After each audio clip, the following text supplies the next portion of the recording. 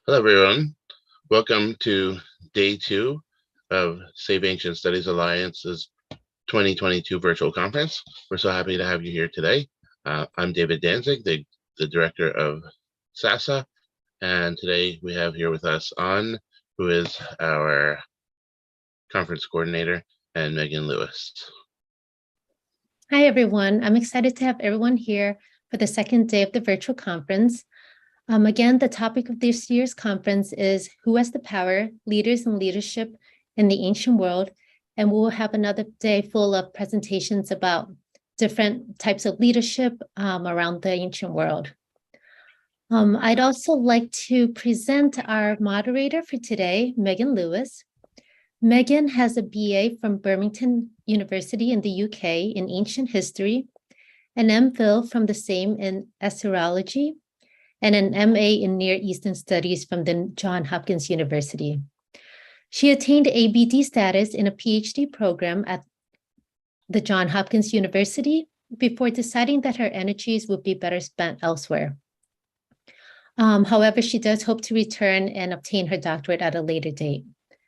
Megan serves on the board of directors for HAPS and takes care of the day-to-day running of the Digital Hammurabi YouTube channel and podcast. And you can also find her on Twitter. Good morning, everyone. I'm very much looking forward to today's events.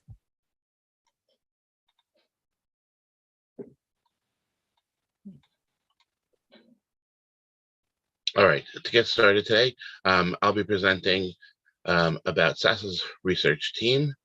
Thank you, An and Megan. Megan, I think you can turn your camera off for a little bit, and I'll share my screen. Today I'm standing in for Dr. Valeria Zubieta-Lugo, who is our SASA's research team leader, because she's unable to attend today. Let me get started. I think that we're all aware that in the past 20 years, there's been a slow but steady decline in the humanities. And as scholars of the ancient world, we know that this phenomenon has been unfortunately more acute in our fields. This discussion about the declining health of ancient studies has been particularly fueled by our experiences with the diminishing number of students, funding, and lack of institutional support, as well as by the struggles to maintain course offerings, sometimes even departments. However, this sense of the decline in ancient studies that we share is only supported by anecdotal evidence that we come across in our work lives. It's very different to believe something is true than to prove that it is. So what is actually happening? Why is this happening? What has been done to forestall these developments? And what could be done in the future to improve these efforts? These are questions that SASA's research team works to answer. Over the last 2 years, we have been working on the initial stages of our Sociology of Ancient Studies research program. This program is divided into the following major projects.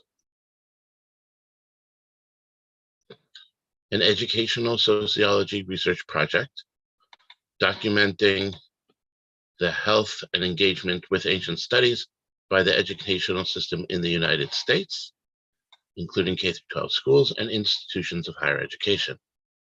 Number 2 is a marketing research project, investigating public knowledge, interest, and conceptions of ancient studies, and how ancient studies is marketed by departments and institutions, how they talk about it and how they try to attract the public to ancient studies, as well as developing tools for effective engagement with prospective students and families.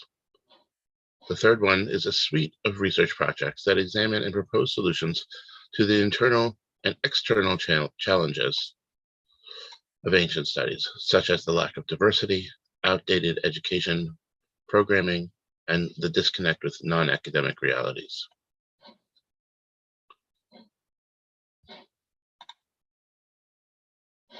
Before continuing to give you a taste of our preliminary research, it's important to first define what we mean by ancient studies. The concept of ancient studies, as encompassing a variety of academic disciplines, is not yet widespread and accepted. SASA includes the disciplines you can see in this slide within ancient studies, As is apparent in this list, ancient studies includes some disciplines that study all time periods. Nonetheless, the concept of a deeper past exists in all disciplines of historical study. This deeper past is what we mean to encompass by the term ancient, taking a global perspective on deeper human history and culture. Similar study of the deeper past is applicable within Indigenous studies as well, we believe, which is why we include those fields, even though their deeper histories may not be separated within educational departmental structures, and even though Indigenous communities instantiate living cultures that stem from that deeper past. The potential gains in accepting this moniker and associating these fields with one another is appreciable. The collaboration of our fields will allow for the creation of a larger place for those fields within the humanities, helping to prevent their downsizing and rather creating a unified advocacy platform within the humanities. In essence, forming an alliance of ancient studies fields puts us ahead of this downward trend and enables us to reposition ourselves as newly vital, flourishing fields. In the rest of this presentation, I will present our initial partial findings of research on documenting how engaged institutions and students are with ancient studies. We modeled this research on the Humanities Indicators Project of the American Academy of Arts and Sciences. We identified 5 categories of indicators to study, which are quantitative metrics related to academic participation in ancient studies. These are degree completion, language course enrollment, demographics, funding, and accessibility. To date, we have completed the analysis of the first 2 and have been working on the others. The first 2, particularly in the context of higher education within the United States. By examining the indicators degree, completion, and language course enrollment, we sought to find answers to various questions regarding the health of ancient studies, including how many degrees and programs of ancient studies are actually offered, what type of ancient studies degrees are offered, what type of institutions offer ancient studies degrees or programs, how has the demand for ancient studies degrees changed over time, and how broad-based is the interest in ancient studies course offerings. In studying the degree completion indicator, we measured the number of students who have completed a degree in any ancient studies field at the levels of associate's, bachelor's, master's, or PhD degrees. This is one of the most fundamental indicators of the state of the field. For this category, we collected data from the National Science Foundation's online data system, which gathers information from the U.S. Department of Education, the Institute of Education Sciences, the National Center for Education Statistics, and Integrated Post-Secondary Data System, as well as data from the Humanities Indicators Project of the American Academy of Arts and Science. These data cover the years between 1997 to 2018, and they are updated every 2 to 3 years. 27,009 bachelor's degrees in disciplines of ancient studies were conferred in 2018 in the United States. The numbers might seem high, but it marks the 6th consecutive year of decline and a significant reduction from the 2012 apex by 33%, a difference of almost 13,000 fewer awarded degrees. It is also the lowest number since the beginning of the records, which dates back to 1997. This is in contrast with the trend observed before 2013. In fact, from 2002 to 2012, there's been a steady growth, which according to the findings of the Humanities Indicators Project, is in line with almost every discipline in the humanities. We chose to show 2 potential trend lines for the future of the bachelor degrees in ancient studies. The green line shows a very optimistic increase by 2030, while the prediction of the red line confirms the reality that we've been experiencing in the past 3 years. Nevertheless, the truth is that the next few years will probably see a further decrease in the number of students, and this without taking into consideration the catastrophic potential impact that the pandemic may have brought to our fields. However, through segmenting types of schools, we expect that this trend will level off well above zero. The indicator of language course enrollment provides information about the number and demographics of students who enroll in language courses. This data is segmented into underclassmen, upperclassmen, and graduate students. We chose to investigate this indicator because it provides a portrait of interest in ancient studies through the progress of students' educational careers along the way while they study. Since introductory language courses are commonly taught to freshmen and sophomores, we have a view of interest at the beginning of students' studies in ancient studies. We can then trace the continued interest in ancient studies by students taking minors and majors as they take on higher level language courses, which we expect to better parallel the degree completion data. For this indicator, we gathered information from the Language Enrollment Database of the Modern Language Association, the MLA, which covers the years 1958 through 2016. The MLA 2019 report on language course enrollment in higher education revealed a continued drop in overall language enrollment in all languages since 2006, apart from the major world languages such as Korean, Chinese, and Japanese, which enjoyed modest gains.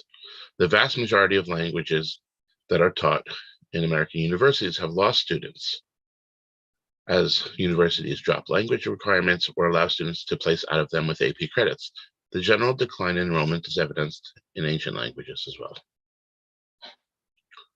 The most recent MLA survey, going back to 2006, shows that in the 10-year period between 2006 and 2016, language enrollment among the major ancient languages, including Latin, Ancient Greek, and Aramaic and Hebrew, dropped significantly, especially at the introductory level, whereas less studied languages lack enough data to actually show accurate trends. As you can see, this data parallels what's been going on in recent years, in the last 8 years, in degree completions. In sum, our research has evidentiated the downward trend in ancient studies by the two indicators that we have studied thus far. The downward trend already began in the early 2000s, but was actually interrupted by the economic recession in 2008, which led to higher collegiate enrollment across all fields of study, as more people went to school rather than trying to search for jobs, which were not as available. Consequently, the years 2008 through 2013 show a rise. However, from 2013 and on, the downward trend in ancient studies continues. Our statistically based future projections show the continuation of the downward trend. We are currently working on using more sophisticated predictive curve fitting methods to get a better sense of what the future might hold. However, we do expect there to be two mitigating factors that will continue to prevent the complete collapse of ancient studies fields. These are the expected continued participation in ancient studies by both religious schools and by elite schools.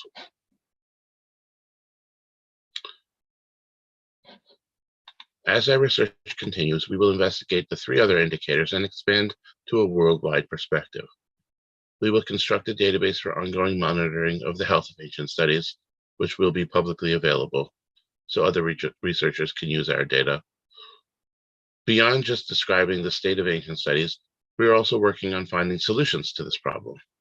This will take the form of research on the current ways in which ancient studies and the humanities are promoted or marketed, and our creation of a marketing package, which we will disseminate to university departments and ancient studies organizations for their use. We are also applying to foundations for financial support for this project, so we can continue doing this good work. In addition, to support our research program and help guide its development, we recently created an advisory board consisting of a group of excellent scholars and leaders in the humanities.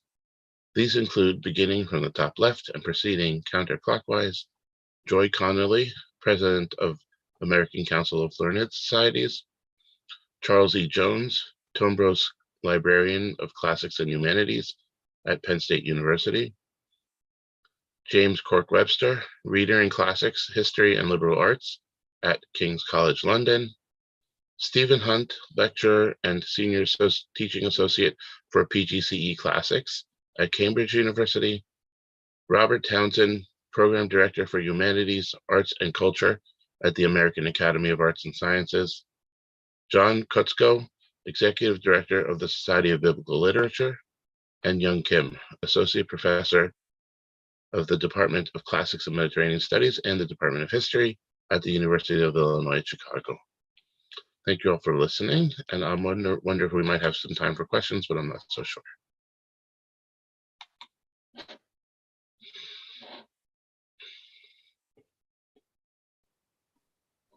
I think we have 1 minute if anyone has questions. We have a couple of comments rather than questions in the tradition of academic conferences everywhere. Voices of Ancient Egypt says that one thing is considered with these drop in numbers is that college-age populations have actually gone down. Gen Z is much smaller than the millennial generation, so obviously that's going to have an impact on the enrollments that we see. And New Necro is saying, I wonder how the pandemic might have affected these trends. It feels unexpected how the recession has helped enrollment. Right. That's actually an interesting factor that might go forward, happen again, since the 2008 recession caused an increase in enrollment.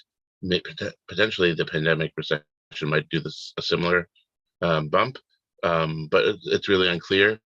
And these the data for these indicators lags by 2, 3, 4 years, depending on how quickly the organizations that collect this information produce it and put it together and put it out to the public. But we do expect to continue to update our data going forward in the future. We don't seem to have any more specific questions, so I'm going to pass over to Lauren and Cassandra, who are going to speak to us on live events that they do, because they are both awesome and run all of SASA's live events. So Lauren and Cassandra, you please take it away. Yes. Hi, everyone. I'm just going to share my screen really quick. It will hopefully go full screen. But yes, so hello, I am Lauren Kubash, and then Cassandra will introduce herself in a second. But we run the communications and live events team with SASA. So we'll just get started telling you a little bit more about that. So SASA live events range from monthly book clubs to archaeo tours and reading groups, and of course more. You hear from your favorite authors, learn about our Port Ancient partners, sign up for summer and winter reading groups, and take live virtual tours of your favorite ancient sites and museums. So that's just a general overview of what we do. Cassandra, do you want to introduce yourself before I start getting into the individual ones? Yeah, sure.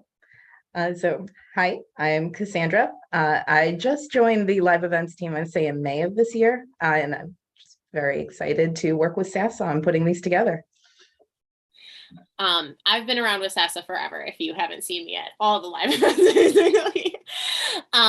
But so one of the main ones, the one that I got started with SASA with, and one of the first things SASA ever did was reading groups. So shout out to some of our veteran reading group leaders as well, who keep coming back to lead groups. But the SASA summer and winter reading groups connect to those interested in the ancient world through a range of topics to explore in weekly live discussions. Through this project, we can continue to open the ancient studies to students from high school, college, and beyond. We actually get a little bit of a older crowd in these, which is really interesting. It's a lot of people that are going back for studies or always wanted to study this kind of topic and come here to learn with us.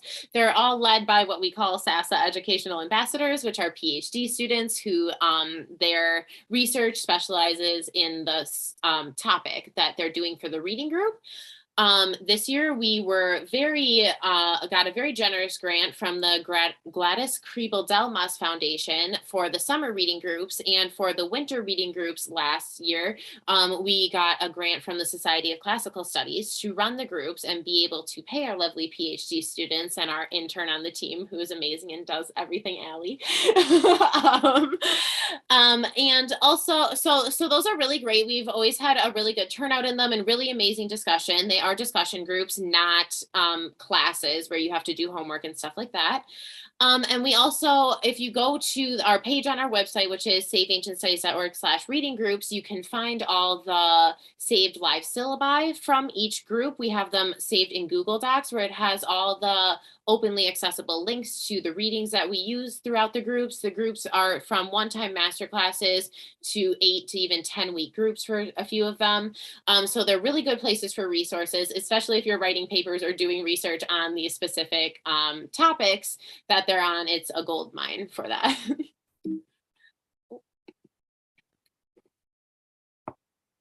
All right, this is me. Part of what I work on is the monthly book clubs. They're a great chance to delve more in depth with some ancient history authors. We like to target books as they're coming out, but we're always open to books of all types. In the past, we've worked with Dr. Kara Cooney, who's doing our keynote later today, I believe, for When Women Ruled the World and the Good Kings, Dr. Bart Ehrman and Natalie Haynes as well. We've got some great book clubs upcoming. Just this Saturday, Electra with Jennifer Saint. And in October, as yet to be determined, Nectar of the Gods with Liv Albert. That's going to be super interesting, I think. Yeah. Nectar of the Gods is a cocktail book, which we always have high demand for wine night at SASA. So we're hoping to plan something similar to that going along with this book. And Liv also came on one of our Archeo Gaming live streams, which was one of our highest viewed videos with Liv from Let's Talk About Myth Baby podcast. Yes, and Crewing the Ship, our Port Ancient partnership highlights. What Port Ancient is it's a partnership network through which we share a variety of projects that focus on different aspects of ancient studies. So really things of all types, from podcasts to tourism, gaming.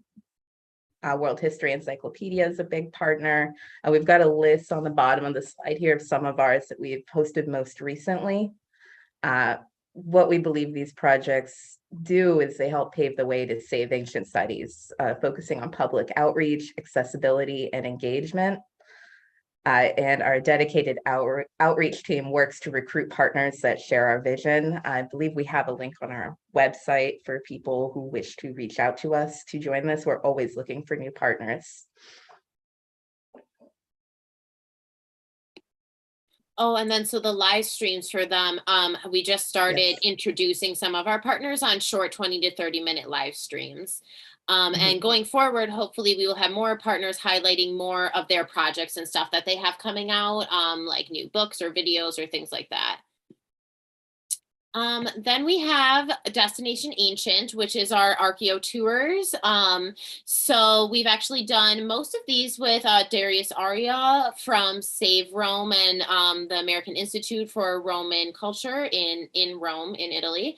And then also our good friend, Lillian from Travolution Tours.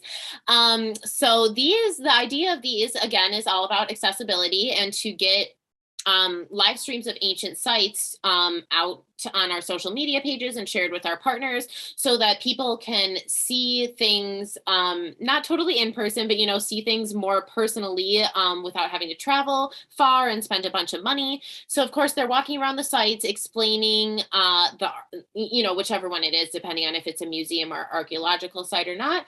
And they are usually experts in these fields of what they're talking about, so they give a little bit of a more ancient studies view on these archaeological sites that are hot tourist locations too. So we hope to do a lot more of those in the future because that is something that is all over the world and we can do anywhere. Another project that we have that's kind of under the live events, which they already gave their presentation yesterday, is our Archeo Gaming live team. So they are absolutely amazing and basically run our Twitch channel for us and our Discord. They usually go live every Friday during the season, so they're taking a break for the summer, but they have a really great lineup of stuff coming up next season, and that's led by Kate Minetti and Alexander Vanderwalle. They both are PhD students. Alexander specifically specifically studies archaeogaming-like topics for his research, and Kate does a ton of archaeogaming too, so they're really a great team. So definitely check out their little recording of what they've done and what they have coming up.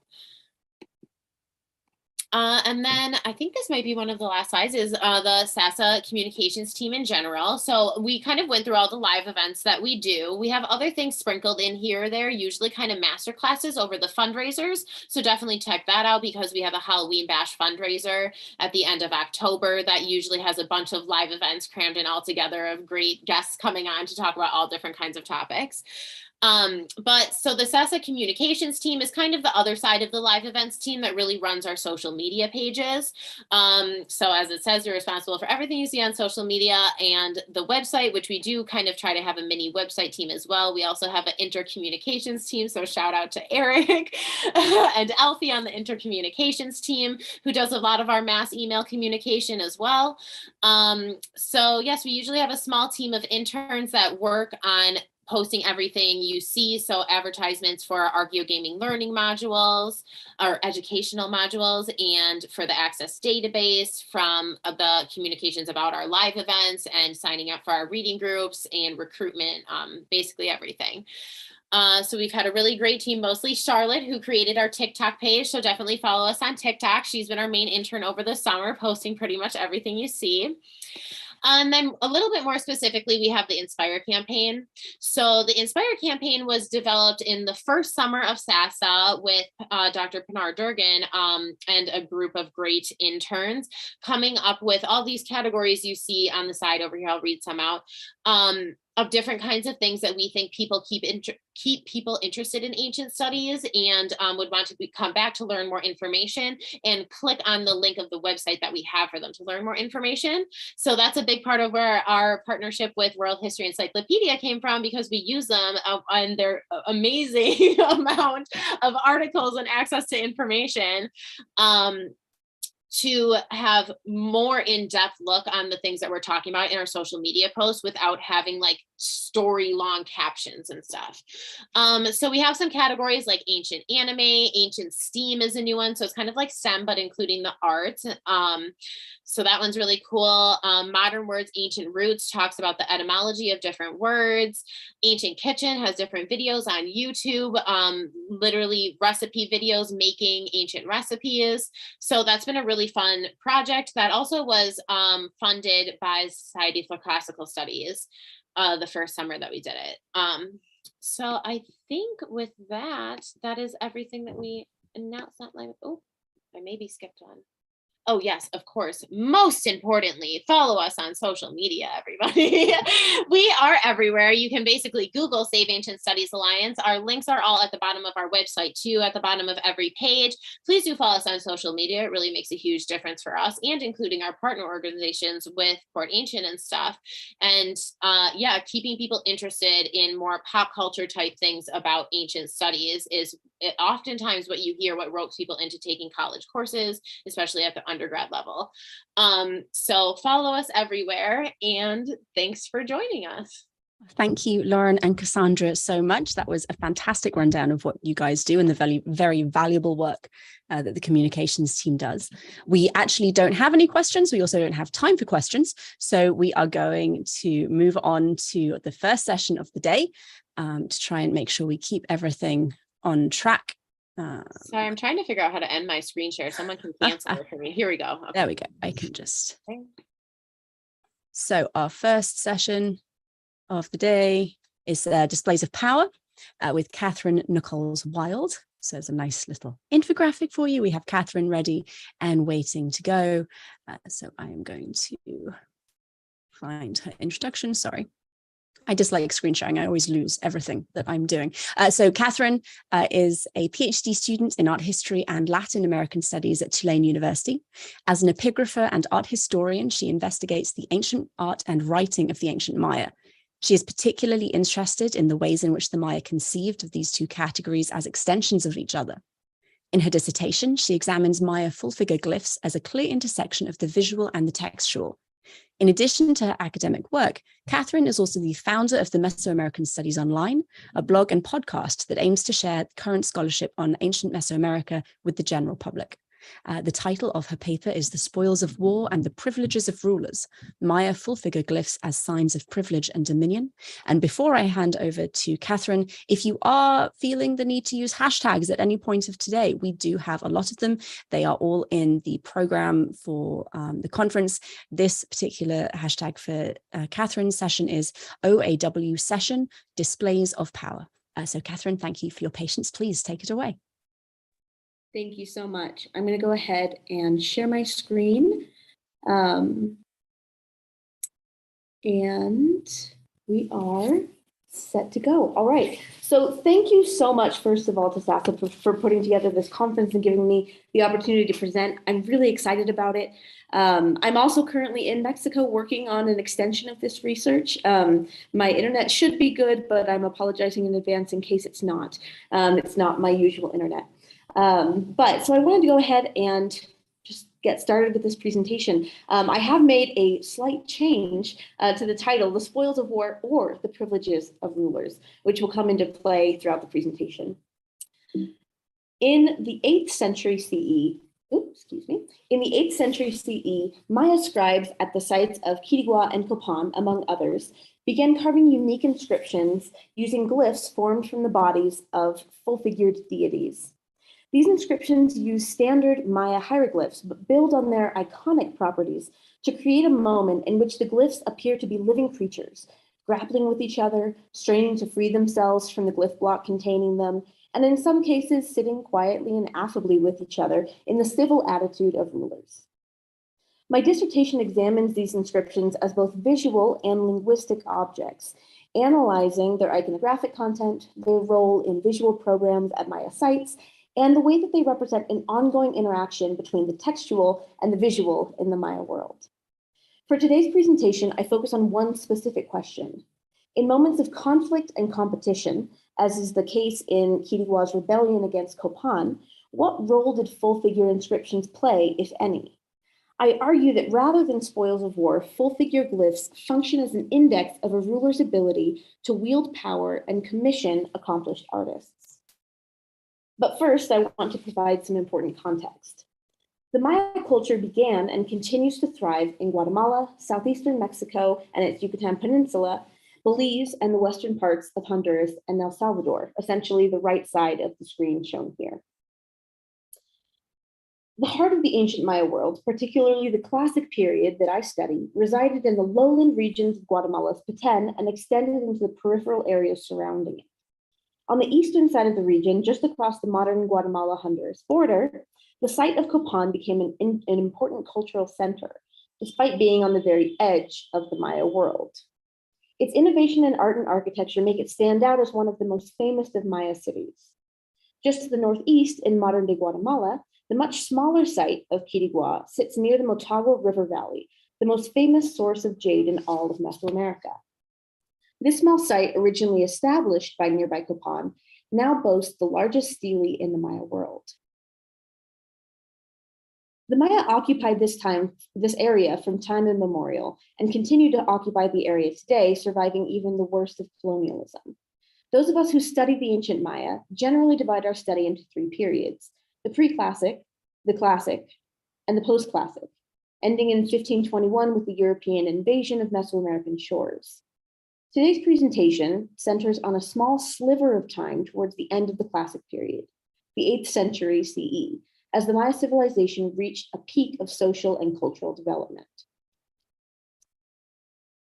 The function and implications of full-figure glyphs at Copan and Quirigua rely heavily on an understanding of the site's history and interactions with each other, so I'm going to give you a brief introduction. I mentioned previously that Copan founded Quirigua. It did so in the early classic period, after the reign of its most famous founder, Quinichyaxcucmo, who Copan continued to revere for generations after his death. Copan's own founding stems from Quinichyaxcucmo's famous journey to the central Mexican site of Teotihuacan, where he participated in a ritual that granted him authority to act as a founding dynast and establish his own dynasty. Through the generations of after Quirigua's founding by Copan, rulers of the smaller site would dedicate monuments that cited their connection to Copan.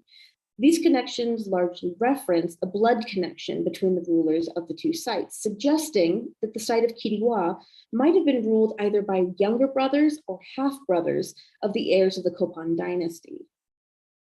Relations between the two sites are recorded matter-of-factly for the most part during the reigns of Copan's first 12 rulers, and not much changed until the reign of Washaklahun Ubach Kawil, Copan's 13th ruler. This ruler reigned for more than 40 years and transformed much of the site. He dedicated a series of stelae in the site's main plaza, each representing him in moments of powerful ritual. In 724, he supervised the accession of the new ruler at Kiriwa, Kaktiliu Chanyapat, a ruler who would prove to become Washaklahun Ubach Kawil's political undoing. After 14 years subordinate to Copan, Kiriwa's ruler, Kaktiliu, appears to have decided that he preferred independence for his site. Although the exact machinations of the event are unclear, what is clear is that in 738 CE, Kaktiliu Chanyapat orchestrated a rebellion with the help of a larger, powerful site to the north called Kalakmul. In this rebellion, Copan's ruler, Washaklahun Ubach Kawil, was taken captive and later beheaded at the hands of his subordinate and likely relative. This event would provoke a level of animosity between the two sites that lasted for the better part of the century, until the death of Kiriwa's liberator in 785. Kaktiliu Chanyapat's first act as an independent ruler are very revealing. Although no monuments are dedicated for about 7 years after the battle, Kaktiliu sets to work on a program of consolidation, opening a sandstone quarry from which he could harvest materials for his own monuments. His first stela, Stela S, was dedicated in 746 CE, followed by Stela H in later years, pictured here. This represents the first time in recent Kiriwa history that a ruler had commissioned a portrait of himself in monumental architecture. Matthew Looper, who wrote a book on the reign of Kaktiliu Chanyapat, argued that perhaps while he was subordinate to Copan, Kaktiliu was not allowed to commission likenesses of himself, and this would be the first sign of his independence, that he commissioned one. I agree with this conclusion, especially because this idea of figuration and portraiture were really important aspects of elite monumental art. Another unique aspect of Kaktiliu's monumental art program, following the defeat of Copan, is that in the years following his victory, the monuments erected at the site seem clearly intended to improve on or copy those dedicated in recent history at Copan, including Stela H's attempt at copying Copan's Stela J. And I'll kind of flip back and forth between these two so you can compare the monuments and the quality. David Stewart, Elizabeth Newsom, and Matthew Looper have all written about this phenomenon, in which Kaktiliu appears to imitate the programs that became such a distinguishing factor at Copan. But in the opinion of many, they never rise to the same quality that was seen at Copan. Full figure inscriptions also appeared during the reign of Kaktiliu Chanyapat, as I mentioned before, and this was the first time that glyphs of this type were used at the site. Other scholars have drawn attention to the fact that they only appear after Kiriwa attained independence, and this led to my original question. Were full figure glyphs, or perhaps the scribes who carved them, a spoil of war taken by Kiriwa after its defeat of Copan? Perhaps the most popular theory for the origin of full figure glyphs at Kiriwa offers the possibility that during or immediately after the battle with Copan, Kaktiliu Chanyapat took the Copan scribes captive as part of the bounty accorded to him as the winning ruler. This theory is bolstered by evidence from other parts of the Maya world, including the mural seen here from Bonampak, in which we see scribes taken captive after a consequential battle, and even in some cases with their hands mutilated so they can't continue to practice their craft. We know that scribes were also lent out from site to site and sometimes worked in a general region rather than at one site in particular. So it wouldn't be too outlandish to suggest that in this case, the victor might have captured the scribes of his captive in order to recreate some of the loser's greatest hits. Other theories exist, though. In 2014, Stephen Houston suggested that the intense antagonism between Copan and Kiriwa might have driven them perhaps to aesthetic competition, resulting in an oeuvre in which each attempted to better the other. Although he leaves space for the possibility that the same scribes might have worked at both sites, he seems to suggest that each site would have had their own designated scribes, rapidly developing new technologies and forms of representation, trying to outpace the other. Finally, Simon Martin recently noted that although evidence exists in the Maya world for scribes that were borrowed out or even captured in warfare, it's possible that in this specific case of Copan and Quiriguá, accomplished scribes, not necessarily from Copan, might have been attracted to Quiriguá's newfound independence and wealth after its rebellion and brought their services there. He expresses doubt in the likelihood that a master capable of creating full-figure glyphs was present at Quiriguá and simply awaiting the opportunity to show off his skills.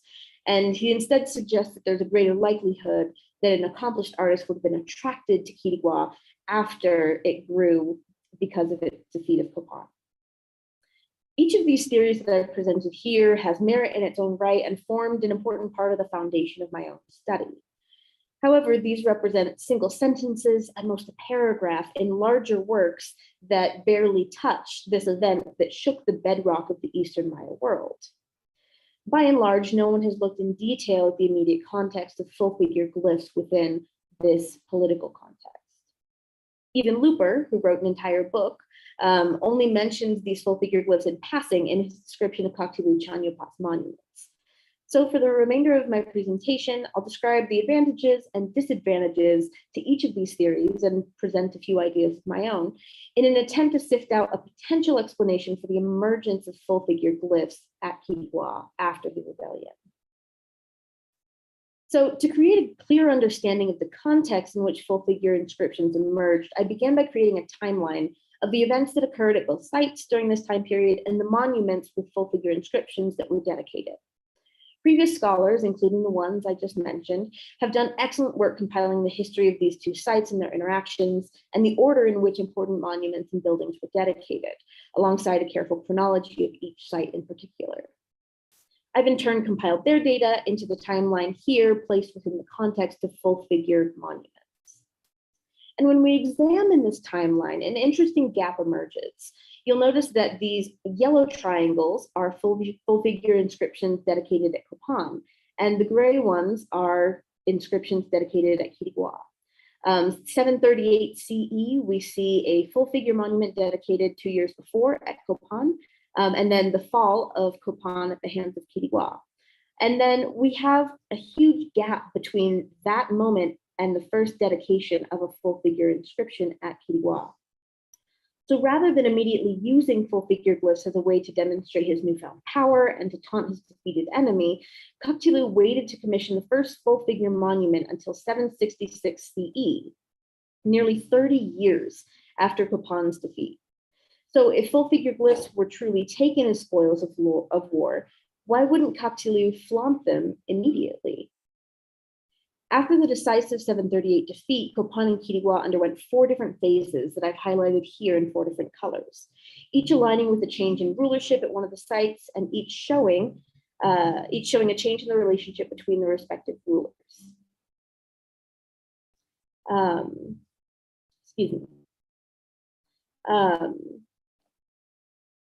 We begin with the decapitation of Washakufunu Bakawil and the accession of Kakoblach Chanyopat.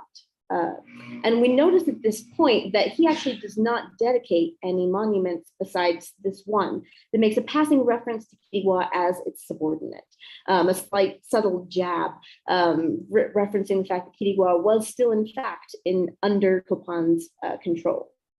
Quiriguá doesn't really seem to pay much attention to this and continues building, and we see the reign of Kakoblach Chankawil pass without incident.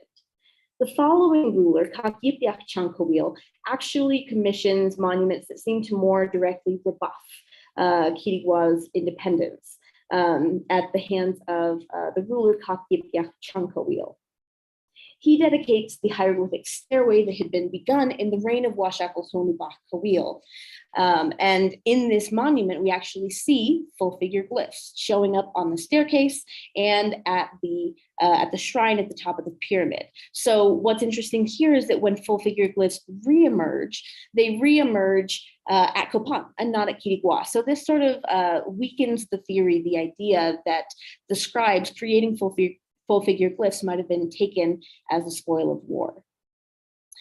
The rest of this time period sees the construction of huge monuments at Quiriguá, the tallest stele in the Maya world, but no full figure glyphs. This still has not happened yet. And so in the third stage, we see the accession of Yashpasach Chanyopat, excuse me, I wrote Kawil here, but it's Yopat, at Kopan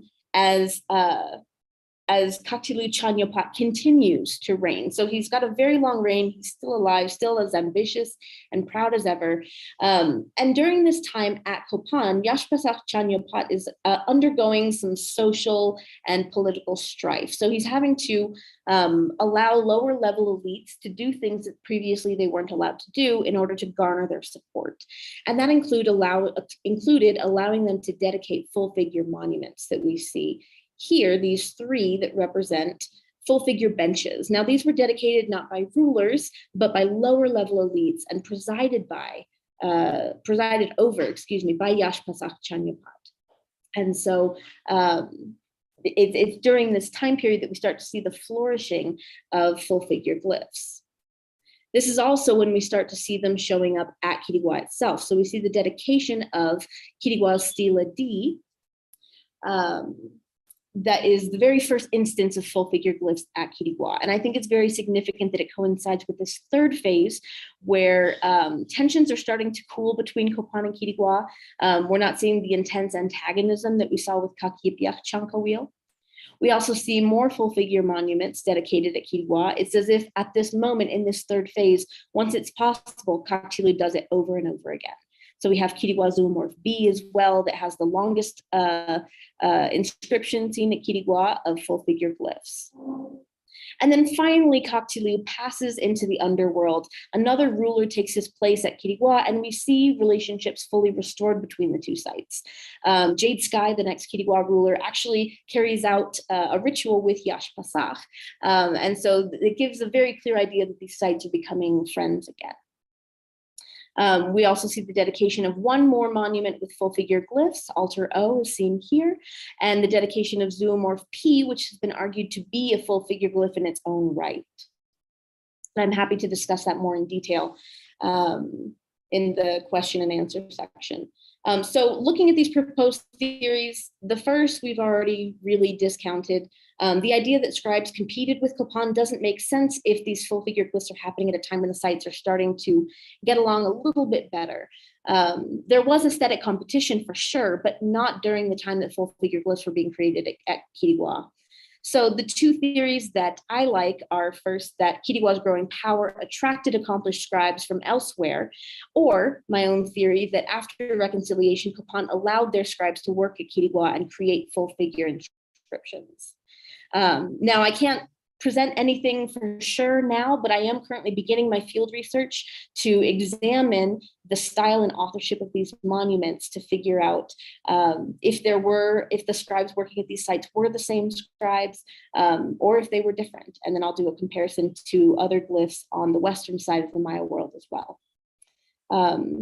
So just in sum, these full figure glyphs give us a really great opportunity to look inside the world of Maya rulers, the way that they communicated their power through the use and manipulation of visual images. And as we study these with more detail and looking closely at the interactions between these sites, we get an idea not only of the rulers that were in power, but the way that the scribes creating these worked, both within the political contexts and without them. Thank you so much. Well, thank you so much, Catherine. That was absolutely fascinating, especially as someone with absolutely no information and prior knowledge about the region you work in. And judging by the chat, a lot of people found this really, really interesting. We have several questions and we do have time before we move on to our next session. So the first question is asking about the people depicted on these glyphs.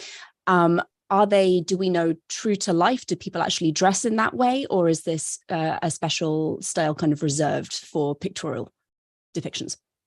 Yeah, that's a great question. So for the most part, it depends on the glyph. So these glyphs represent deities, and they also sometimes represent rulers and ancestors, and the occasional animal, right? When it represents deities, we are seeing a true to life idea of how deities were represented in art. So they would usually wear a very simple loincloth. You can see one right here. And the loincloth itself, although simple, was usually dedicated with jade and other precious materials. And they would also wear headbands made out of materials as well, very precious materials. Here we have a representation of a ruler, and this was also true to life. The ruler would have worn these fantastic jade pectorals, earrings, and a headband representing his rulership. So yes, for the most part, these full figure glyphs are actually very true to life in the sense that they represent what is represented in figural art. And from what we know of everyday life of rulers, they would have been represented the same way as well. Thank you very much. Someone asking, could it be that during the 30 years after the war, it's just that full-figured glyphs fell out of fashion, or maybe the glyph makers were engaged in other occupations?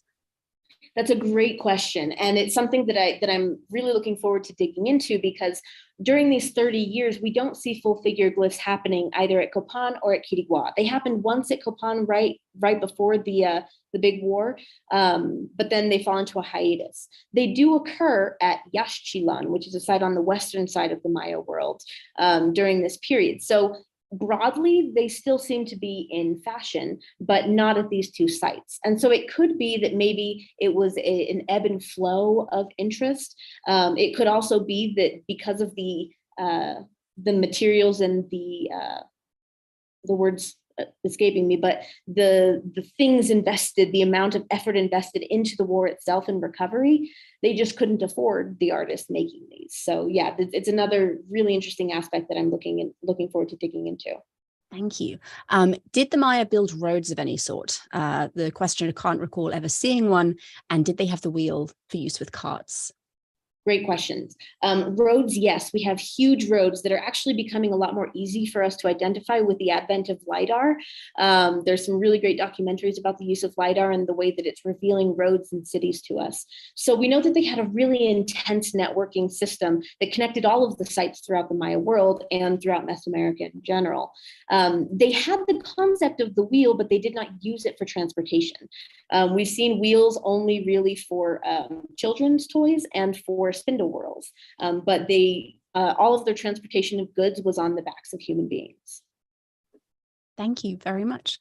One final question before we move on, asking if this kind of change in glyptic style could be to do with the legitimation, excuse me.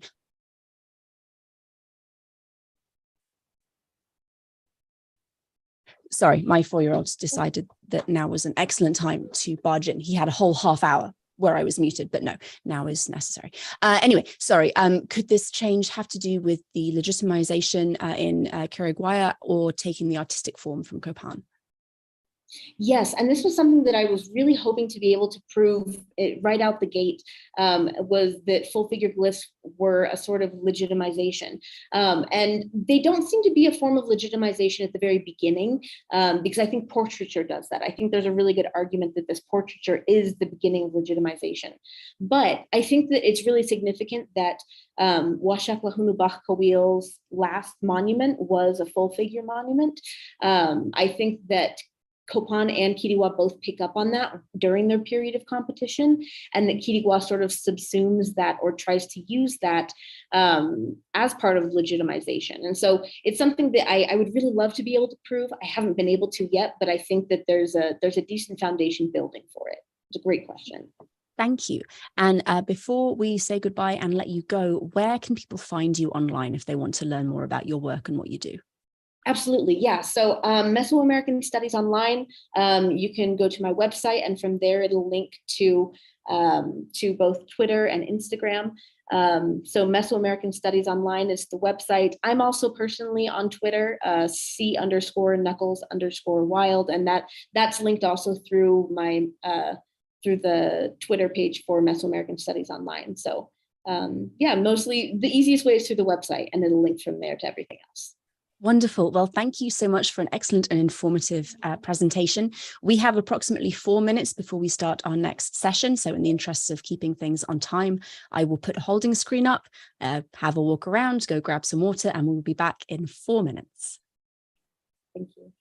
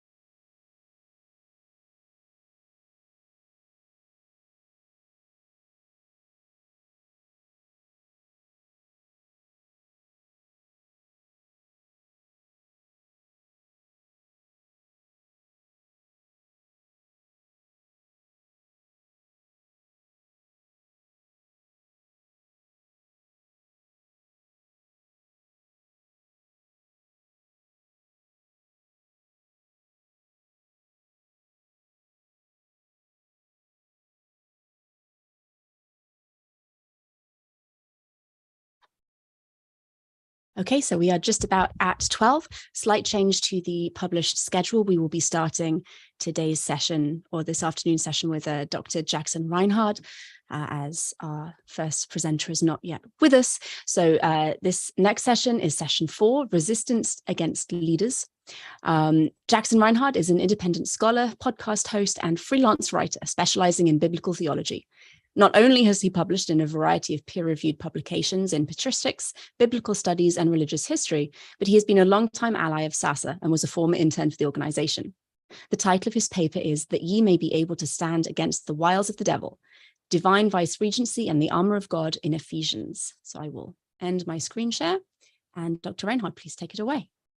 Thank you so much, Megan. Just one clarification. I'm sadly not yet a doctor, but maybe in the future.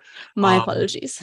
No problem. It's no problem. So thank you so much for SASA for hosting this conference.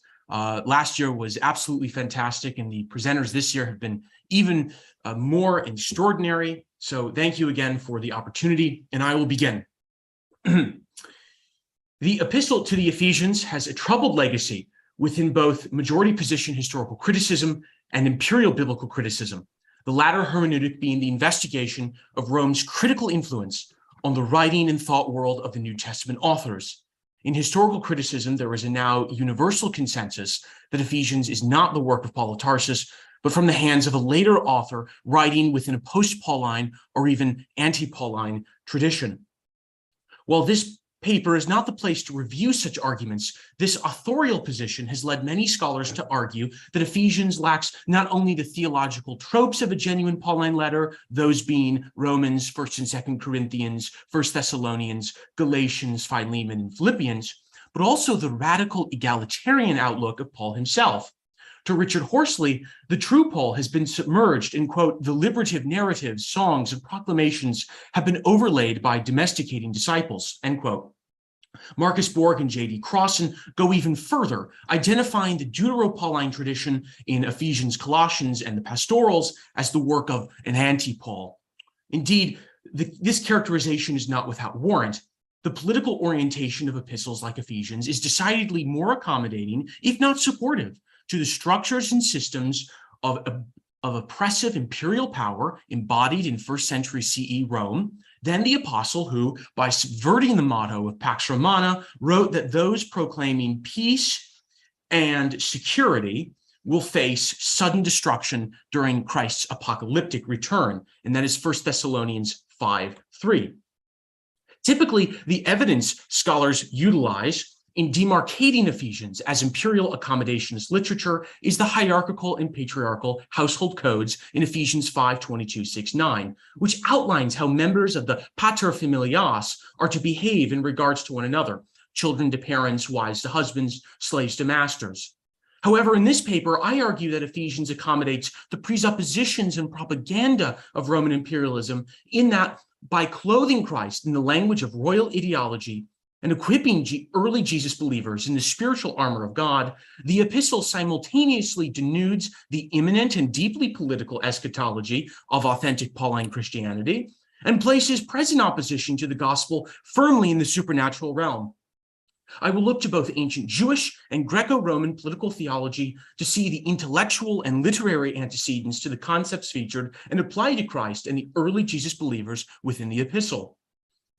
Greco-Roman and Hebraic literature frequently portrays the political role of the king-emperor as the vice-regent of God and or the gods. This characterization was a core tenet of Roman imperial theology. Caesar was the earthly representative of divine rule. Official and unofficial histories, inscriptions, and political miscellanea from the 1st and 2nd century CE claim the occupant in the role of Caesar was designated by, quote, the supreme god Jupiter Zeus, to be vice-regent or agent to rule humans on the earth, end quote.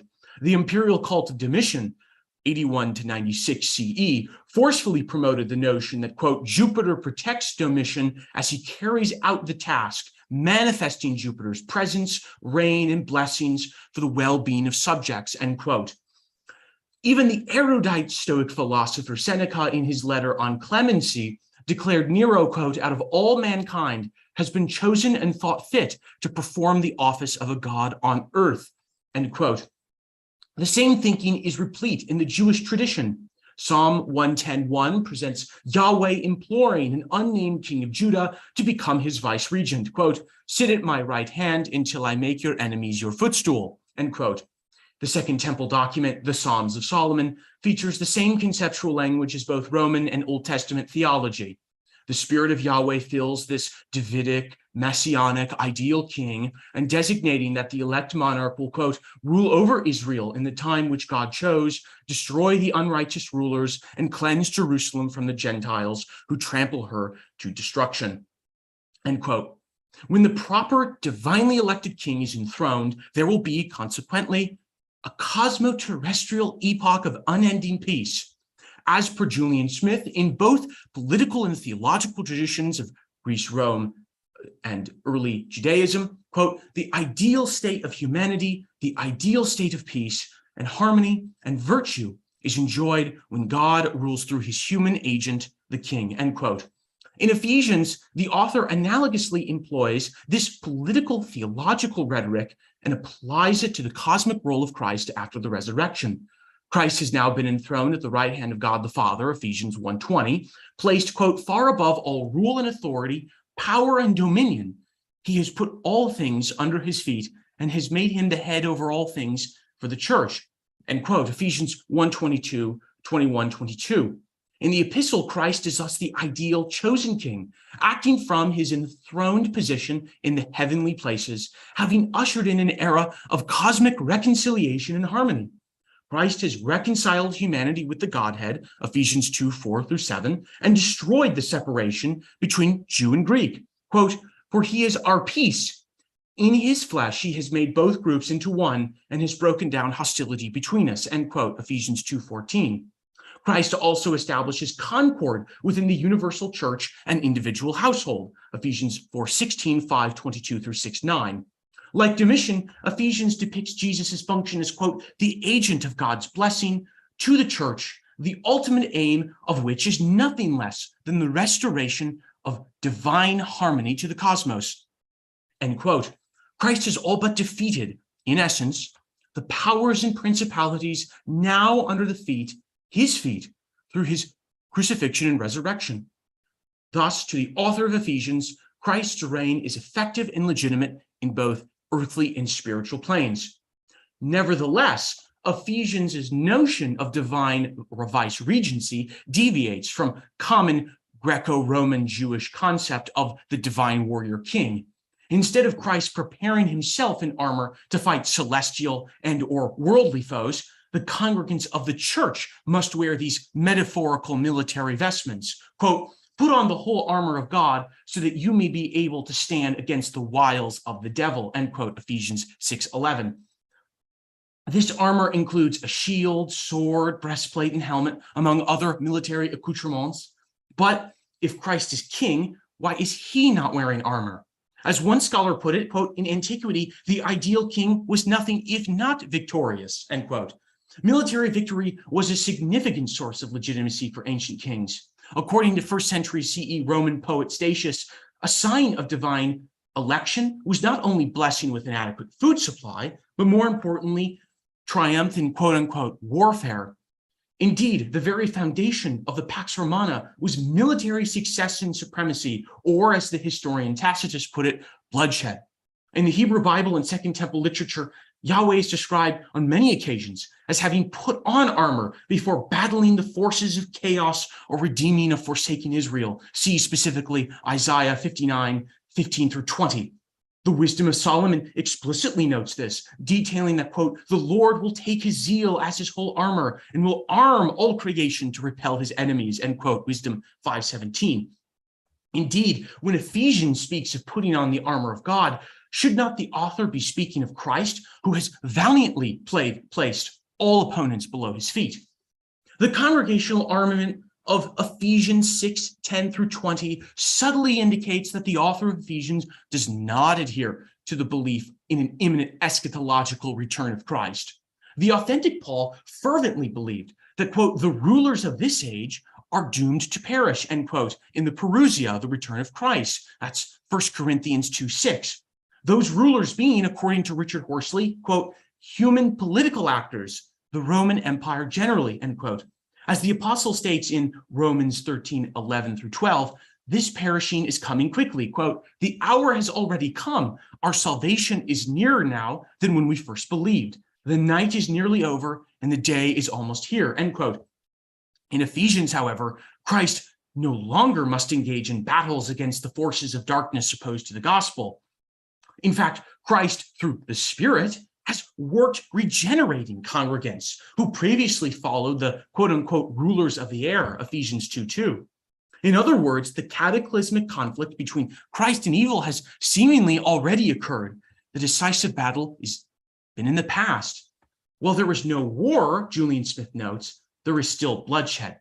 Yet, quote, the only bloodshed is that of Christ, end quote, during his crucifixion. Christ is cosmically victorious, sans apocalyptical chaos kampf. And now the responsibility of standing firm, Ephesians 6:13 through 14, against oppositional forces to the gospel lays upon the laity. Moreover, just as Christ's victory occurred in the past, so is salvation a historical event. In Ephesians, quote, this realized eschatology corresponds with the letter's understanding of salvation, where the emphasis is on a salvation which has been already accomplished by the Christ event, end quote. Thus, even the salvific character of the parousia, in which Christ will judge the living, the dead, and especially the present governing authorities, has been historicized. All powers, wherever they may be and whatever they may be, are now beneath Christ's feet, and the salvation of all elect congregants is guaranteed. See especially the language of predestination in this letter, chapter 1 and 2. Thus, what are Jesus believers to do but live a life of normalcy and harmony, thanks to this newfound peace of Christ and implicitly the Roman imperial order of Pax Romana? Thus, what Ephesians illuminates is that the concurrent powers of the earth, Rome first among them, are not to be confronted with any type of actualized or even rhetorical violence from heavens or here on earth. Ephesians 6:12 states, quote, we do not wrestle against flesh and blood, but against the spiritual forces of evil in the heavenly places, end quote. Christ is our peace, claims Ephesians, and he, quote, makes peace in one body through the cross, end quote, Ephesians 2:14-16. As for Harry O'Meyer, quote, the author of Ephesians transforms a Roman ideology of imposed peace as a sign of cessation of hostility to a peace won through the death of Jesus, end quote.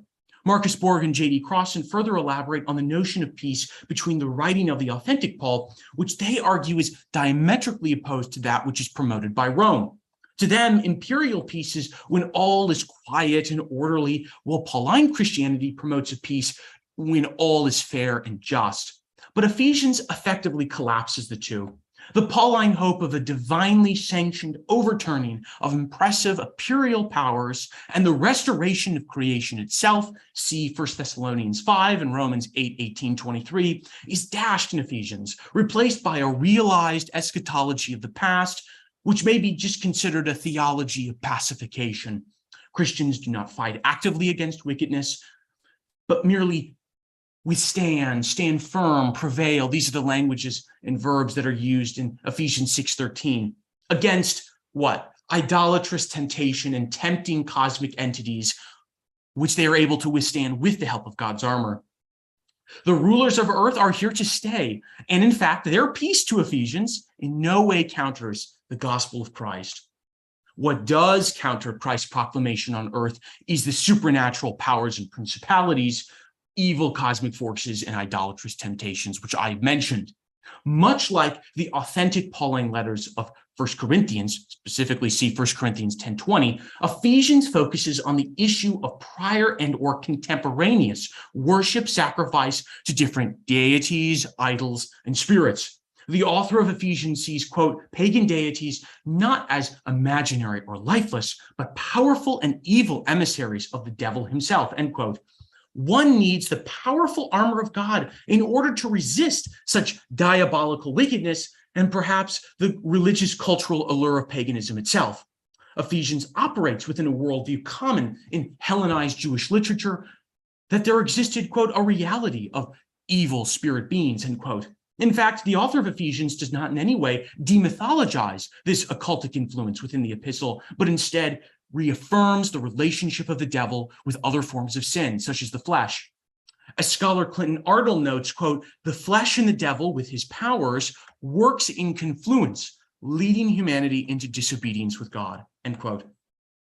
To Ephesians, therefore, the only forces working against the peaceful harmony of the contemporary church are supernatural, unseen forces working in collaboration with the ghouls of paganism and other personified deadly sins.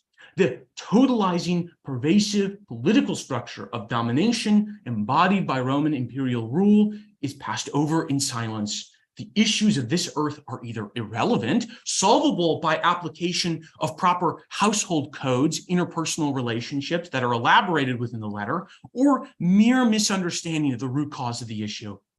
It is not Rome's unequal or unjust imperial system that results in personal and or collective suffering or poverty, but rather the forces of evil lurking in the realm of the air. Thanks to the Pax Romana, the only conflict a Jesus follower, believer, has to face is spiritual, for there are no longer necessarily battles occurring between cities and states. However, it is true that the Ephesians metaphor of a Christian decorated in military garb is not novel to the epistle. In 1 Thessalonians 5:8, Paul urges his audience to, quote, "Put on the breastplate of faith and love and a helmet, the hope of salvation." Also see Romans 6:13-23. Yet what differentiates the urging of the authentic Paul and the author of Ephesians is the purpose and nature of the armor. In 1 Thessalonians, putting on the armor is a matter of supernaturally, if not bodily, protecting oneself for the imminent return of Christ, in which the cosmic conflict involves both spiritual and physical realms. The imagery Paul utilizes in 1 Thessalonians is also typological. The frequent citation to Hebrew scriptures in 1 Thessalonians and beyond, which depicts the day of the Lord, referenced frequently in the minor and major prophets of the Old Testament, Hebrew Bible, this event is brutal and earth-shattering. It persuades a reader to believe that Paul himself thought a similar, violent, earth-shattering occurrence was to apocalyptically unfold when Christ's return. Ephesians lacks any such language. Truly, in the latter letter, the armor is practically unnecessary. Christ in Ephesians, especially 1:20-22, is already declared victorious over diabolic powers afflicting the church.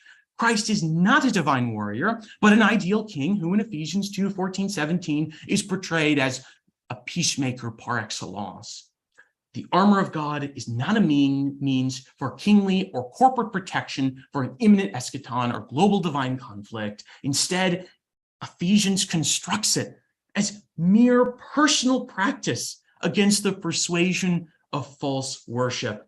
In conclusion, Ephesians is de-eschatologicalization, I apologize for that word, and supernaturalization of the early Jesus movement experience demonstrates the means by which the text depoliticizes the Pauline tradition, accommodating thought, theology, and behavior away from direct confrontation or even acknowledgement of Rome. God's armor thus becomes a metaphorical invocation of personal struggle with contemporaneous idolatrous practice and belief, and those idols being agents of the devil. The enemies of the church and its gospel have become supernaturalized forces that have no actual bearing on the course of human events. They have already been defeated by Christ the King, and individual salvation of the believer is guaranteed through predestination. Now, there should only be harmony amongst members of the church and household, a harmony that reflects this hierarchical, patriarchal household code of the Roman paterfamilias, Ephesians 5:22-6-9. The question becomes, are Christians still to proclaim justice, righteousness, peace, and deliverance? Well, in Ephesians, justice is within the household. Peace rules both the earth and heavenly realms under Christ's authority. Salvation is a historical fact. Thus, Ephesians not only depoliticizes Paul's eschatological message and supernaturalizes Christian opponents or opponents of Christianity, but promotes a religion of normalcy, passivity, and accommodation. The only issue to watch closely for are the spiritual forces of evil temptation. Ephesians seems to turn Christian eyes away from the horrors of Rome to desperately having them try to find and resist demons in the air. Yet it is problematic to classify early Christian texts like Ephesians as wholly pro-Roman or in contradistinction, first in Corinthians and Thessalonians as purely anti-Roman. Indeed, early Christian writers and communities engaged in negotiating their own communal and theological identities with various manifestations of Roman imperial power that surrounded and submerged them. While some scholars, such as Stephen J. Gaudet, rightly claim Ephesians represents a fundamental inversion of the utopian hope that pervades the authentic Paul's writings, these assertions converge on being simplistic and ignore the essential hybridity that existed within these communities, a complex mixture of ideological and theological affirmations, negations, and ambivalences that sought contextual ends for persons and collectives. In Ephesians, while the presentation of Christ is not a divine warrior in line with Roman and Jewish traditions, he is still portrayed as a king nonetheless, who has achieved victory, if in the past. Christians throughout the apostolic and patristic age, while not directly engaging in rebellion against Rome, would be clear and adamant that they worshiped only Christ and never the reigning Caesar. While Ephesians, quote, nowhere explicitly condemns Roman rule or lays out an alternative political vision, end quote, the letter nonetheless is still representative of an early Christian tradition that explicitly confirmed the kingship and lordship of a resurrected Jesus, who, to them, possessed authority over all sovereignties and powers. Thank you very much. Jackson, thank you. That was very, very interesting. I have a question. If anyone else has a question, please put it in the chat. Otherwise, after my question, we'll be moving on to our next presenter. What is eschatology? Well, eschatology is merely the study or recognition of the end of the world. That eschatology discusses last things. That's what it refers to. In theology, eschatology can either refer to personal eschatology, what will be the state of an individual after their death, or it can refer to the end of the world. So when we speak of eschatology or de-eschatologicalization, as I apologize for, what I'm referring to is that Ephesians does not include apocalyptic discourse within its letter. So eschatology refers to the end of the world, yes. Thank you very much.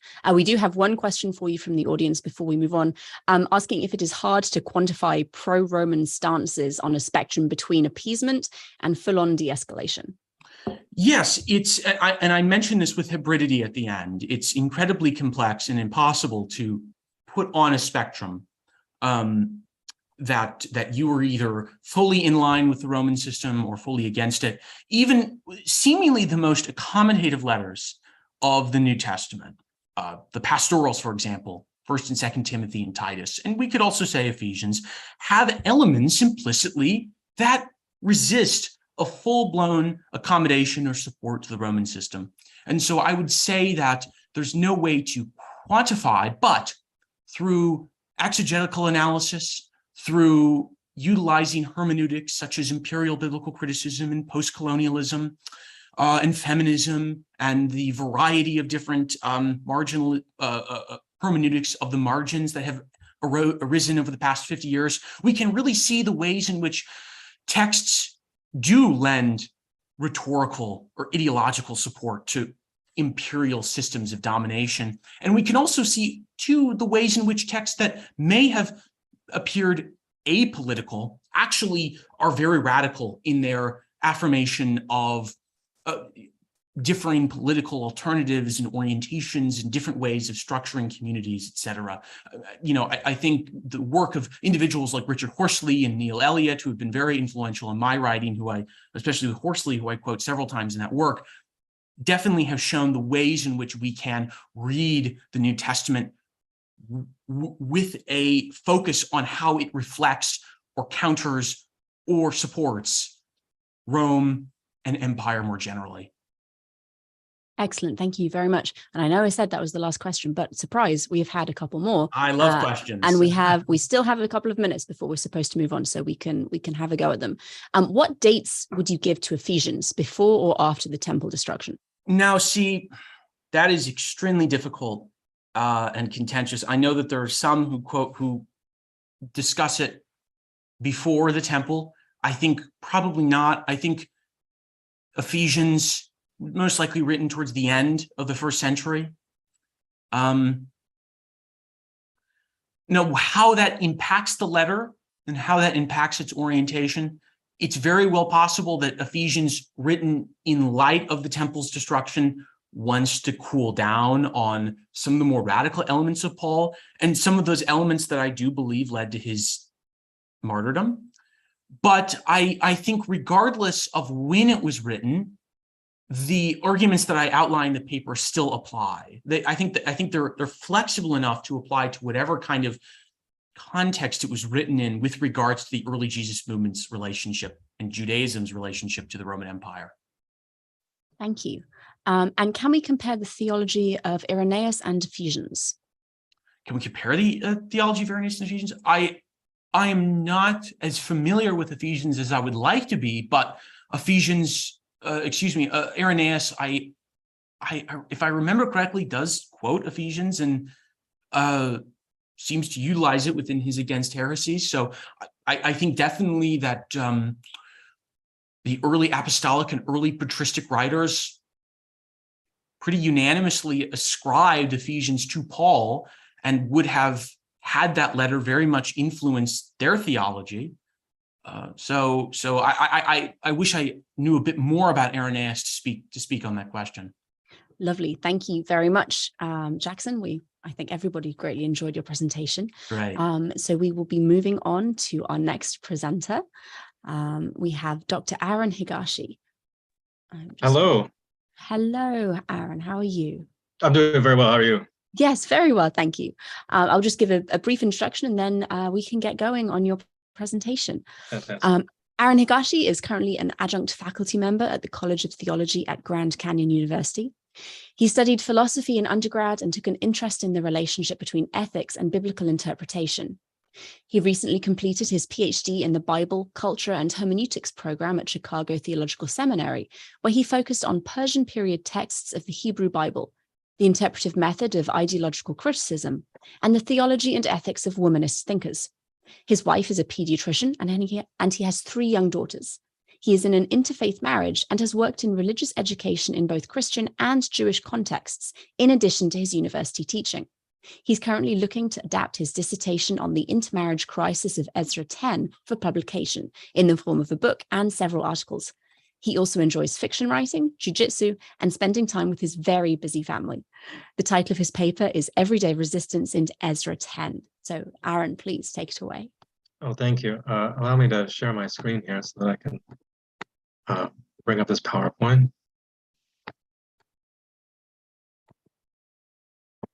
Well, thank you very much for this opportunity to share some things that I've been working on and thinking about for some time now. Let me begin by saying I think this is a rather dramatic and sorrowful episode that I'm going to be talking about today in the biblical book of Ezra. In my mind, it has interesting implications for the way that we think about the relationship between leaders and those they presume to lead in at least one small part of the ancient world. So allow me to set the scene for you here. The year is 458 BCE, and Ezra, a scribe in what is then, who is knowledgeable in what was then the Hebrew Bible, travels from the heart of the Persian Empire to the province of Judea, where he quickly dispenses with some administrative duties that he's been assigned, and then goes about instructing this newly formed Second Temple community in the text of his trade. Several months later, a group of unnamed leaders approach Ezra and tell him that they and many other people in the Second Temple community are guilty of ethnic intermarriage with a vaguely designated peoples of the lands. Ezra mourns this discovery and then launches into this prayer of confession where he articulates that the intermarriage crisis constitutes an existential threat to the Jewish people's covenantal relationship with Yahweh and thereby to their continued existence in the province of Judea.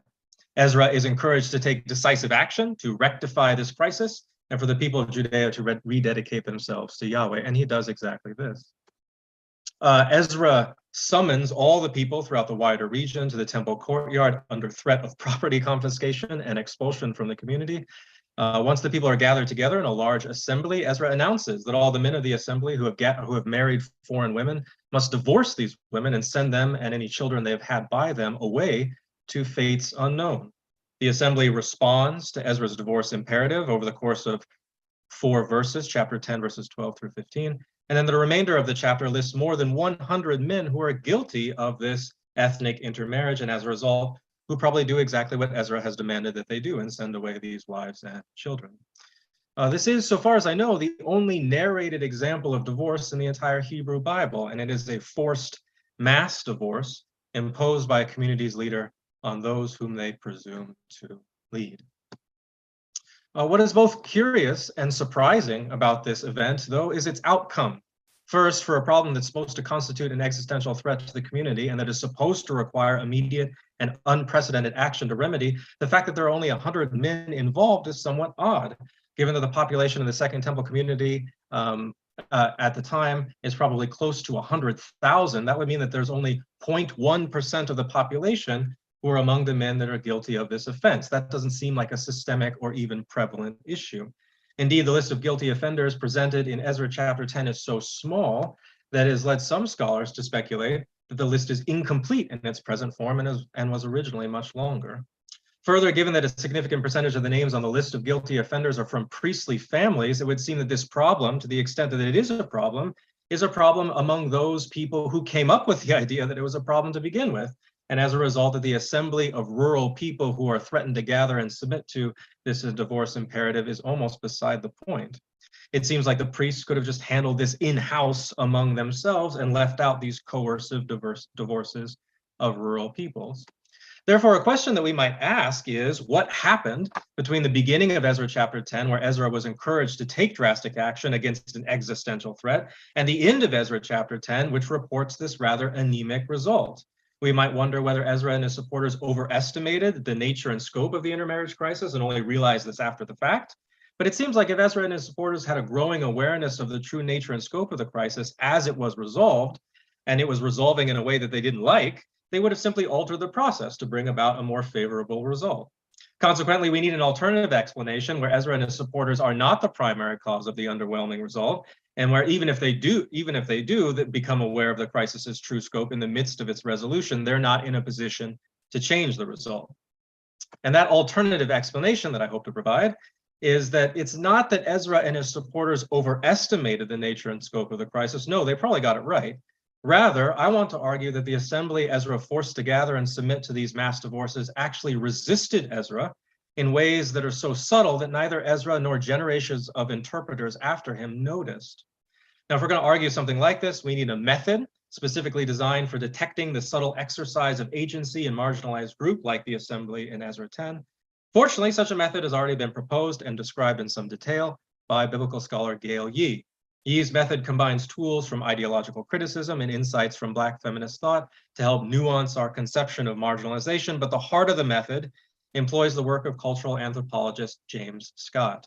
Scott spent years in Northwest Malaysia studying the lives of farmers during a transformational period in their economic base when technological innovations and new agricultural practices were imposed on these farmers from outside sources, often resulting in increased unemployment, poverty, and suffering. Scott observed that the farmers did not passively accept these changes, but neither did their actions ever rise to the level of conventional rebellion. In an effort to describe what he observed, Scott posited a conceptual distinction between what he called traditional resistance and what he called everyday resistance. Traditional resistance is resistance that is hierarchically organized. It's frequently militaristic and violent. It's aimed at achieving systemic change and collective goals. Everyday resistance is the opposite of all these things. It's often unnoticed, decentralized, and deorganized. It's nonviolent usually, and it's aimed at achieving temporary relief from exploitation for individuals rather than collectives. Traditional resistance is the kind of resistance that shows up in the official documentation and histories of superordinate classes, and also the kind of resistance that tends to, unfortunately, be summarily crushed by those same superordinate classes. Everyday resistance is less likely to be crushed by contrast, both because it's more difficult for superordinate classes to perceive and then to record it happening, but also because there's no real group to crush, even when it is perceived. Scott then goes on to distinguish between two types of everyday resistance, which he calls routine resistance and symbolic resistance. Routine resistance targets the material resources of a superordinate class and their ability to enforce exploitative practices on subordinate groups. Examples of routine resistance include foot dragging, taking longer to do than what you're told to do, false compliance, not actually doing what you're told to do, feigned ignorance, pretending like you don't understand, and petty theft and sabotage. Symbolic resistance targets the ideological resources of a superordinate class and their ability to enforce a coherent worldview that justifies their exploitation of subordinate groups.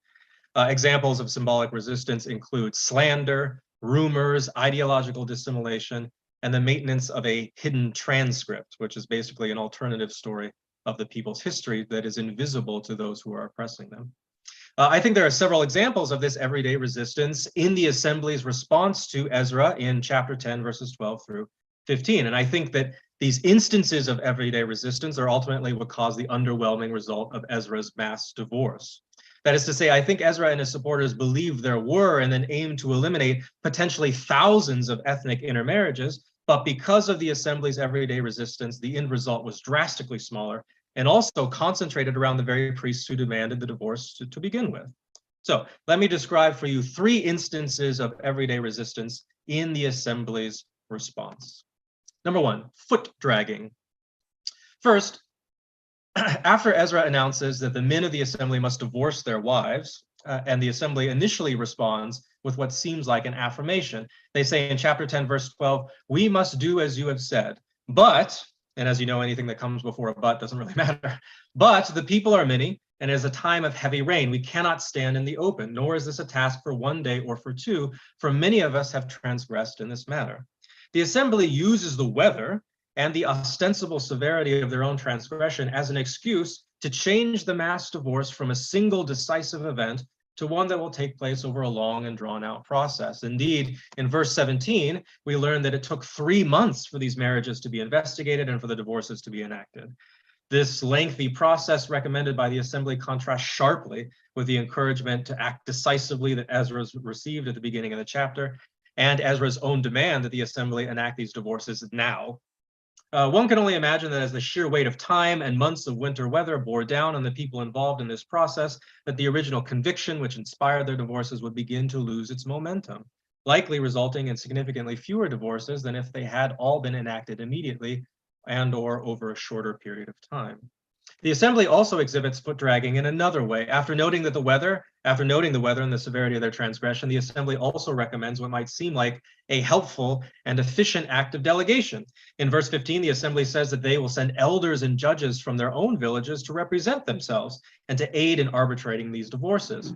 Ezra and his supporters might have been happy for the assistance, but this means that there is no longer just Ezra and his supporters deciding what does and what does not constitute an illicit intermarriage, but also people whose ideologies of ethnicity and identity are probably closer to the assemblies than they are to the priestly class of the Second Temple complex. These elders and judges may have been able to secure results in months of deliberations that are more favorable to the assembly.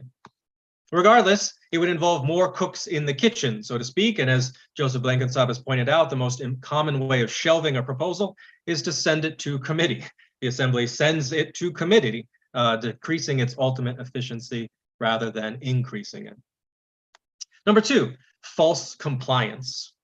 A second potential example of everyday resistance utilized by the assembly in Ezra 10 is false compliance. In verse 15, after telling Ezra that they will send elders and judges to assist in the process of the divorces, the assembly says that they will cooperate in the process until, quote, "the fierce wrath of God on this account is averted from us." Now, doing something until Yahweh isn't mad anymore simply isn't the same thing as doing something until it's done. This allows for the possibility that the assembly will cooperate, but only to a point. And what would that point be?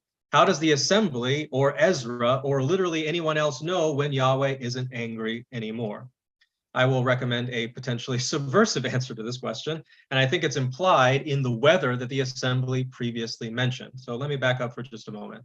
In Ezra chapter 9, verse 1, where the unnamed leaders first brought the intermarriage crisis to Ezra's attention, the unnamed leaders said that the peoples of the land that they had intermarried with had practices comparable to those of ethnic outsiders from Israel's past, namely the Canaanites, Hittites, Perizzites, Jebusites, Ammonites, Moabites, Egyptians, and Amorites. That list of prescribed ethnic groups combines groups from several previous lists in the Pentateuch with whom the people of Israel were not to intermarry.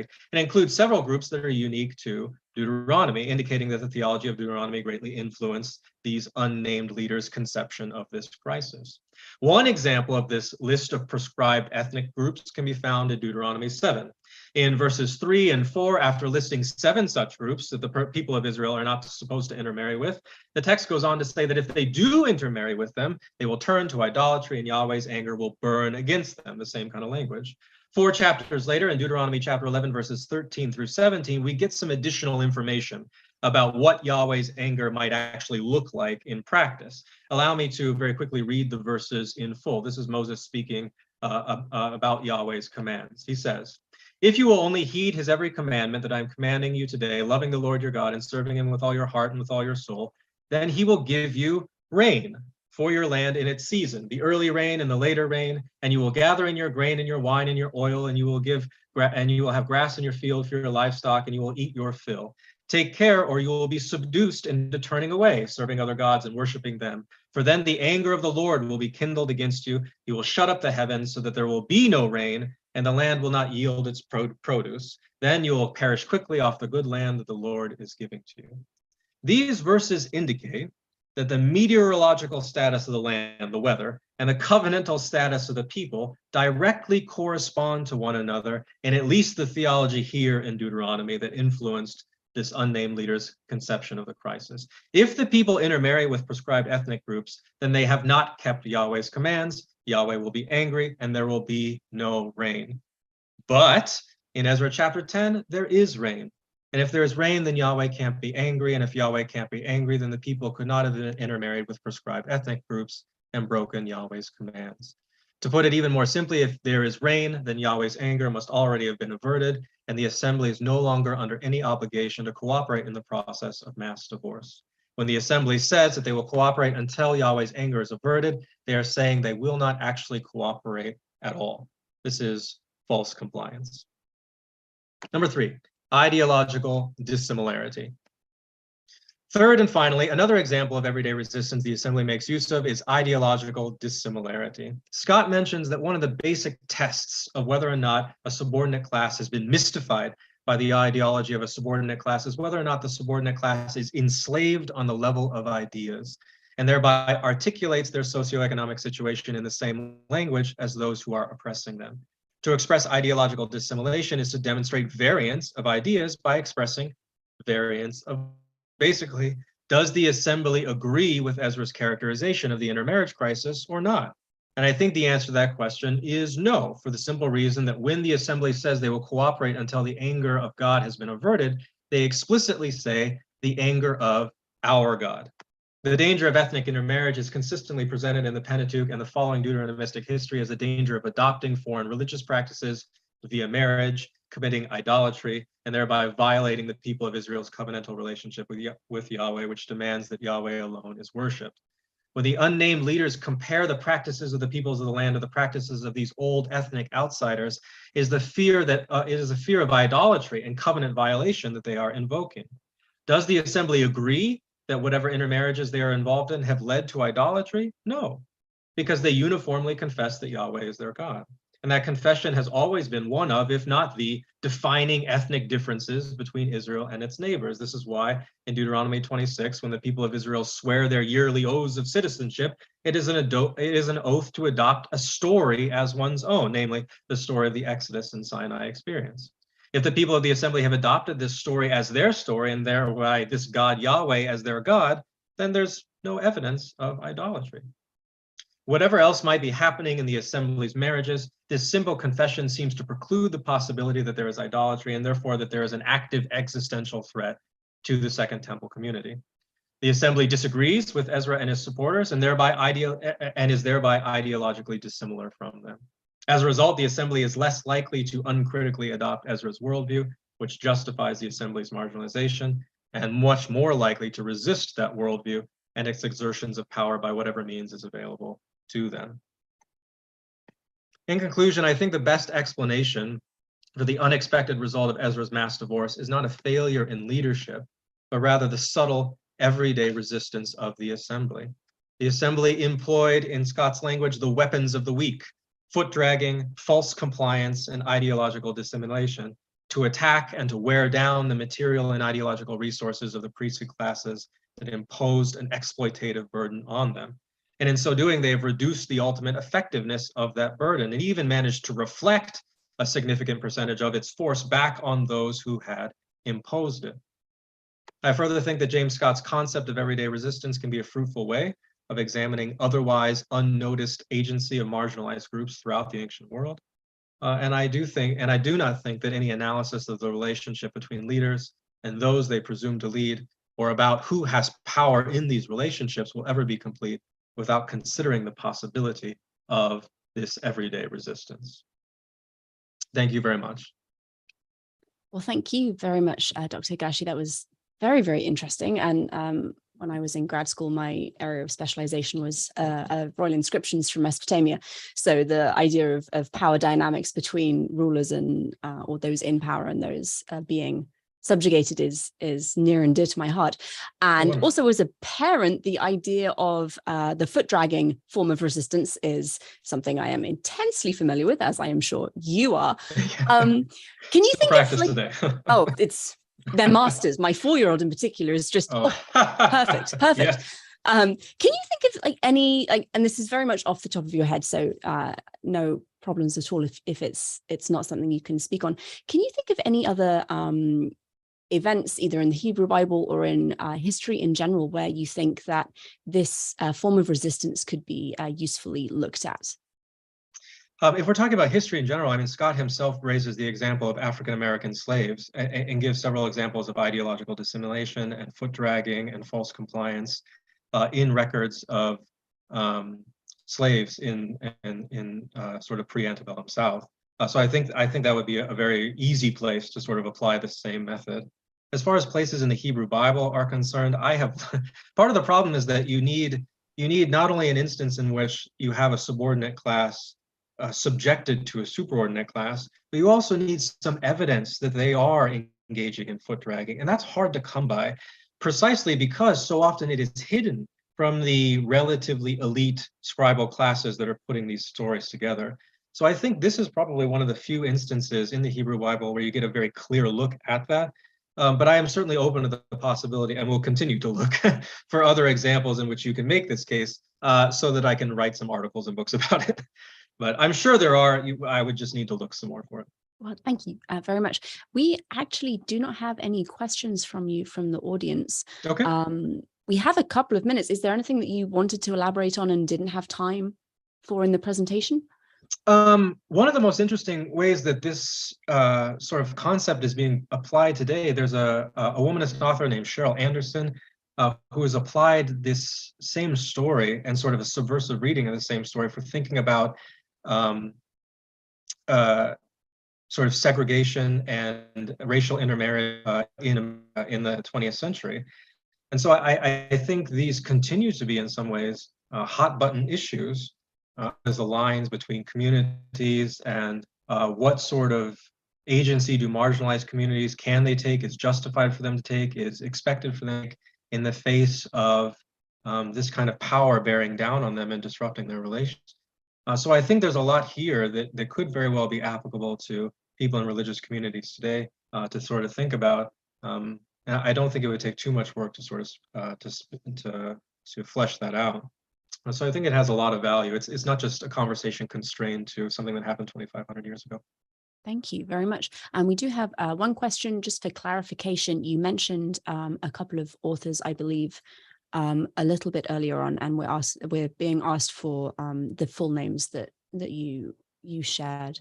The cultural anthropologist who wrote the book is James Scott. The name of his book is Weapons of the Weak.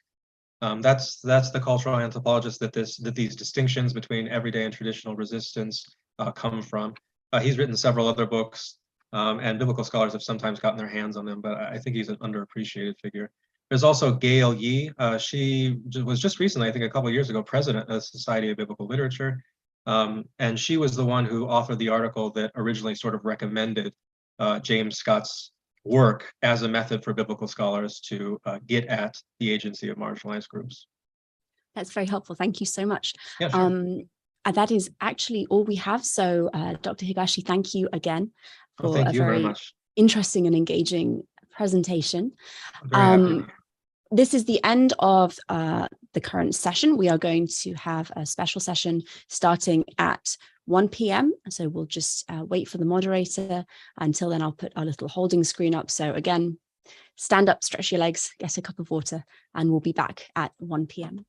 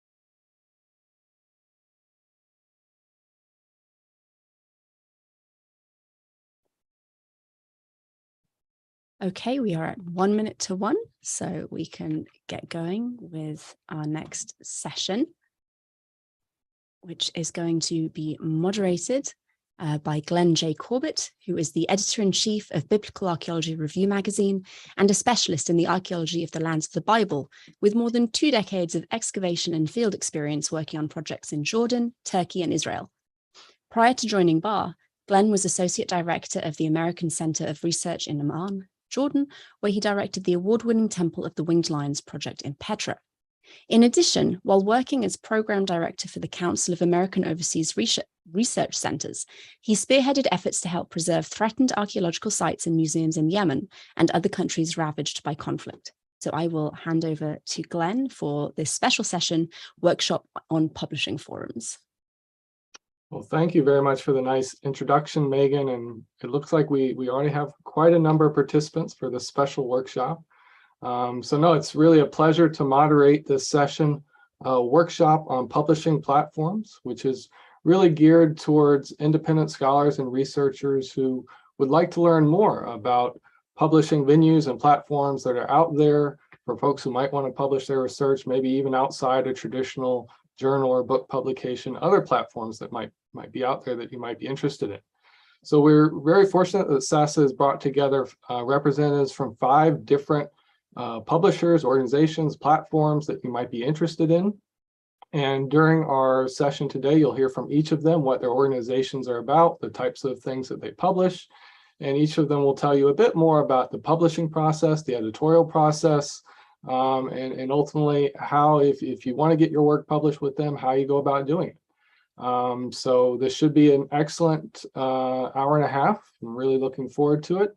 The way we've set it up is each presenter will give a very brief presentation, and each one will follow after the other. Hopefully at the end, we'll have about a half hour, hopefully a little more, to take audience questions, and you can either use that when we get to that time. You can either raise your Zoom hand to ask questions with your mic and your video, or you can use that Zoom Q&A function as well to ask your questions.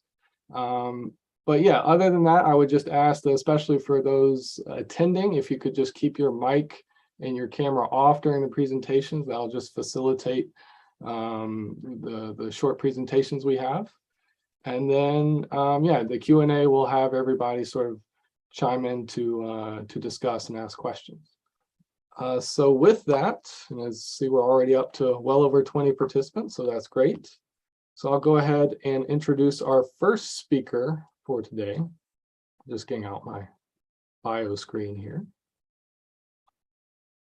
Our first speaker will be Stephanie Budin, who is the editor of Near Eastern Archaeology, a journal of the American Society of Overseas Research, or ASOR. She is an ancient historian who focuses on gender, religion, sexuality, and iconography in ancient Greece and the Near East.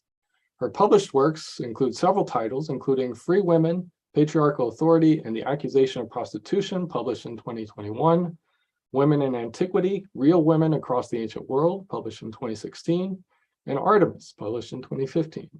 She's also written numerous articles on ancient religion, gender, and iconography, including most recently a blog post that she wrote for our website as well, which was really great. She has also lectured widely in North America, Europe, the Middle East, and Asia. So with that, Stephanie, I'll turn the Zoom audience over to you. Hi, can you hear me? Yes, we can hear you just fine. Excellent. Always checking. Okay, hi. As Glenn was kind enough to point out, I'm the editor of Near Eastern Archaeology, which is the more popular print publication of ASOR, the American Society of Overseas Research.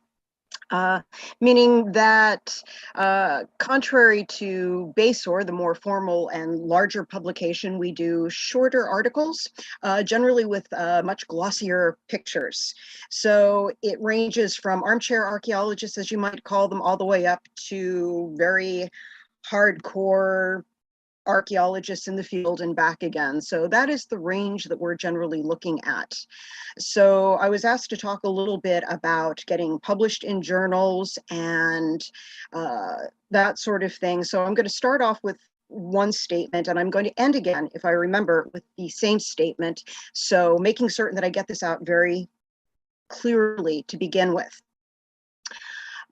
In modern times, and definitely with NEA, and this is now the standard practice throughout journals, academic journals, peer review is normal, all right? So all articles have to be reviewed. With NEA, it has to be at least 2 peer reviewers. Some journals will have maybe up to 3. 2 is normal. And the normal practice nowadays is to have what's known as double-blind peer review. What this means is the author has no idea who the peer reviewers are, and the peer reviewers have no idea who the author is. Now, the reason that I am saying this is there was concern from people about, well, what happens if you want to publish and you're not in a standard academic path, you don't have tenure, you're not working with the university. And what I'm here to tell you is when your article is going through peer review, no one knows or cares. Who you are is completely irrelevant because it is anonymous. Articles are judged exclusively based on their content. Nothing is known about the authors themselves. So if that is something that holds you back or makes you nervous, allow me to assure you, no one knows or cares who you are when they are reading your manuscript. All they really care about is what you're saying, are you saying it well, and am I personally in your bibliography? Probably not in that order, but trust me, those are the 3 main ideas that are going through these people's minds. So don't worry about yourself and where you are in your career. Always and only focus on the quality of your writing. Okay, so like I said, that's where I'm starting, and I'm hopefully going to end with that if I remember as well, because I tend to babble an awful lot and I forgot to keep track of how long I'm talking. So somebody will probably tell me to shut up at some convenient point. All right, so that said, there are a few other things I wanted to mention about publishing. All right, after that first bit about the peer review and the anonymity is the fact that once you write your article, and write a good article, write a focused article, have something to say in your article, always, make good use of your primary sources, all the stuff that you probably remember from whatever writing workshops or that sort of thing you have ever done. Write a good article that really says something meaningful. Once you have done that, you're trying to find a place to publish it. Look at descriptions of what different journals do. You want to make certain that you are in the appropriate time phase. Near Eastern archaeology goes up to the late Middle Ages, by which we mean our cutoff point is the rise of Islam. So don't send me something about 17th century architecture. All right, it's already out of our field.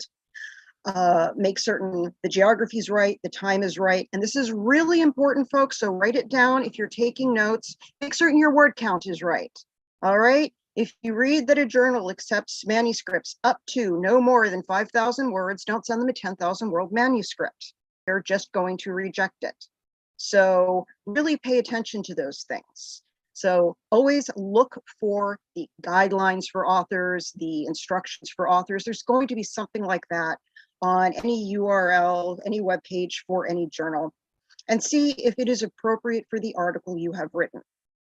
So that is really the first and most important thing to look at there when you're deciding where to submit an article. If they tell you you need a certain number of images, they need to be color, they need to be black and white, take all of that into consideration as well. This is really going to make things so much easier for the editor when deciding whether or not even to continue processing your article, your manuscript for submission. Because keep in mind also that we have to ask people to do peer review. This is a favor they are doing for us. People don't get compensated for peer review, at least not normally in academia.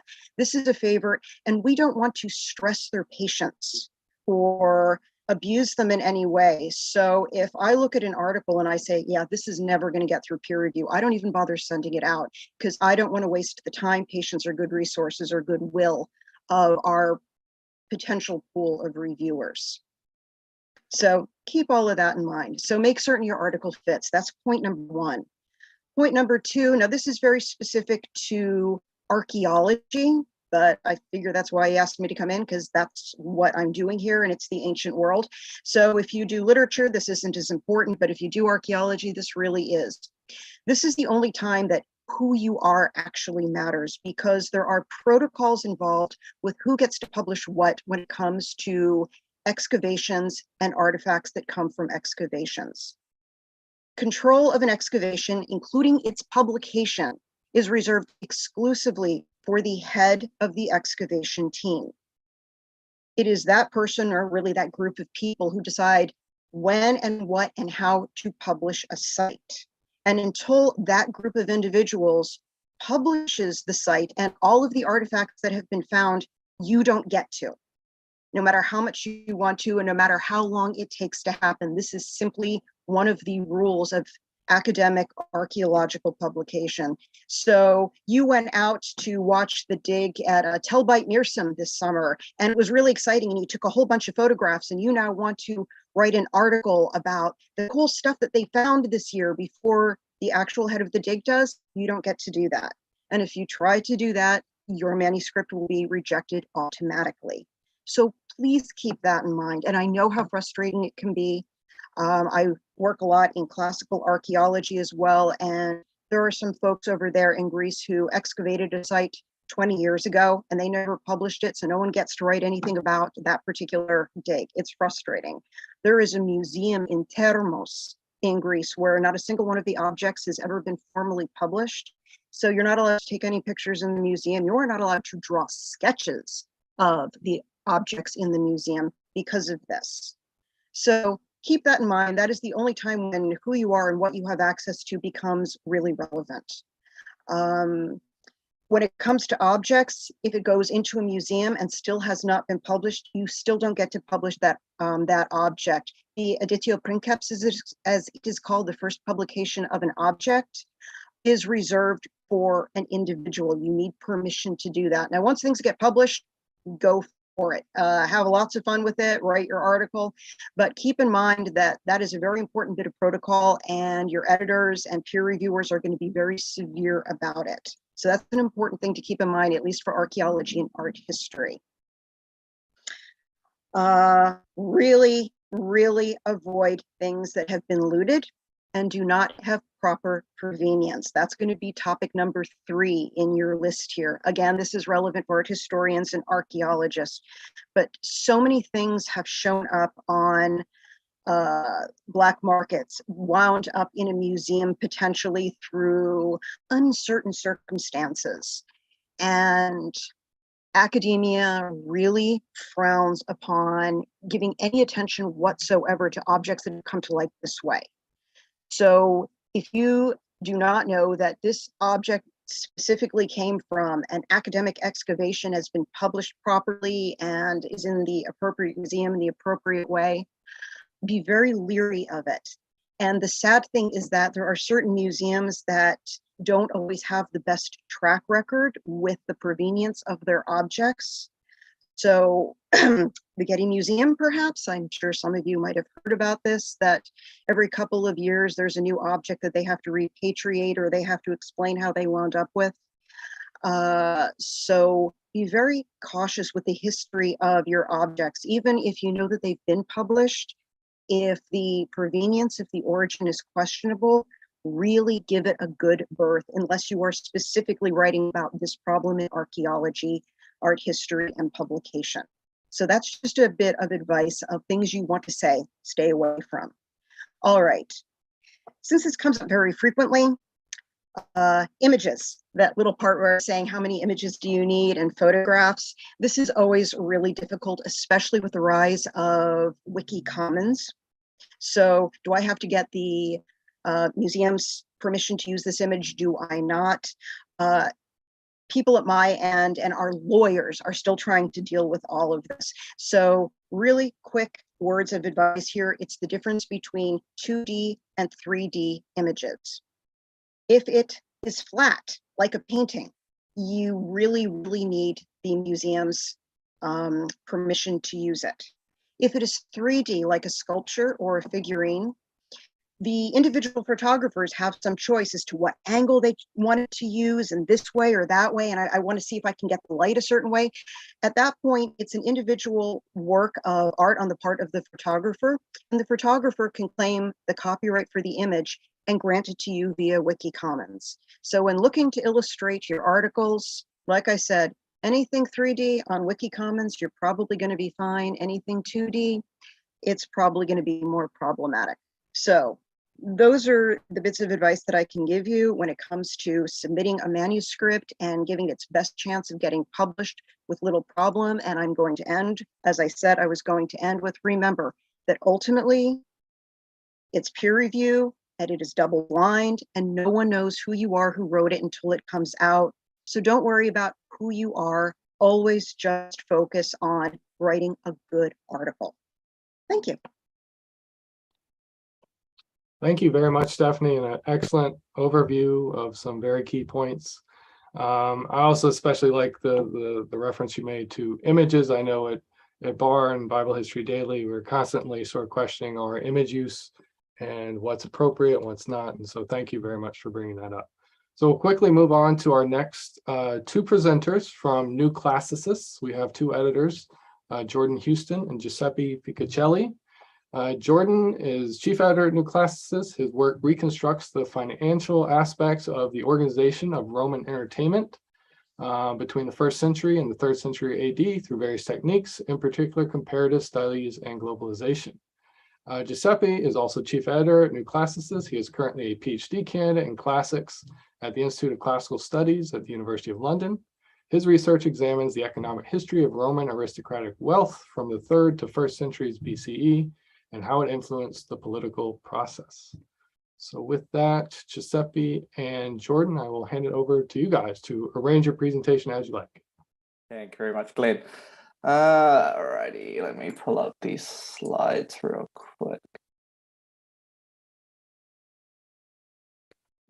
Okay, so yeah, as Glenn mentioned there, I am one of the editors-in-chief at New Classicists. I represent the early career side of things, and Giuseppe, Joey, who is also in the audience today, and I'm sure he'll chime up once we get to our Q&A session, represents our postgraduate side as an active PhD student himself. So who are we? New Classicists is a double-blind peer-reviewed academic journal that's run by postgraduates and early career researchers. And really, what we set out to do is to highlight this exciting new research that's coming from postgraduates and early career researchers. We kind of define that as 5 years post the PhD. And we kind of want to be the safe educational space for what most of our authors are first-time publishers. So we really do go through a lot of process on helping you get your article to a point where we think it's going to have the best possible chance in the peer review process. And yeah, and that, you know, you kind of learn what is acceptable, what isn't acceptable, and how to really efficiently publish an article in pretty much every other peer review journal out there. We don't only publish Greco-Roman and Egyptian stuff, while that is our bread and butter, and a lot of our articles do relate to that area. We do also have articles to ancient India, ancient China, and really we kind of accept anything archaeological, literary, artistic, anything like that, as long as it refers to the ancient world, we're happy to take it on. So how do we work? Essentially, the author sends in their initial draft to our submissions coordinator. They will go through the draft and give you any initial feedback. And really the purpose of this step is just to make sure that your publication covers as much of the basic points, and that we know that once it goes out for peer review, it's not going to get kind of shredded to pieces because of some really obvious mistakes or typos, grammatical mistakes, those sort of things.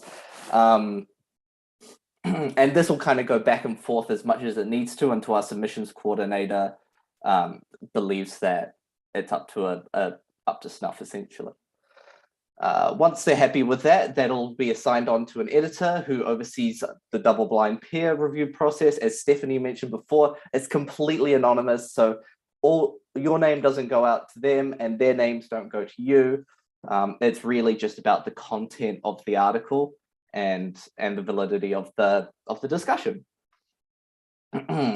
Once the article's been assigned to an editor, this will go out to, they will then secure 2 peer reviewers. We usually are looking for established academics who have a good history of publication, and people that are not only going to know the topic very well, but also going to know sort of what the other scholarship in this area is saying, and what a good article for your topic should look like. This process can take about 8 to 10 weeks, so this is a very lengthy process. So you can't expect to send it in at the last minute and get it published in the next month or so. It does take time. We do about two issues a year, and we have submission deadlines that are about 6 months apart, just to accommodate this. And then once both editors have submitted their feedback, the author will be sent a copy of both feedback forms that we get. Once again, completely anonymous, no names, anything like that. And you'll be asked to resubmit your article according to that feedback. And you get given about a month and a half for this process. Once you've resubmitted, the editor will send the article for a second round of review to only one of the original reviewers. And this is really just to confirm the changes and to pick up any last minute corrections, anything that may have been missed the first time, or if you've, depending on your changes, if there's anything that just needs to be corrected or fixed up on your amended copy. Once again, that's 8 to 10 weeks. Doesn't usually take that long, since it's really, like I said, just cleaning up. Once that feedback has come back to us, they'll once again go out to you, and you're given that month and a half to make those changes. And then after that, you're pretty much done. Once the final article has been received, we send it off to our proofs editor, and then they prepare it for the final publication. And yeah, and you'll see it in our next issue. So what are some tips for getting reviewed or published? Stephanie covered a lot of the big points, honestly. One of the big ones that we do suggest is that you really, before you even submit, you go to your supervisor or even your mentor for feedback about your article. They're usually more than happy to have a read of what's going on, and they kind of know where's the best place to publish or what's the best way to improve this paper and really get it to a point that it's going to really shine in publication. Another way of doing that is really reading similar articles around your topic and just getting a feel for what the writing level or the discussion level is. And that's really what we're expecting. We do get a lot of submissions that almost feel like essays rather than articles.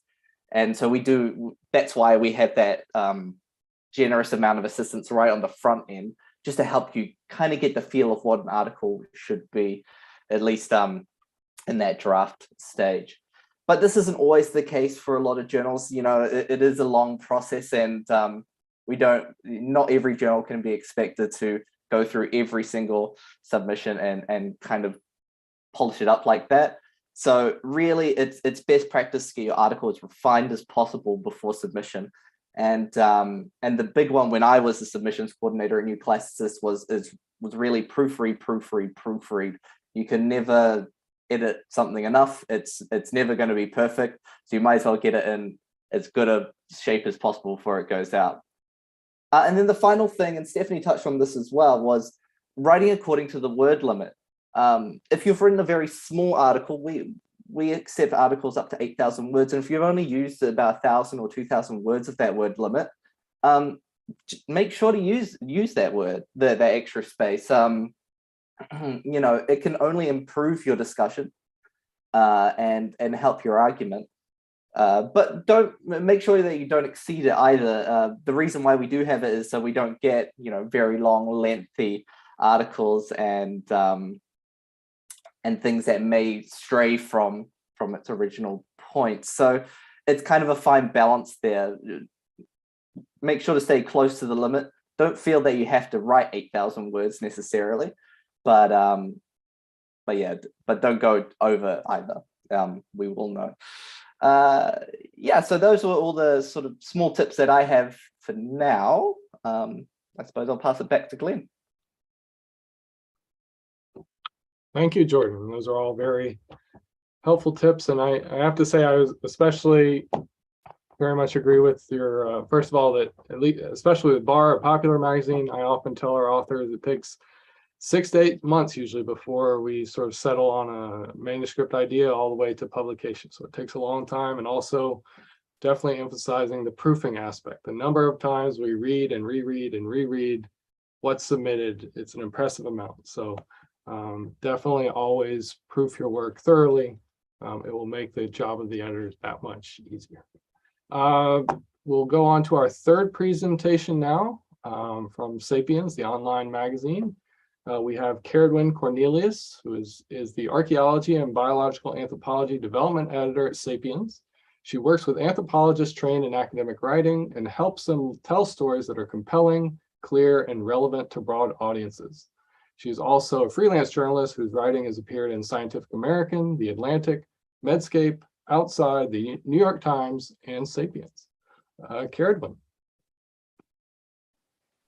Just adjust. Can you hear me all right? Just fine, thank you. Okay, perfect, thank you. It's been so interesting hearing the other speakers because the way Sapiens operates is so different. Our mission at Sapiens is to bring anthropology to a broad audience. Of course, we have many archaeologists, anthropologists of various sorts reading Sapiens, but our target audience is actually people who are not academics, or at least not in that specific field, but who are intelligent, curious, well-informed people who just are interested in knowing about this field. So our articles are journalistic in style, meaning that we assume that people don't necessarily know anything about the subject, and therefore each article has to be calculated to tell the reader immediately why this article is important, why it's relevant to them and their life, and essentially why they need to read it. And then basically every paragraph after that is calibrated to get readers to read the next paragraph. So we do that through compelling storytelling, evocative description, interesting questions, thought-provoking comments, things like that. So it's very much geared toward getting people to be interested in the article, and keeping their attention, because we all know there's so many distractions on the web especially, and so that's kind of the focus. Our articles are not anywhere near as long as some of the other publications, so they can range from anywhere from about 800 to 2,800 words. Usually they're more like 1,500 is kind of where we like to keep it. When you pitch us, you don't send the full article, unlike the other publications. You send, if you pitch through our website, sapiens.org, and you pitch a approximately 300-word pitch, which is just kind of saying, like, here's the story. So you might just start with like an anecdote or a story, or a sort of news peg, or anything like that, and just kind of say, just tell us in a very short period of time, here's what I want to write about, essentially. And then we respond and might say, that sounds good, but could you start with an anecdote about this? Or we really like this part. Well, can you enhance this part? And that part we feel has been done a little bit too much. So, when you turn in your draft, could you, emphasize this and reduce that? Or, we'll give you directions usually, and how to submit it. And then at that point, you submit the article that's been kind of geared toward our discussion. So what are we looking for?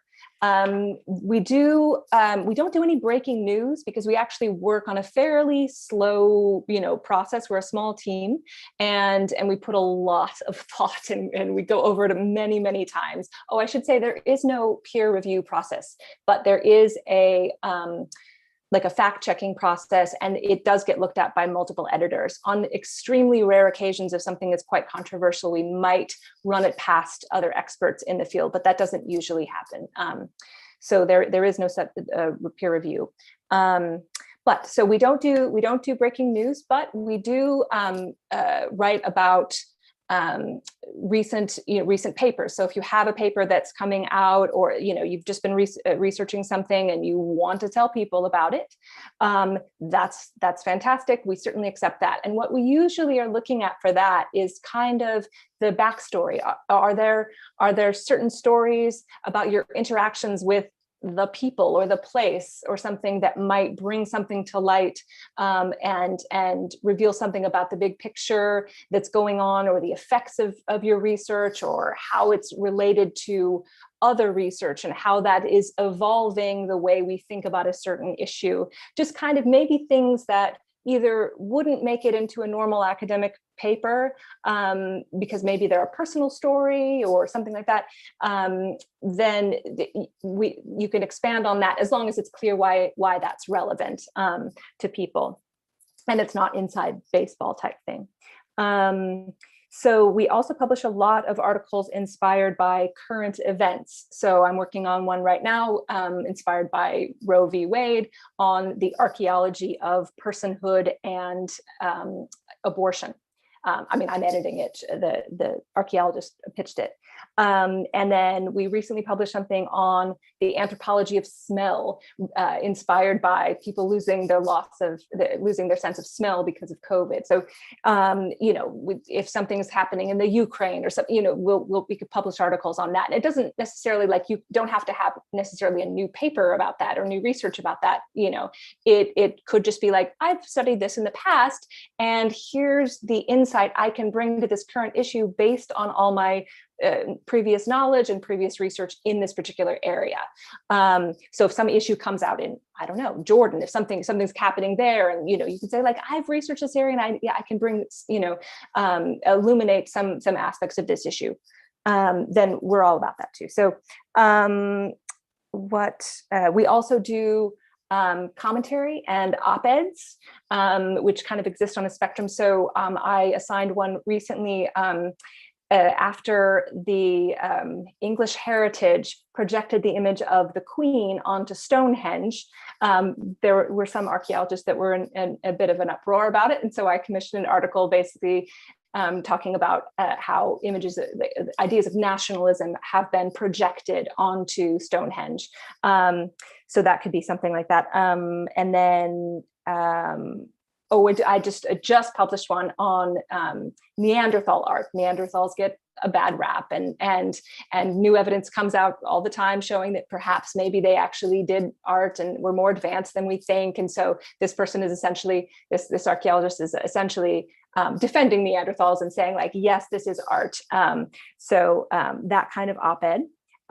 We also do book excerpts, but only if the book is geared toward a popular audience. If the book is geared toward an academic audience, then we wouldn't publish an excerpt of it. However, there may be an opportunity to do a spin-off essay inspired by it. And sometimes we actually do both. Sometimes we'll publish an excerpt, and then we'll publish an op-ed aside it. So for example, Karakuni, an Egyptologist, had a book called The Good Kings Come Out. And so we published an excerpt of that book. And then she did an op-ed alongside it, talking about the sort of angry reaction she's gotten from the patriarchy in response to that book coming out. And we also do personal essays. I'm working on one right now. It's a beautiful essay from an archaeologist whose father died, and she excavated his study, and at exactly the way an archaeologist would excavate something. And she labeled everything and put everything on a grid and had a blueprint. She used all those principles in order to find out things that she didn't understand about her father. And it was just a wonderful way to explain how archaeology works to people who don't know how it is, but in a really emotionally moving way. We also do photo essays and even poetry. And in terms of the photos, we do welcome submissions of photos from people, but typically we actually find the photos ourselves. So it goes both ways with us. Let me see. Pitching, I think. I think I'll leave it there. I think that's probably good. Thank you, Carolyn. And that's, it sounds like Sapiens covers a lot of material, especially for, making the worlds of archaeology and anthropology available to a popular audience. And so it sounds wonderful, all of the different ways y'all are able to explore that with your authors. And I'm sure we'll have questions for you later. All right, our fourth presentation from Open Book Publishers, we have Rupert Tagani, who is co-founder and director of Open Book. He is a fellow of Trinity College in Cambridge, where he is director of studies in economics. His published academic work includes microeconomic analysis of competition in online markets, game theory, and search theory. He has held visiting positions at MIT and the University of Florence, acted as an economic advisor on several EU competition studies. He's on the advisory board of a range of open access initiatives and speaks frequently on the open access movement. Rupert, I'll turn it over to you. Thank you very much, Glenn, and everybody for the invitation. So yeah, although I'm an economist, clearly that's not why I was invited here today. It's more about open access book publishing, and particularly to talk about the book publisher that I co-founded with Alessandra Tosi, who unfortunately couldn't join us today. So let me share screen, and I think probably the easiest thing is if I just go to the website and we just chat about the thing about open access is that everything should be accessible. So this is always one of these tests. It's now that that everything dies or the website doesn't work for some reason. But anyway, so hopefully people can see that. Yes, that's coming through. Open Book Publishers is a open access academic book publisher. We're a non-profit organization set up by some scholars based in Cambridge in the UK. So I recognize that there's quite a lot of differences between ourselves and the other speakers that we've heard. So first of all, of course, we publish books, academic books, and we can go back a little bit to some of those. Second is that they are all open access, and that's something I'm happy to talk about more, but open access is becoming an increasingly common part of publishing in academia now. It means that the works themselves are available for free online so that they can all be read online in their entirety for free. And it also means that they come with some sort of in our case, with some sort of Creative Commons license, which allows various degrees of sharing of the content. So at the very minimum, somebody could share the PDF that with other people costlessly and without need for any permissions to do that. We heard about some of the copyright issues with images and things earlier. So if we just scroll down for a little bit, so we've published about 250 titles so far, and I guess the key thing about open access, as soon as you start making material available online for free, surprise, surprise, there's a lot of demand for it. A lot of people are interested in accessing materials and a little frustrated by the ability to access high quality academic works when they've got large paywalls to them that are preventing access. And so that's one of the motivations, and one of our key motivations is to make this accessible for people, not just in the elite universities, but generally around the world. And just to put a little bit of perspective on it, there's been quite a few reports coming out recently looking at academic book publishing. The typical university press book published, a high quality, peer-reviewed academic university press book has sales of around between 200 and 300. So it's tiny. It's tiny sales, and so the ability for global audiences to interact with that material is very limited. As we will see, is when you put things online, suddenly the interaction with it and accessibility of the work becomes increasingly by orders of magnitude larger than that, and we can have a look at that in a second.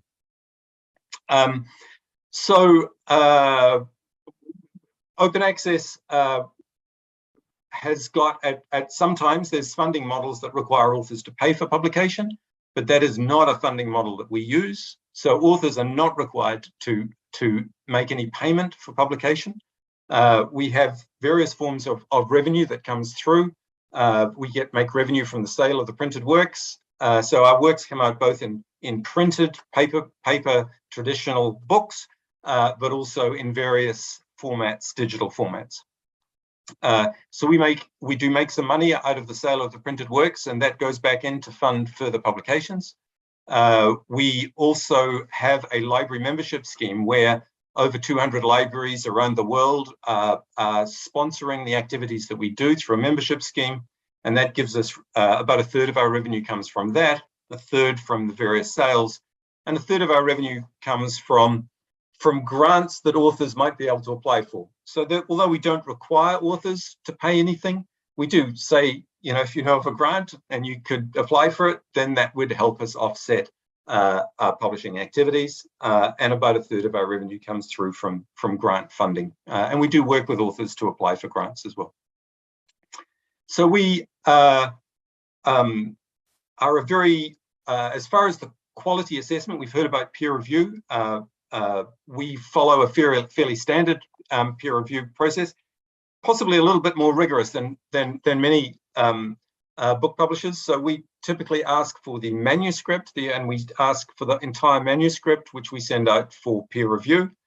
As we've heard before, we send it out typically to 2 peer reviewers. Sometimes it might be 3, but typically it would go out to 2 peer reviews. We do a single blind process. So we heard earlier about the double blind where neither the reviewer knows the author or the author knows the reviewers. With books, that's not so common. And in fact, it's single blind. So the reviewer is anonymous, but when the book goes out, the reviewer is made aware of the author. Having said that, and to go back to the concerns people might have for independent scholars, we really do support independent scholars and early career researchers. We've got a large number who have published with us. And in fact, one of our initial founding directors called William Sinclair, who fortunately died last year, but he started himself as an independent scholar and then moved into academia later on. So there's a very strong commitment that we've got to support independent scholars in their publishing. So if one can see, we publish across a whole range. We're across a whole range of disciplines. But as far as and so you can see the sorts of things that we publish.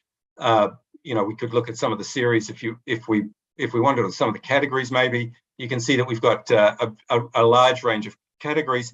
But some that might be particularly appropriate here would be things like the classic series, where we have a range of books. Some of them studying particular issues, such as the hottest stones in ancient Athena, ancient Athens, and others are more textbooks. And each of these you can go in and have a look and see. You can read either HTML versions or PDF versions online. You can download various types of digital works with an XML version as well for people that are interested in accessing the code in that format, and of course in paperback and hardback editions as well. And then you can look and see the types of, if you want to just cruise the website and have a look, but we have things like usage metrics. So this was a book that was published in January, and it's had 400 downloads from the OBP website, another 100 readers, more from OAPE and Google Books and places like that. So you can see that we've already got best part of 1,000 readers who have engaged with the work, which is far in excess of what one would expect in a printed work, and other books have clearly much more than that. So the other thing that I might just quickly mention, there's other series there that we've got a Semitic series which has got works dating back from the first millennia anyway. So there's lots of again early ancient studies books in that series. I just also would like to mention it.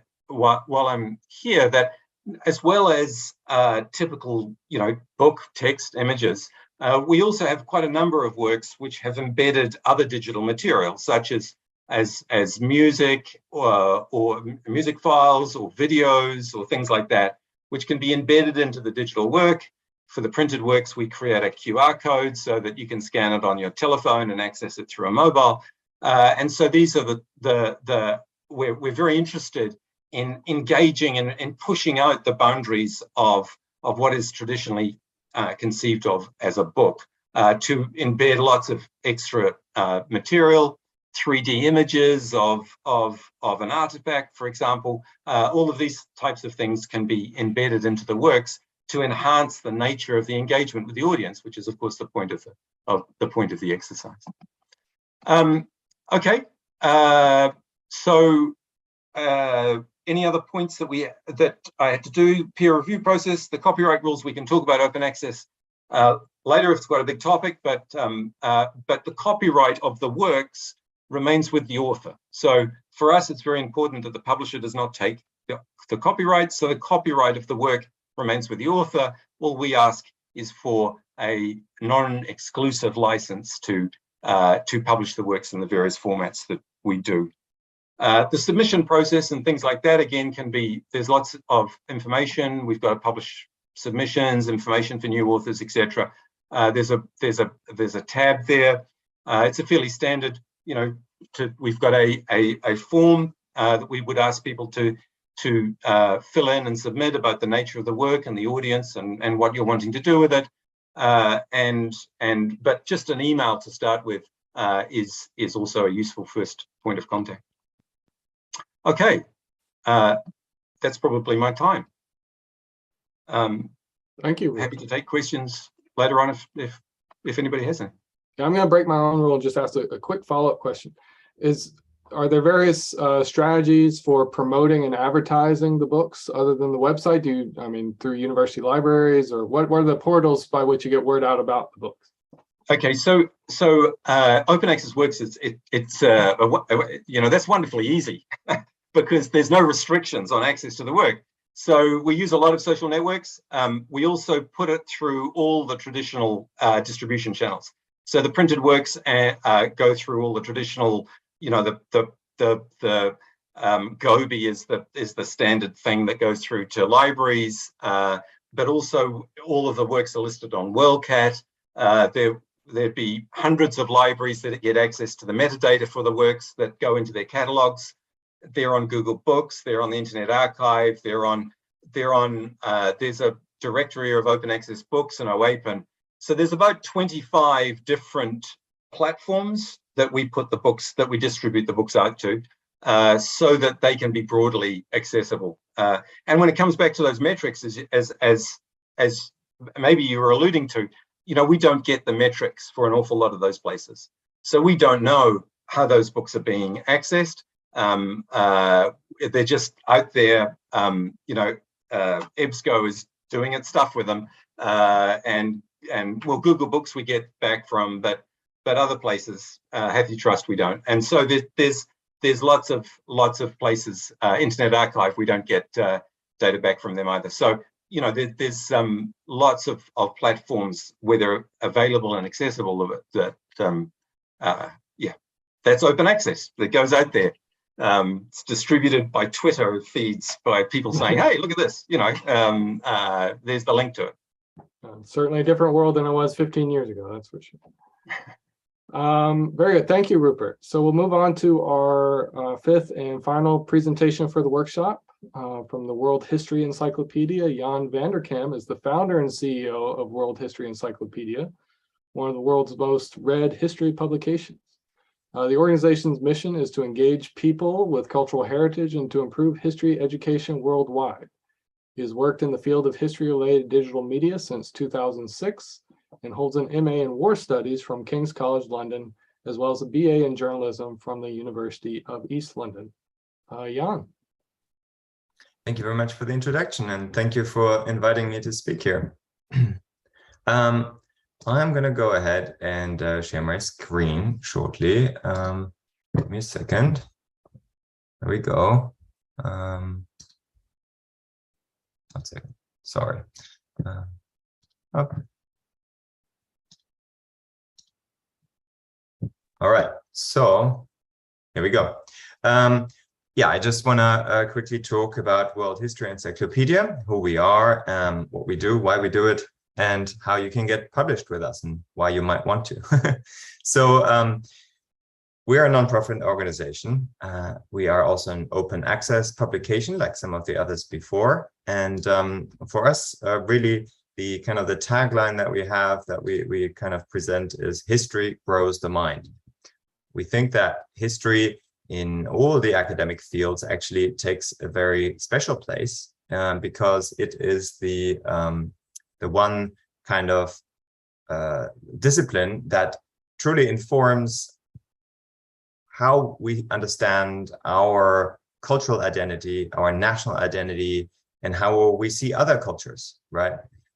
It really has an impact on exactly that. And obviously that changes the way we see the world, which is why for us, the mission is to engage people with cultural heritage and to improve history education worldwide, as Rupert just said. Now, you know, because the historical importance, the importance of history for understanding our cultural identity and so on, we think that history is something that is not just an academic discipline, but it should really be for everybody, because the more people know about history, the more open-minded and less xenophobic our culture and our world can be. I mean, we can look at, you know, what's happening in Ukraine to see how different understanding of history and cultural identity actually causes wars. We can also look closer home, for example, in the United States, where there are very serious discussions about what is acceptable to be taught in history class in high school, you know, particularly related to slavery and certain censorship potentially going on, right? Now, the more people understand history, the less they can be influenced by politicians and pundits who like to use and misuse history for their own, you know, political gain. Which is why we think that open access, which we consider ourselves an open access resource and an open education resource, open access, we think needs some redefinition. Open access isn't just about it being free and freely available. Open access should very much be also about being accessible. And by that, I mean that not only should it be easy to find and to get to, many journals that are open access are still very much hidden in university libraries, but it also needs to be understandable for the general public, the layperson, because only once the lay people can understand it, they can actually make use of it. And so we see ourselves a bit as the bridge between those two worlds, the world of the general public and the academic world, because obviously there's a place for academic publishing. It's a very important thing. But there should be the complement of speaking to the public, sharing research and knowledge with the public. So that's kind of that bridge that we see ourselves in. So shortly about us. So we're a nonprofit organization. We've been around since 2009, and we are one of the most read history publications in the world, not just on the web, but in general, I think. Yeah, we are mostly run by volunteers, but we have a core team of about 10 employees, soon 11, who work from all over the world. We don't really have an office, and we, you know, run this with a small team. I'll talk a little bit later on how we managed to do that, but lastly, a little bit more about our readership. So in the last 12 months, we had around 30 million individual people who read articles on our website. And at the moment, we have around 3,380 articles published. We have a large media library with images, maps, videos, and 3D models as well. And over 680 people have contributed to our encyclopedia. So now I want to talk a little bit about the publishing process. So first of all, our publishing platform is custom built from the ground up.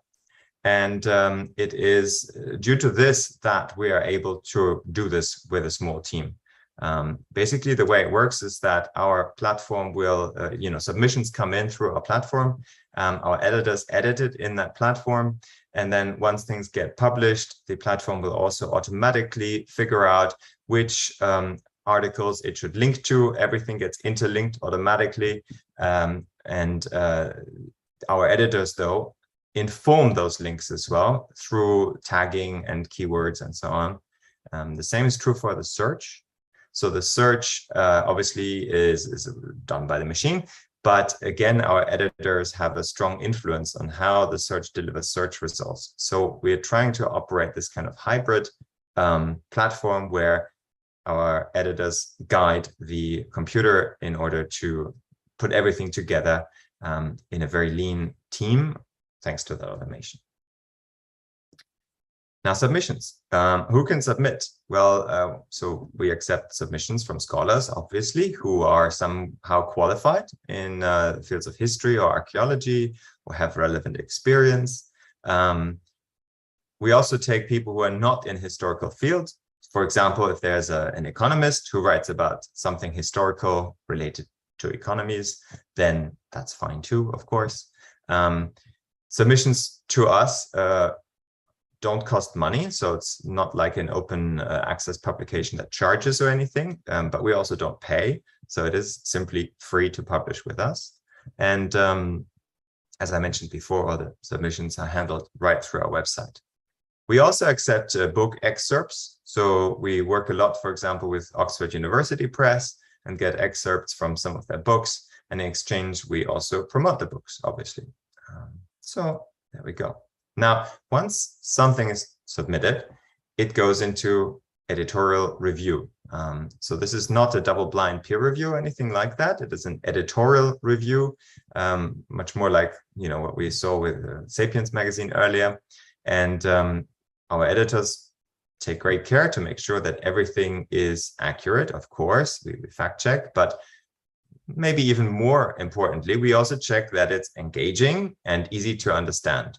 Because, as I said, open access is great, but we need people to actually want to read it. And so our editors work with the authors to make sure that everything is easy to understand.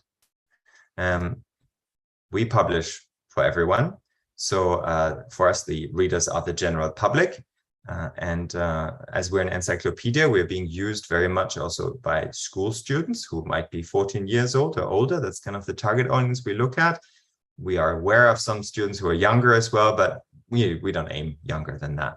And it's really important to keep that in mind, because students at school, they might not care about history. They might not even want to read about it. They might be forced to do so. So for us, it's really important to make sure that it is not boring. It is easy to understand, that we can pick them up and get them interested. And of course, at the same time, we hold all the publications to a rigorous academic standard to make sure that it is high quality, so that teachers are comfortable recommending it as well. So we like to say that story is the key part in the word history, which is why we don't just list facts in our articles, and we work with the authors to tickle out the interesting stories. Again, very similar for what we heard earlier about Sapiens magazine.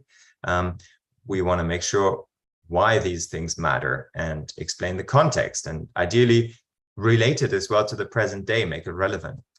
And again, our editors work to source the images, and create maps sometimes even for it. We have graphic designers and find videos, etc., etc.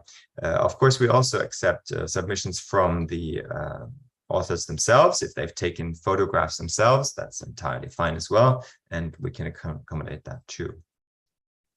And then once something is published, we also promote it. So we have a large social media following, closing in on 1 million followers at the moment. We have an email newsletter with over 27,000 subscribers. And since about a year ago, we started doing push notifications as well, which is people who subscribe get a little pop-up on their phone, a little notification. Hey, there's this new article. Do you want to read it? And they can just click on it. And that's working out really well for us in terms of getting people interested. Finally, we also translate articles. Not every article necessarily, but we try to translate as many as we can into essentially all of the languages of the world. The two biggest languages for us, apart from English, are Spanish and French. And our team of translators obviously continues to expand that. So at the moment, about 20% of the readers are reading not in English, but we expect that to grow to about 50% in the next year or maximum 2, because, yeah, as I said, we are rapidly translating, and that is adding a lot of new readers to our website at a rapid pace at the moment, because obviously English is only going that far on a global audience. Now, speaking of a global audience, authors who publish with us, they can reach a very wide audience. And I picked a picture of a football stadium, which is not something you would usually associate with history. Rupert earlier said that the typical university press book gets about 200 to 300 sales. Now, we're talking in completely different dimensions here. So most articles published with us will gather tens of thousands of readers quite quickly, essentially filling a football stadium. And some of our authors have reached over hundreds of thousands of readers for their work. Obviously, not every article will attract an enormous audience, but it's entirely possible and very common. And what we do as well is we provide the authors with the stats on how many readers they've had and so on, because we're aware that in some countries, particularly in the UK, where I am at the moment, academics have to kind of prove to the university that their work had public impact, and that's what we want to provide. We want to provide that public impact for academic work, and that is a complement to publishing in journals and books, which is very important and has its place in the academic world because it's what's driving research forward. But we are essentially trying to be that complement to drive that public engagement. Finally, we are a respected publication. I hope many of you know us already, but many institutions recommend us. Oxford University, the School Library Journal. We've been peer-reviewed by Merlot 2 and Common Sense Education, and many, many others, universities, schools, and libraries. So, you're in good company here. So, write for us. Don't be shy. Tell your world about your research or your area of expertise. People want to know about it, and I think when people are used to publishing in academia, they are used to small numbers like 200 to 300 readers. These numbers are very small. You'll be amazed at how many people actually want to know about your work. So there we go. That's us. Thank you so much.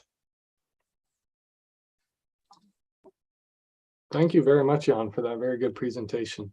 And I just had one quick follow-up question.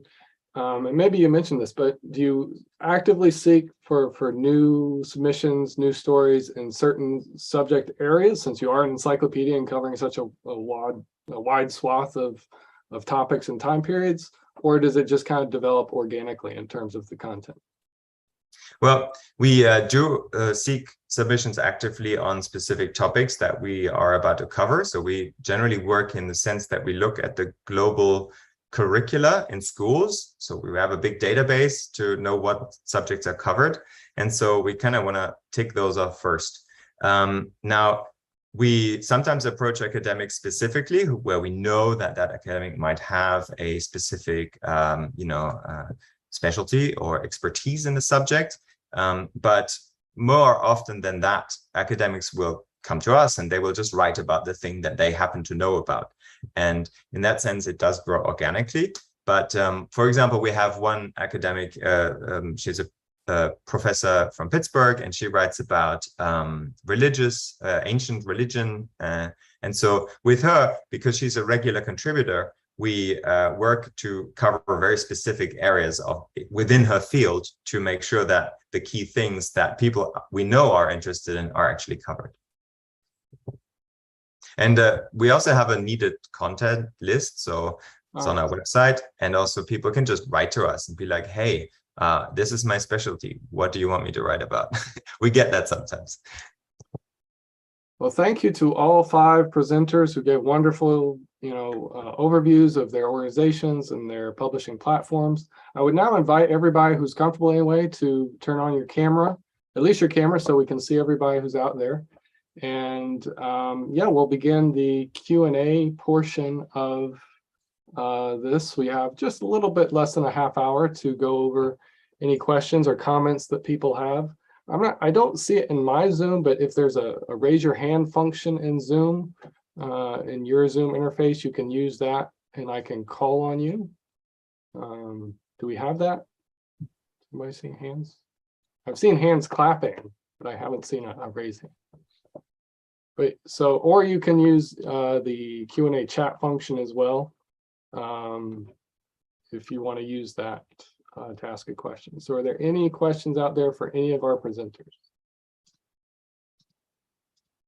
I have a few loaded up in case we need them, but I definitely want to give it over to the audience first. There's a raise hand function in reaction.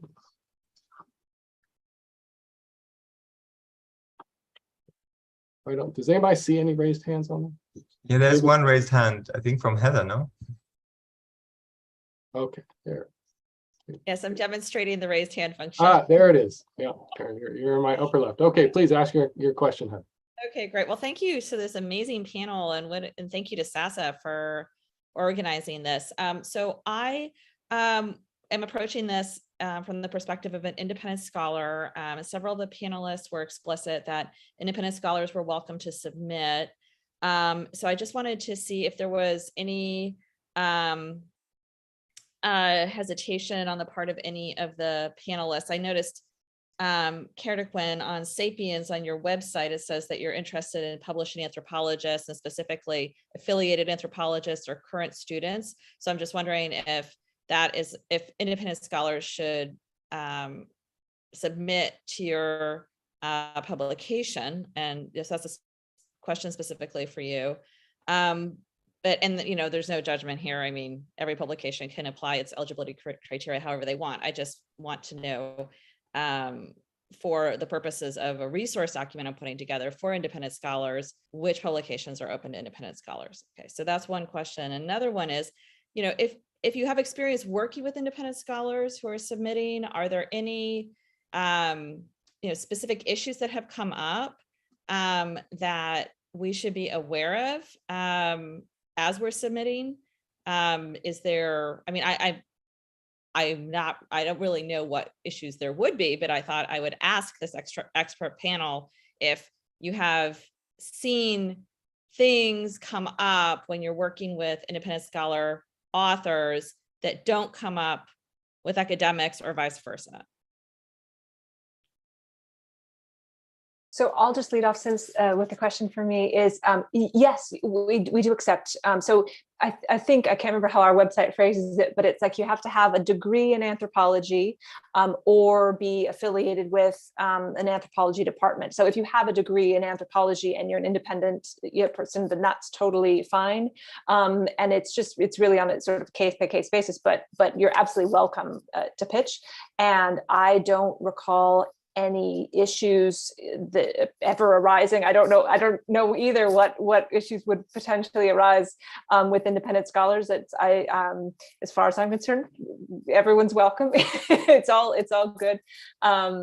Yeah, I know I'm doing a Q&A right now that I don't normally write for the website, but occasionally I do. And I'm doing a Q&A, and one of the people that I am interviewing is independent. Yeah, he has a degree in anthropology, but is not affiliated with anyone. And I was like, he has really interesting things to say, and he's worked with some interesting indigenous communities, and it's worked perfect for the article, so it's totally fine with me. Thank you so much for clarifying that. Yeah.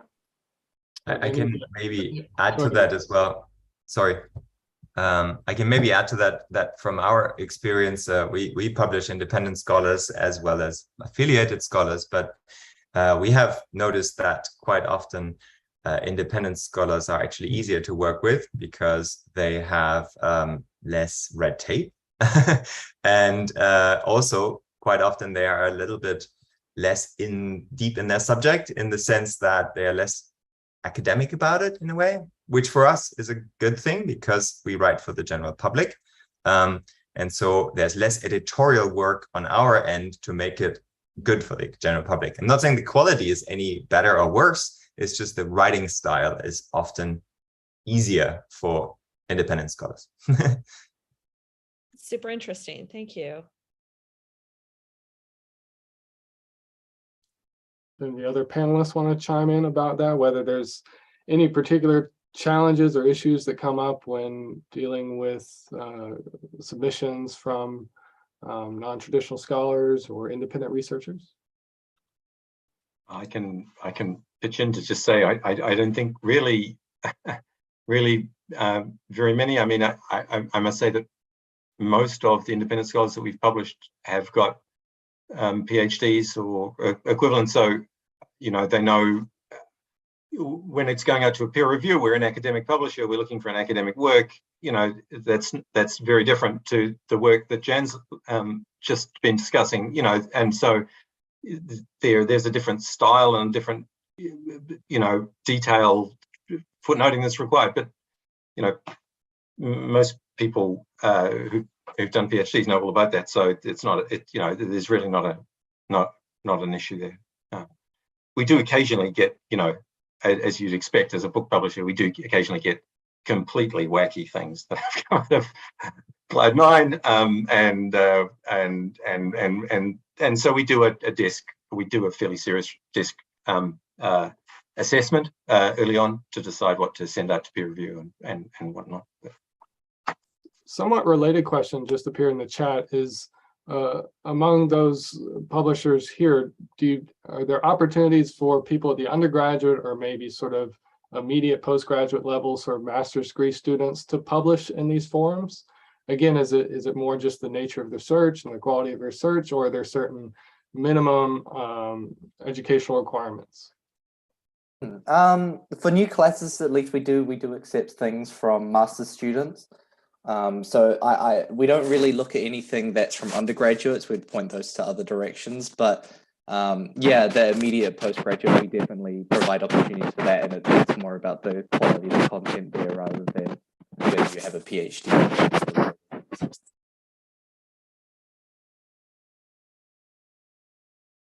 At Sapiens, we typically don't go below master's degree. However, that's not like a 100% no. I mean, we would consider a really strong pitch if there's expertise in a field. It would be on a case-by-case basis, but it would be unusual.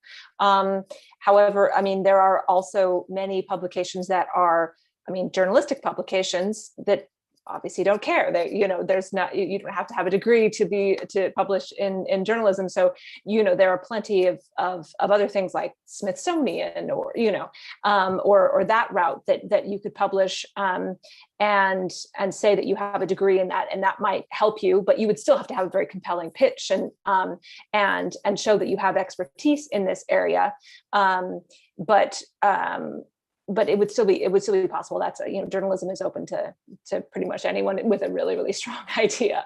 So I when I was, you know, getting my master's degree and I didn't have it yet, I turned in one of my homework assignments to the New York Times. So it happens occasionally, and it got published. So you never know. Can I just quickly add one thing? So we don't typically ask for a CV, so we've got no idea whether people, you know, what their educational background is when the book comes in. However, specifically, we do not publish PhD theses immediately.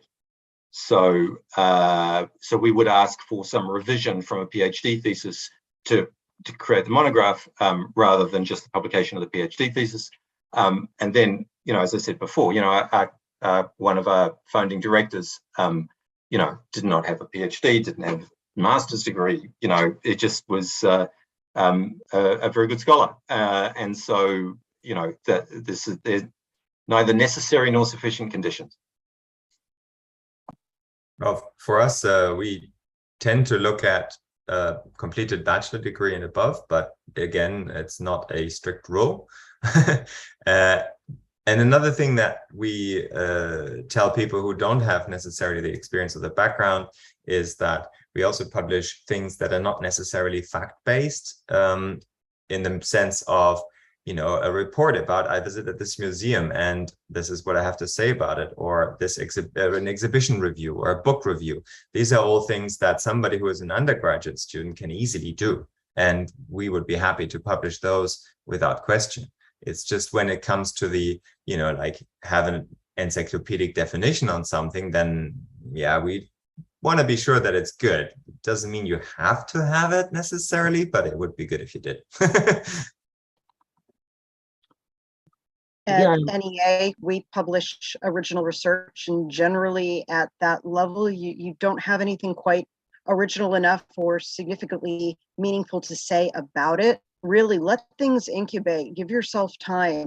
You don't want to write something really bad when you're kind of young and then years later look back and go, oh my God, what was I thinking? Because I can assure you that's going to happen anyway, but you want to deal with the degree of humiliation that your future self is going to be feeling looking back. So remember, scholarship is a timey-wimey process, and it's going to take you a while, even past a degree or whatnot, to get to the point where you really have a grip on what you think you're talking about and what you think you understand. So you need to give yourself time to ferment. Anne actually has a good question I think that a lot of you can speak to is, do you have any advice for early career scholars on how to turn their dissertations into an article or a series of articles or an actual published monograph? And I don't know if one of you, maybe the book publishers can start with the monograph, and then the journal folks can deal with sort of maybe breaking it down individual articles. So Rupert, do you want to take a first stab at that? Typically what we would say for somebody who had a dissertation, a PhD dissertation has got a, you know, the first chapters of a PhD dissertation are, you know, I need to prove that I've read the work, I read my background, and I need to, you know, justify that you know, that I've really read all the stuff. A lot of that is not going to is not particularly useful in a final research monograph publication. And so we would be looking for the person, not necessarily to completely rewrite it, but to really focus about, okay, now your audience, instead of being 3 people who are going to decide whether or not you get a degree, and therefore you've got to prove some credentials and that things, you've now got a slightly different audience that you're addressing. And so the question is, how would you want to be addressing that broader audience? What's the information that they would find useful and engaging and bringing them in? And that could be that there needs to be, you know, another section that might really help it, or it might be that you want to cut things, change the way that things are written a little bit to make it, just thinking about the audience. You know, I think it's important that one writes for an audience. You know, you've got something to say, you want to say it, you want people to understand it, but you need to understand who those people are, you know, and how would they want to be engaging with it? What's the information that you can do? And that's probably the same for all the various publishers. But, you know, with books, it's you know, that why would anybody want to read this? And what's the material that you want to bring in to do that? And so it just requires a little bit of a focus rather than here's me showing off with my credentials, please give me a PhD, which, you know, it's a very different sort of mindset, I think. Jordan, Giuseppe, Stephanie, did you have anything you want to add, especially on more the turning sort of larger dissertation level manuscripts into articles or individual articles? Personally, I would say don't, or at least wait a very long period of time before trying to do it, because once you've finished your dissertation, you know it has eaten your brain. You are too close to the topic. So it's very hard for you to write about it in a way that a person outside of your brain can understand. There's too much that you're taking for granted that you think is expressed that is not expressed. And you cannot get into the mind of someone who isn't in your brain to see it from an outside perspective. I've seen a few too many articles that people submit and it doesn't get through peer review. And part of it is that, well, you know, you didn't address this and you didn't address that. And I wind up getting the rather uppity response of, well, it's in my dissertation. And I always want to say, no one's reading your dissertation. You have to write an article as an integral object in and of itself.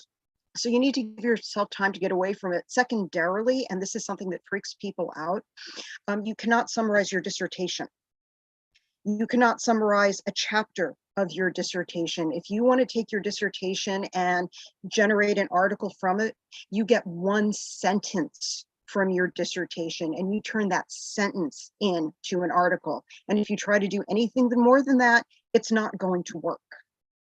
So give yourself time, focus on something else for a while until you can come back at it. And it's like a bit more objectively and a bit not it eating your head, and take one sentence, maximum two, and see if you can turn that into a good, well-written, tight, integral article, but nothing more than that. Rupert and Stephanie made excellent points, and I would just add just something from a writing structure perspective.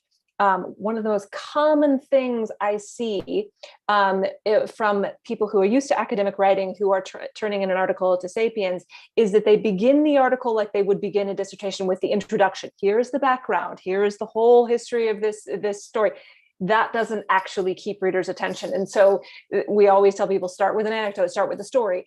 And I would say that if you're trying to conceive of a way to turn your dissertation into something, start with a story, which may not even be in your dissertation. It may be some story that happened outside.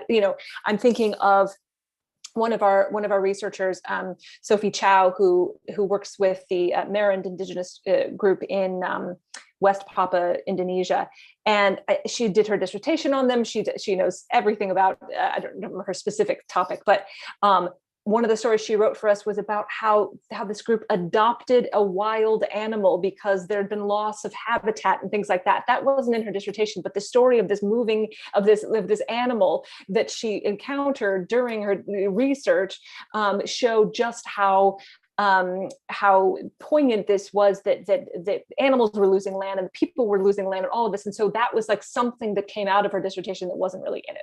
So think story is sort of what I would add to that.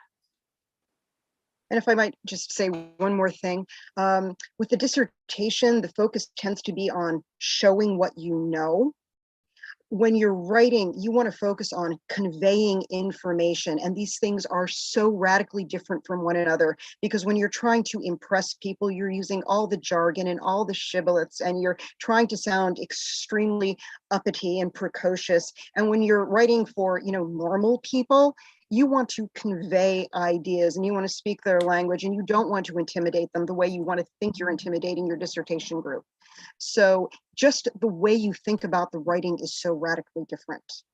So keep that in mind as well. And I would say, just from my own experience too, I often tell our authors who are, senior or leading professors, like, don't take our editing personally. It's really, we're just trying to communicate to our audience what you want to say. And typically academics write for their own audience, they write for their peers, they write for their colleagues. And in our case, we're just editing their work to make sure it's digestible and accessible and understandable to just, as I like to say, just middle America. And so often you have to tell people, just, we're not trying to critique you, we're not trying to, tell you you're a bad writer. No, it's just, we're trying to help you communicate. So. Very good. I think somebody else wanted to make a point. Yeah, so I just wanted to add there as well that sometimes when adapting things like a dissertation or a thesis, the theses in particular, they're quite long and they have a lot of tangents, and sometimes you have one large general topic, but to make that argument, you need to build it up with lots of little things. Whereas with an article, you've got a lot less space to work with there. And so what I really recommend, and the way I think about, adapting these things myself, is really just picking one thing out of it and going with that and keeping it focused, or even just choosing an interesting tidbit that you discovered along the way that didn't actually fit within your dissertation, but kind of stuck in your head. And it's keeping it, manageable to the word count and yeah, exactly, writing to the audience. We have one more question in the chat, and I'm gonna, James, by chance, do you mind turning on at least your mic, and then, because I don't want to garble your question. I'll try to, but it's in the chat. But basically, if I understand James's question correctly, it's sort of in regards to those journals that have a double-blind peer review process. The idea that academia is basically really a rather closed group of people who basically know of each other and can therefore, even if it's not formally explicitly made clear who the reviewers are and who the authors are, that people sort of know.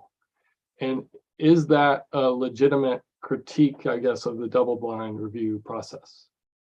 And James, I hope that reflects an accurate representation of your question. Sometimes it depends on what the topic is. If it is an incredibly niche topic, and especially if the author has written about it an awful lot, then people will probably be able to guess, but it is a guess. Beyond that, you will have things, remember how I said before that only people in charge of the excavation are allowed to publish the excavation? Well, if someone is publishing about Halas Sultan Teke, the peer reviewers are going to guess, it's probably Peter Fisher or one of the excavators at Halas Sultan Teke, and they are going to be right because no one else is technically allowed to do it. Something more general, something potentially more art historical is going to be harder and harder to guess. So unless you have an amazingly identifiable writing style, believe it or not, no, the blind is in fact very blind. And I've seen enough misguesses when someone says, oh, so-and-so wrote that, right? Like, nope, not at all. And I once had a colleague who thanked me so much for this positive review I wrote of the book he did. And I had to say, sorry, dude, that wasn't me. He's like, but it had to be. It sounded just like you. The person had a sense of humor. Like, I don't know who it was.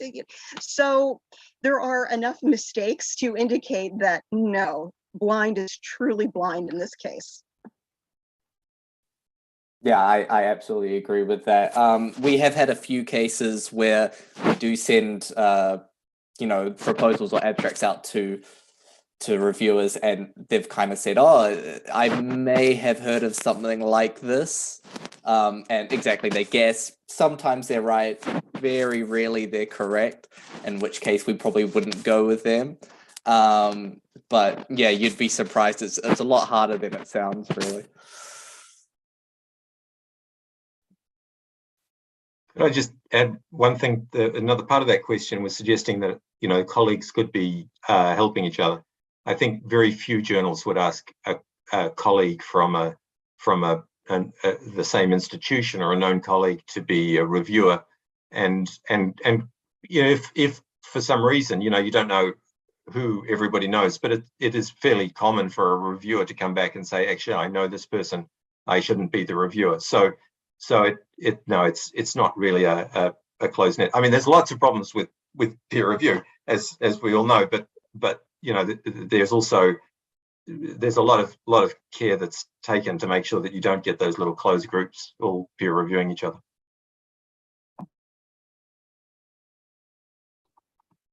Yes, go ahead, David. Hi, thanks. Thank you all for your time today. It's really been great. I think an important question is, how do you decide what the line is between something that's publishable in terms of its idea, or that's not publishable, meaning that it is too far away from the scholarly norm? How does that process work? How well do you argue it? As someone who publishes an awful lot of things that are very contrary to received wisdom, you have to be amazingly explicit in your use of primary sources. And it is the argumentation and the data and the organization that is going to determine whether it's this really whacked out theory about where Noah's Ark is actually located. Okay, that's partially a joke there, but biblical archaeology, you get stuff like that. As opposed to, you can look at someone like Joan Breton Connolly, perhaps, who had a radically new idea of what the Parthenon frieze actually represented. and got it published, and I think won an award for that and did very well because she was meticulous with her data wrangling and her analysis and her presentation. So anyone can come up with what seems like a wacko theory because it goes against the currently received wisdom, but the currently received wisdom is frequently wrong, by the way, and it always needs to be readdressed, but you have to do it very carefully and very well, and always, always go back to those primary sources. So at least that's how I would make a call like that, either for an article or for a book or anything else. For us, it's a bit different. If it's not the consensus, we don't publish it because we're an encyclopedia. We have students in high schools using it. If a student comes back with some theory, then they might get a bad mark from their teacher, and we can't have that. So we will publish it when the consensus changes, but that is not our job. And at Sapiens, the approach would be more like what Stephanie does. So we would publish, something that would be controversial as long as it's definitely backed up. So I would say the same for new classicists. I think when I was editor, the first paper I was involved in the process for the double-blind review, one of the reviewers said, "Well, I don't really agree with the argument, but it was well argued." So yeah, go ahead. And I mean, I told the author, that's a great compliment, actually, that the person actually didn't agree, but said that it was well argued. So yeah, no, I would agree with Stephanie. It's just about argument and how well you argue it. Well, everybody, it looks like we are now at 2:30, and based on the SASA conference program, I think that's actually time for a much bigger thing, which is the keynote address. So I want to thank all of the really wonderful panelists during the session. It was a great pleasure for me to moderate as well, and I really enjoyed it, really enjoyed getting to know a lot of my colleagues and editors and publishers and other venues. So I really appreciate your time. And I'm sure for the audience, if you want to get in touch with any of these folks, I'm sure SASA can make their emails and contact information available to you. And yeah, hopefully we'll do this again sometime, David, right? All right. Thanks a lot, everybody. Enjoy the keynote. Thank you. Thank you. Thank you. Well, thank you very much to Glenn and to all of the members of that marvelous workshop. I don't know about anyone else, but I'm definitely going to be going back and listening to it again, because that was an awful lot of very explicit information that for grad students and early career researchers is very often not made explicit. So thank you all very, very much. As Glenn mentioned, we're now going to get underway with our third keynote, which is Dr. Kara Cooney. If you are tweeting along with us, the hashtag is OAW Keynote Cooney. Everything, all the hashtags for the day should be on the conference schedule. So if you're interested, you can go to that and use those. So I have a brief bio for Dr. Cooney before we get started. Kara Cooney is a professor of Egyptology at UCLA and chair of the Department of Near Eastern Languages and Cultures. Specializing in social history, gender studies, and economics in the ancient world, she received her PhD in Egyptology from Johns Hopkins University. In 2005, she was co-curator of Tutankhamun and the Golden Age of the Pharaohs at the Los Angeles County Museum of Art. Her popular books include The Woman Who Would Be King, Hatshepsut's Rise to Power in Ancient Egypt, When Women Ruled the World, Six Queens of Egypt, and The Good Kings, Absolute Power in Ancient Egypt and the Modern World. Her books, Recycling for Death, A Social History of Ancient Egypt Through Coffins of Dynasties 19 to 22 from American University in Cairo Press, and Ancient Egyptian Society, Challenging Assumptions, Exploring Approaches from Routledge are forthcoming. The title of her talk today is The Good Kings, Absolute Power in Ancient Egypt and the Modern World. Dr. Cooney, thank you so much for joining us. Thanks so much, Megan. Thank you, Sasa. I'm a little jet lagged coming from Hawaii on a red eye, but this is going to be great. And I think this keynote in many ways follows up on what you were talking about in your workshop quite directly in terms of speaking to the public, leaving the ivory tower, having conversations with a larger audience, and making ancient history as relevant as possible. And as we go through many of the changes in the world around us today, I think that all of us can see how very relevant ancient history actually is. So let's jump into that, and I'll keep this to 30 minutes, she said confidently, so that we can have a vibrant Q&A discussion.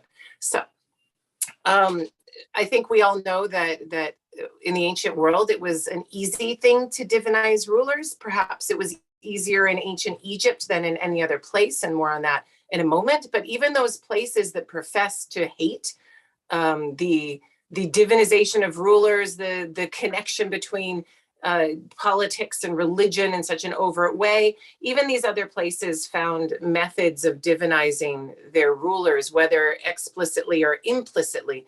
And that's of great interest to me. But Egypt, I think, excels in the optics and packaging of that divinization, of that connection between state and God, in a way that no one else on the entire planet to this day has been able to do. They are able to present themselves as the good and perfect king, as the one who, sorry, that was a call from my son, the good, and he may do it again, so we'll just keep coming back and I'll keep declining that call.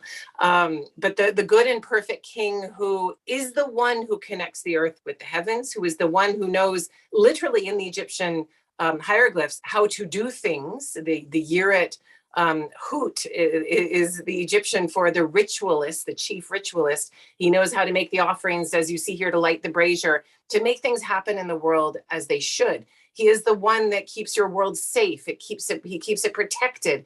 He is your last best hope between absolute chaos and all of the other bad things that could happen without a king. And ancient Egypt excelled in producing pessimistic literature of what the world would be like without a king. So there's positivism presented, there's fear mongering presented, but really the way this divine state is packaged is something that continues to draw our gaze, to make us be Pharaoh's groupies, as I call it in the book.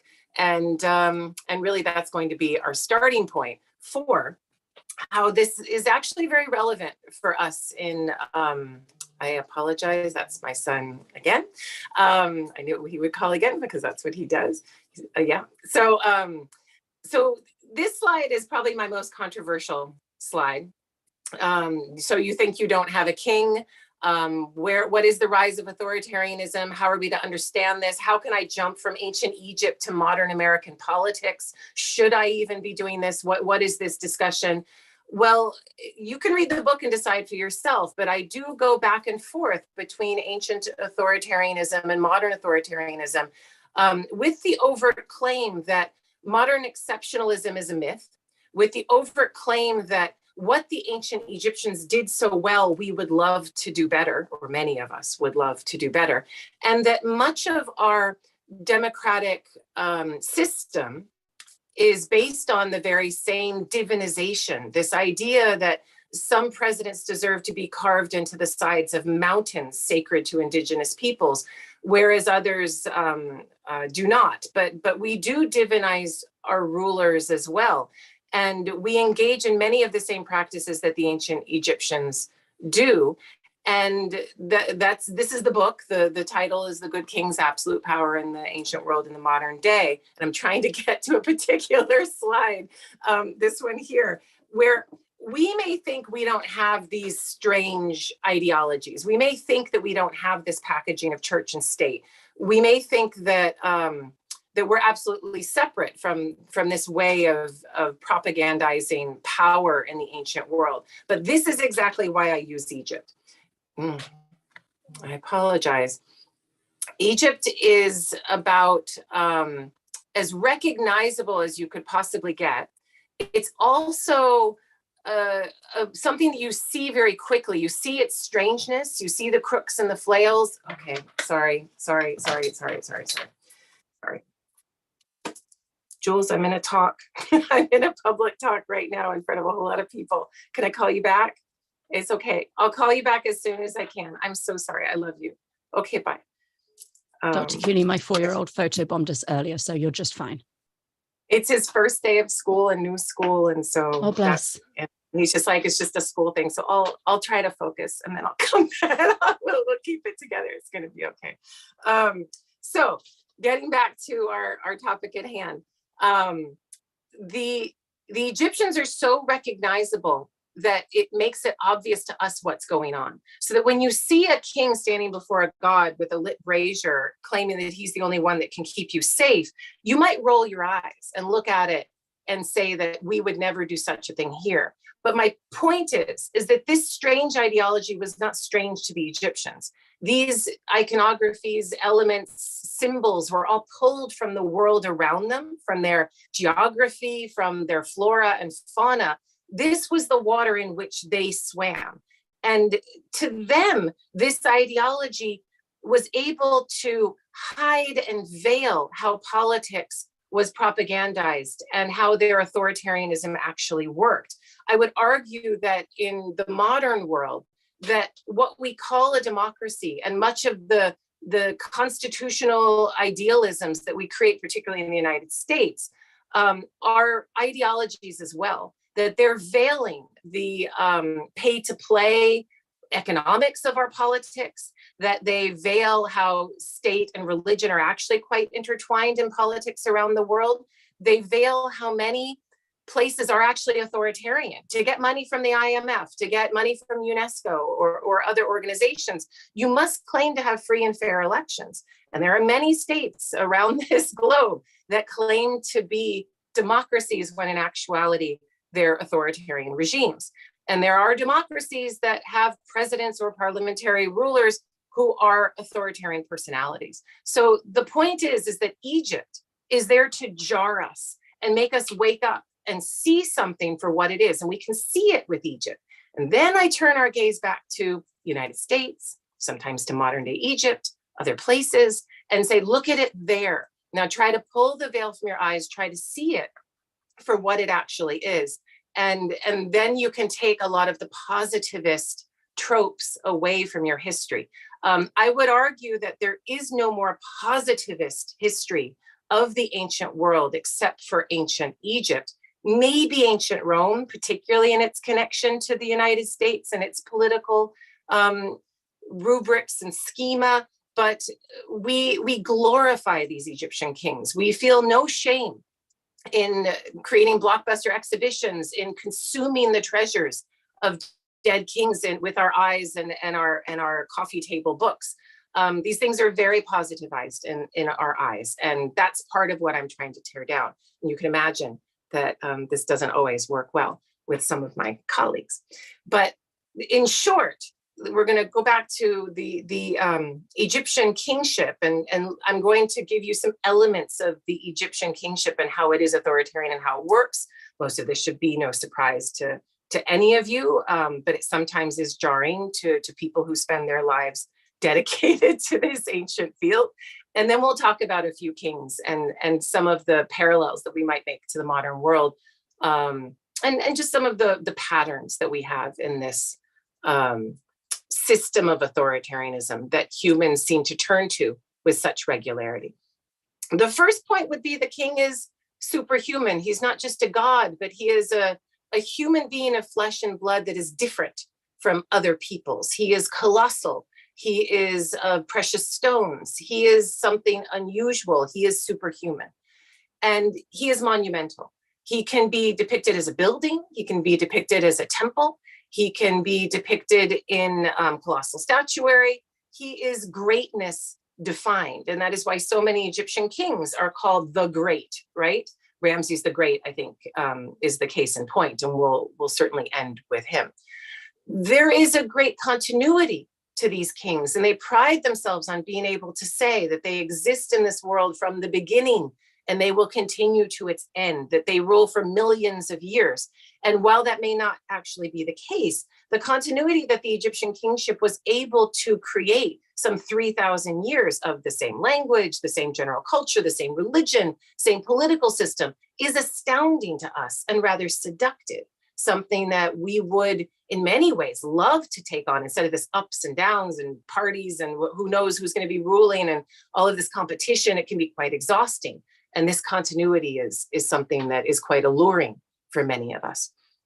This king's divine body, we've already discussed, but it gets quite explicit in some of the mythologies where the king claims clearly and directly to have been of a body possessed his father's body was possessed by Amun-Re, impregnated his mother with actual divine seed, and his body is of that divine seed. And there's complex mythologies that go back probably to the Middle Kingdom, 12th dynasty, to make these claims of divination in physical corporeal form. There is a justified brutality, a monopolization of that brutality, that the king is the one who is meant to hold the mace aloft to smash the skulls of enemies. It is only the king who is supposed to be doing something like that. He is depicted larger. He is the one whose brutality is God-given, is accepted and expected by the heavens. This is something that keeps all Egyptians safe. He is the stereotypical strong leader in body as well. And of course, we have to put Putin on horseback because it fits perfectly with the image of a shirtless Thutmose III to the right. And even if you're not of sound body, like Roosevelt, who got polio as a young adult, you can still make yourself of sound body, put yourself behind the wheel of a car, give yourself agency to be able to drive and show your power in a different way. There are ways of showing strength and youth, even if you are an older man. Would that women were able to create the same kinds of subterfuge in a patriarchy, but I have not seen it done successfully thus far. These patriarchal systems, and really is the first time we're bringing up the word patriarchy, the rule of the fathers, a system in which we still live, obviously, though I think many would try to say that we do not, because we've had this sexual revolution and all, and I'm speaking to you, but I would say that patriarchy is going quite strong and is cracking down on many liberties that have been grasped by the people at the grassroots of society today. But these elite patriarchal systems, they serve themselves and they commodify and maintain their power through partnerships with other elite men. And these elite men connect with each other, have control of their women and their children and their families in a hierarchical way. And very much, the kingship is very much a balance between himself, his palace, and his elites. And that's a lot of what the book I was writing was about. Now, these authoritarian kings, they do seduce us, and the discovery of their treasures, their gold, their fabulous wealth, their coffins of 269 pounds of solid gold. And we're here on the centennial of King Tut's discovery. These things are very much in the news.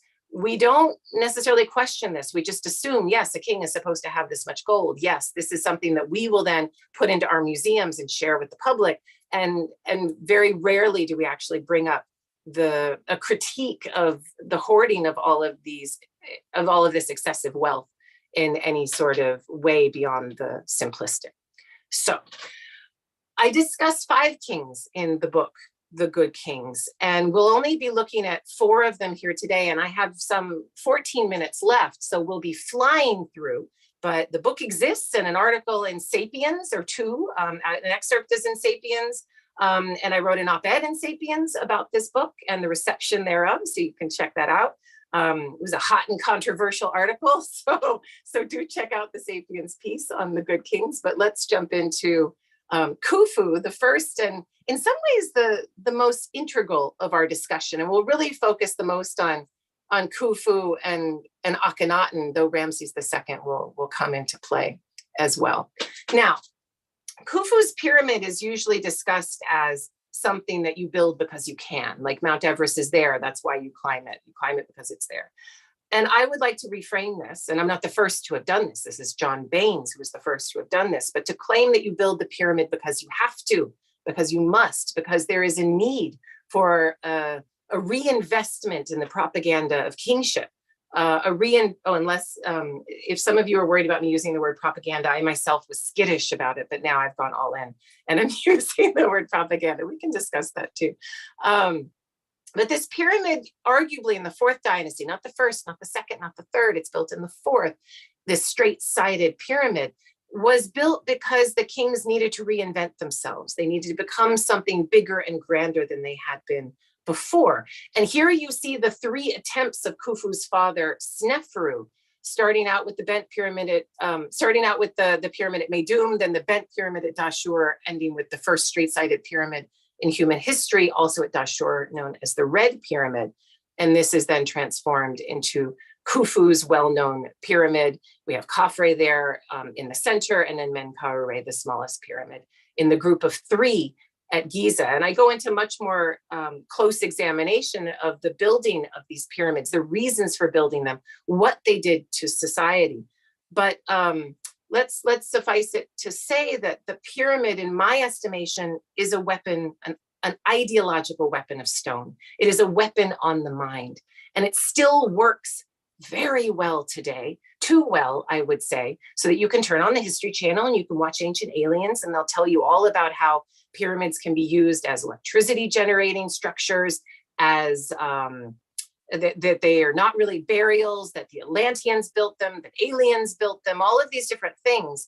And while we may roll our eyes and call these theories racist, and all of these things are I validate all of them, it doesn't discount that if Khufu were looking down today, he would be like, ha, it's still working on their simple minds today, because it very much is. The building of the Great Pyramid was meant to do precisely that. It is meant to make people think that the person who built it, who ordered it, who constructed it, is beyond human, is superhuman, that this could not have been built by human hands. And what a functional thing that was. However, when Khufu built that pyramid, there were unintended consequences in so doing. And every time a king reaches an apex of power, we'll leave it here, there is a fall. And the seeds of the king's destruction, or the dynasty's destruction, are generally, in my opinion, sown at the very height of power, the most aggrandized, the most opulent, the most over the top. That's when the seeds of destruction are sown. Khufu is building this opulent, over the top, extraordinary structure, but in so doing, he must empower elites beyond anything that Egypt has ever seen. And some of those elites are related to him, some are new men. And these elites are now in the 4th and 5th dynasties, particularly in the 4th, showing themselves with personalities, with their own portrait, something that an Egyptian is not supposed to have, that only the king is meant to have. Only the king has a portrait that is recognizable and of a real person. Every other Egyptian gets some bland face X, face Y. You can see this on coffins, you can see it in tombs. They're not meant to represent the person. They don't deserve that. This elite empowerment that Khufu creates diminishes his kingship. And if you want, you can read Solon's engraver on this, that his kingship is so sacralized that he loses his power in the process of building that structure. So this is my point for Khufu, and we're going to move along to Senwosret III. I have like one main point for each of these guys, otherwise we'll never get out of here alive. Senwosret III is a Middle Kingdom king, 12th dynasty, and really this is the apex of power of that Middle Kingdom. And the main point that I want to make with Senwosret III is how to reclaim his power from a number of recalcitrant elites who have gotten too powerful, as longue durée result perhaps of Khufu's building of the Great Pyramid, that he builds a new capital. And that capital city is called Ichitawi. He extends a new capital, because Amenemhet the first king of the 12th dynasty, was the one who started this new capital. But it was Senwosret III who really cracks down on the elites and makes them come to the new capital. He populates this new capital in a way that it had not been before. These provincial elites had their own fabulous tombs, their own outlook on the world. They were lined up along the upper Egyptian landscape, some ostensibly in the Delta, though we have less evidence for them.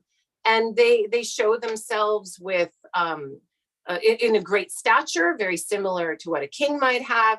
They show themselves with private armies in their tombs, and this is something that Senwosret III is done with. The kings before him of the 12th dynasty have tolerated this. He's not going to do it any longer. And as his grim visage shows, he is going to use a carrot and stick approach to get all of these elites to come to his capital. And the way that he does this is probably with a combination of threat and cajolery, bribery. In the same way, I would argue that they're doing today in modern day Cairo with a new purpose-built capital. And the same way that Louis XIV did with Versailles. A new capital gets around old systems.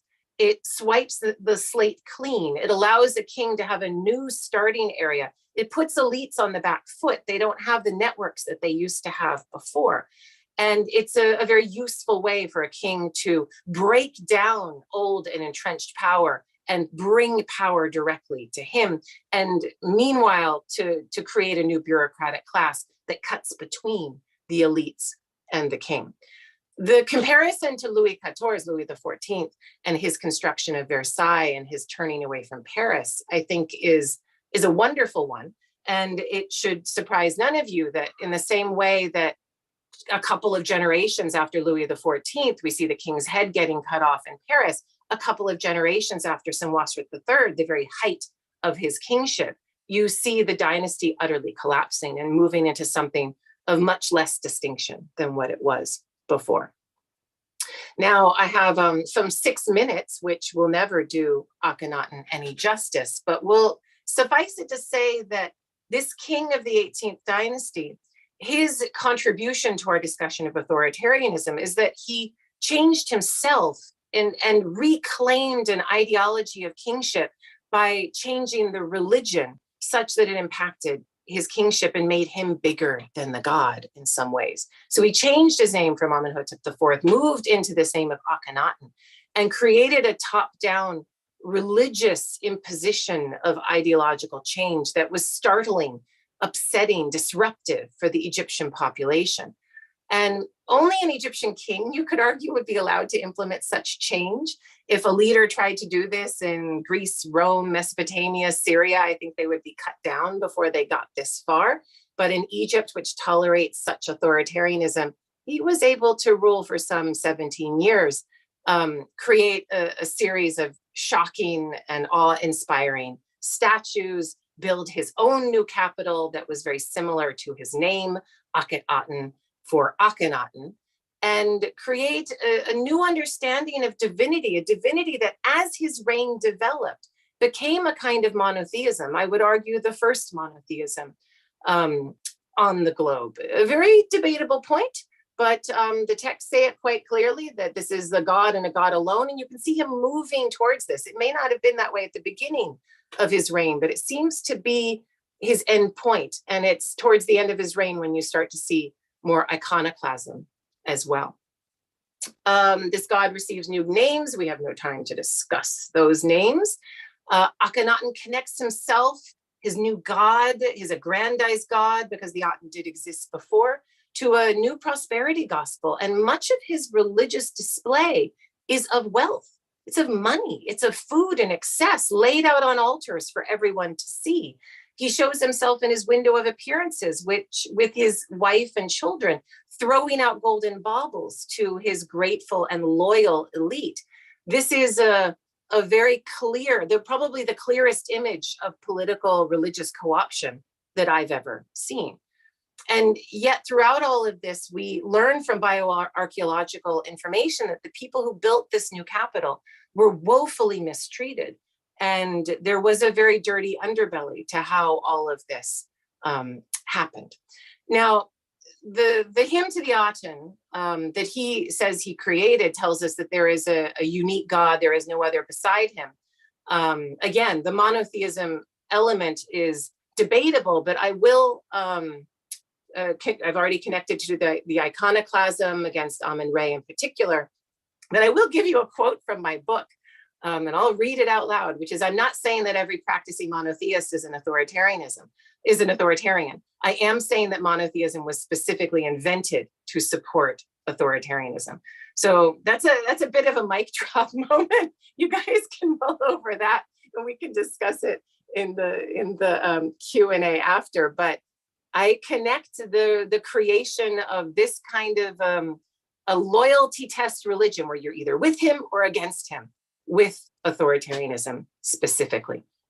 Now, there was an unintended consequence to all of this change as well, and that was the empowerment of a military, which when the 18th dynasty lineage started to fail after the reign of Tutankhamun, quickly snapped up the reins of power. And we see a series of what could be arguably called military coups moving into the palace environment of Egyptian kingship, which brings us, for the last 2 minutes, we'll give him a little bit more, to Ramses II, whose family is of mercenary origin. And he tells us this outright. There's a well-known stela damaged, but it's called the 400-year stela, which talks about the mercenary origins, the military origins, general origins of his family from the Northeast Delta, maybe even Levantine origins of this family, arguably an immigrant family, coming into Egypt as soldiers, as generals, and then moving into very high positions of power. His father, Seti I, connects himself to arguably Levantine gods. His name, Seti, is Seth, which is akin to Baal in the Levantine system, a very unusual name for a king to have, particularly a king that's supposed to be the son of Osiris. And of course, Osiris was murdered by his brother Seth. I'm not saying that Seth was evil, but it's not something that is as clearly associated with kingship as it does become in the Ramesside period, when we see many more images of Seth than we saw before. War making is the income here. And my main, if we're going to give each king a contribution, like a one-word little phrase, the phrase for Ramses II and Seti I before him is populism. This is a king who is using military base, in some cases a temple base, of lower elites to cut through his balance of power between the high elites and himself. It's also connected to a great deal of nepotism. This, I think, would be the system, this and a little bit of Akhenaten thrown in for fun, would be the system that we connect with most, I think, in our current political regimes around the globe. Ramses II and Seti I, his father, they claimed this kingship ideologically. They had to work very carefully, building temples at Abydos, the ground zero of kingship, to do so. They chose different ways of presenting their kingship. And Ramses II in particular chose quantity over quality. He built everywhere that he could. When you go to Egypt as a tourist today, it often feels like the Ramses the Great show. Because of the amount that he reused, he was able to build quickly and cheaply. He could take the statue of another king, reshape the face, reshape the chest, redo the inscription, and boom, another colossal added to the list. And this was done in temples and religious spaces all over Egypt. And by doing that, he created a celebrity kingship, a kingship that drew the common man to him, that created a base of incredibly loyal followers who were not loyal to a patriarch of their own in their homelands, but were loyal to their king, to their fearless leader, to their warrior, who used war and campaigns to bring spoils back to that loyal base and to build a system that would soon eat itself from the inside out.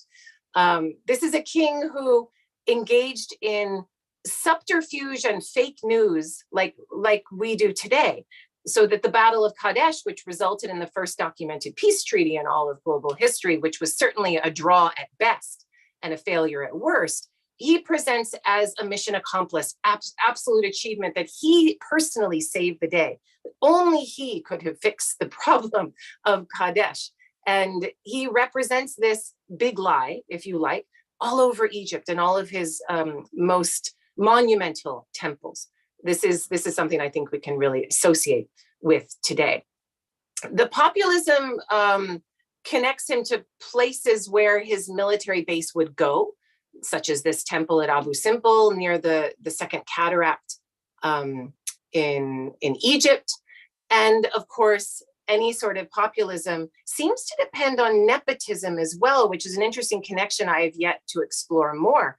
But Ramses II was the first to openly show his sons, to openly show his daughters, to name them, to give them platforms of their own power.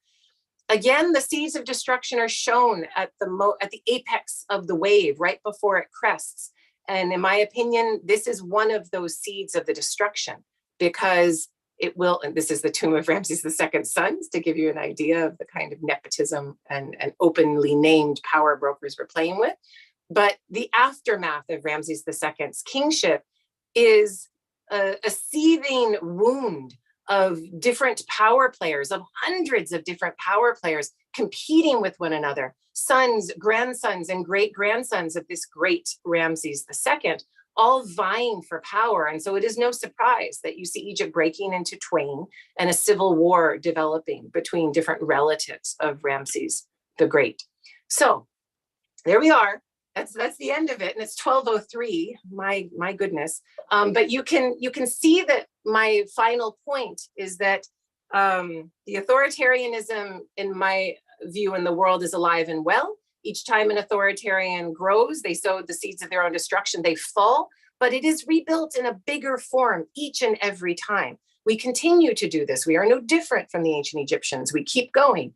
The difference, in my opinion, and the last chapter of my book is about this, is that the earth is not getting bigger along with us, and there is a hard out in terms of climate change and climate devastations around the globe, in which this kind of growth, this patriarchal growth, hoarding, and monopolization of resources cannot be sustained. It won't continue if the human race wants to have its own continuance. And I will leave it there on that happy note. Thank you. Dr. Cooney, thank you so much. I have to say I am deeply impressed that you only overran by 3 minutes, because I normally go a lot more, and I'm never covering as much as you just covered. So many congratulations. That was masterfully done. For people who are watching, if you have questions for Dr. Cooney, we do now have a Q&A session. You can put them in any chat of any platform that you are currently watching on. They are being aggregated and relayed to me, and I will ask Dr. Cooney as many as we can get through in the time that we have. We can go till what, 3:15. So we're just going to go for it. So you spoke about elite empowerment and the diminishment of kingship following the empowerment of those elites. I was wondering if you saw a corollary in American politics at the moment. Have we reached the point where the diminishment is going to happen, or do you think we're not there yet? Oh, we have our elite kings. When a single person can be worth over $300 billion, and I'm talking about Jeff Bezos, the owner of Amazon, then you don't need to put that person into political power and call them a king. But what do you call somebody like that? How do you understand it? How can, and yet with that $300 billion in the ownership of that one person, we still have an ideology of don't tax me, that benefits him more than anybody else. So I think that, yes, indeed, we are reaching that point, but I don't know if we've reached the top of it yet. It is the most embellished, aggrandized, opulent period. We are sowing the seeds now. What that will actually be, we can all debate. So yes. We have a question. Would Akhenaten, do you think, be considered the worst or most dictatorish despotic pharaohs?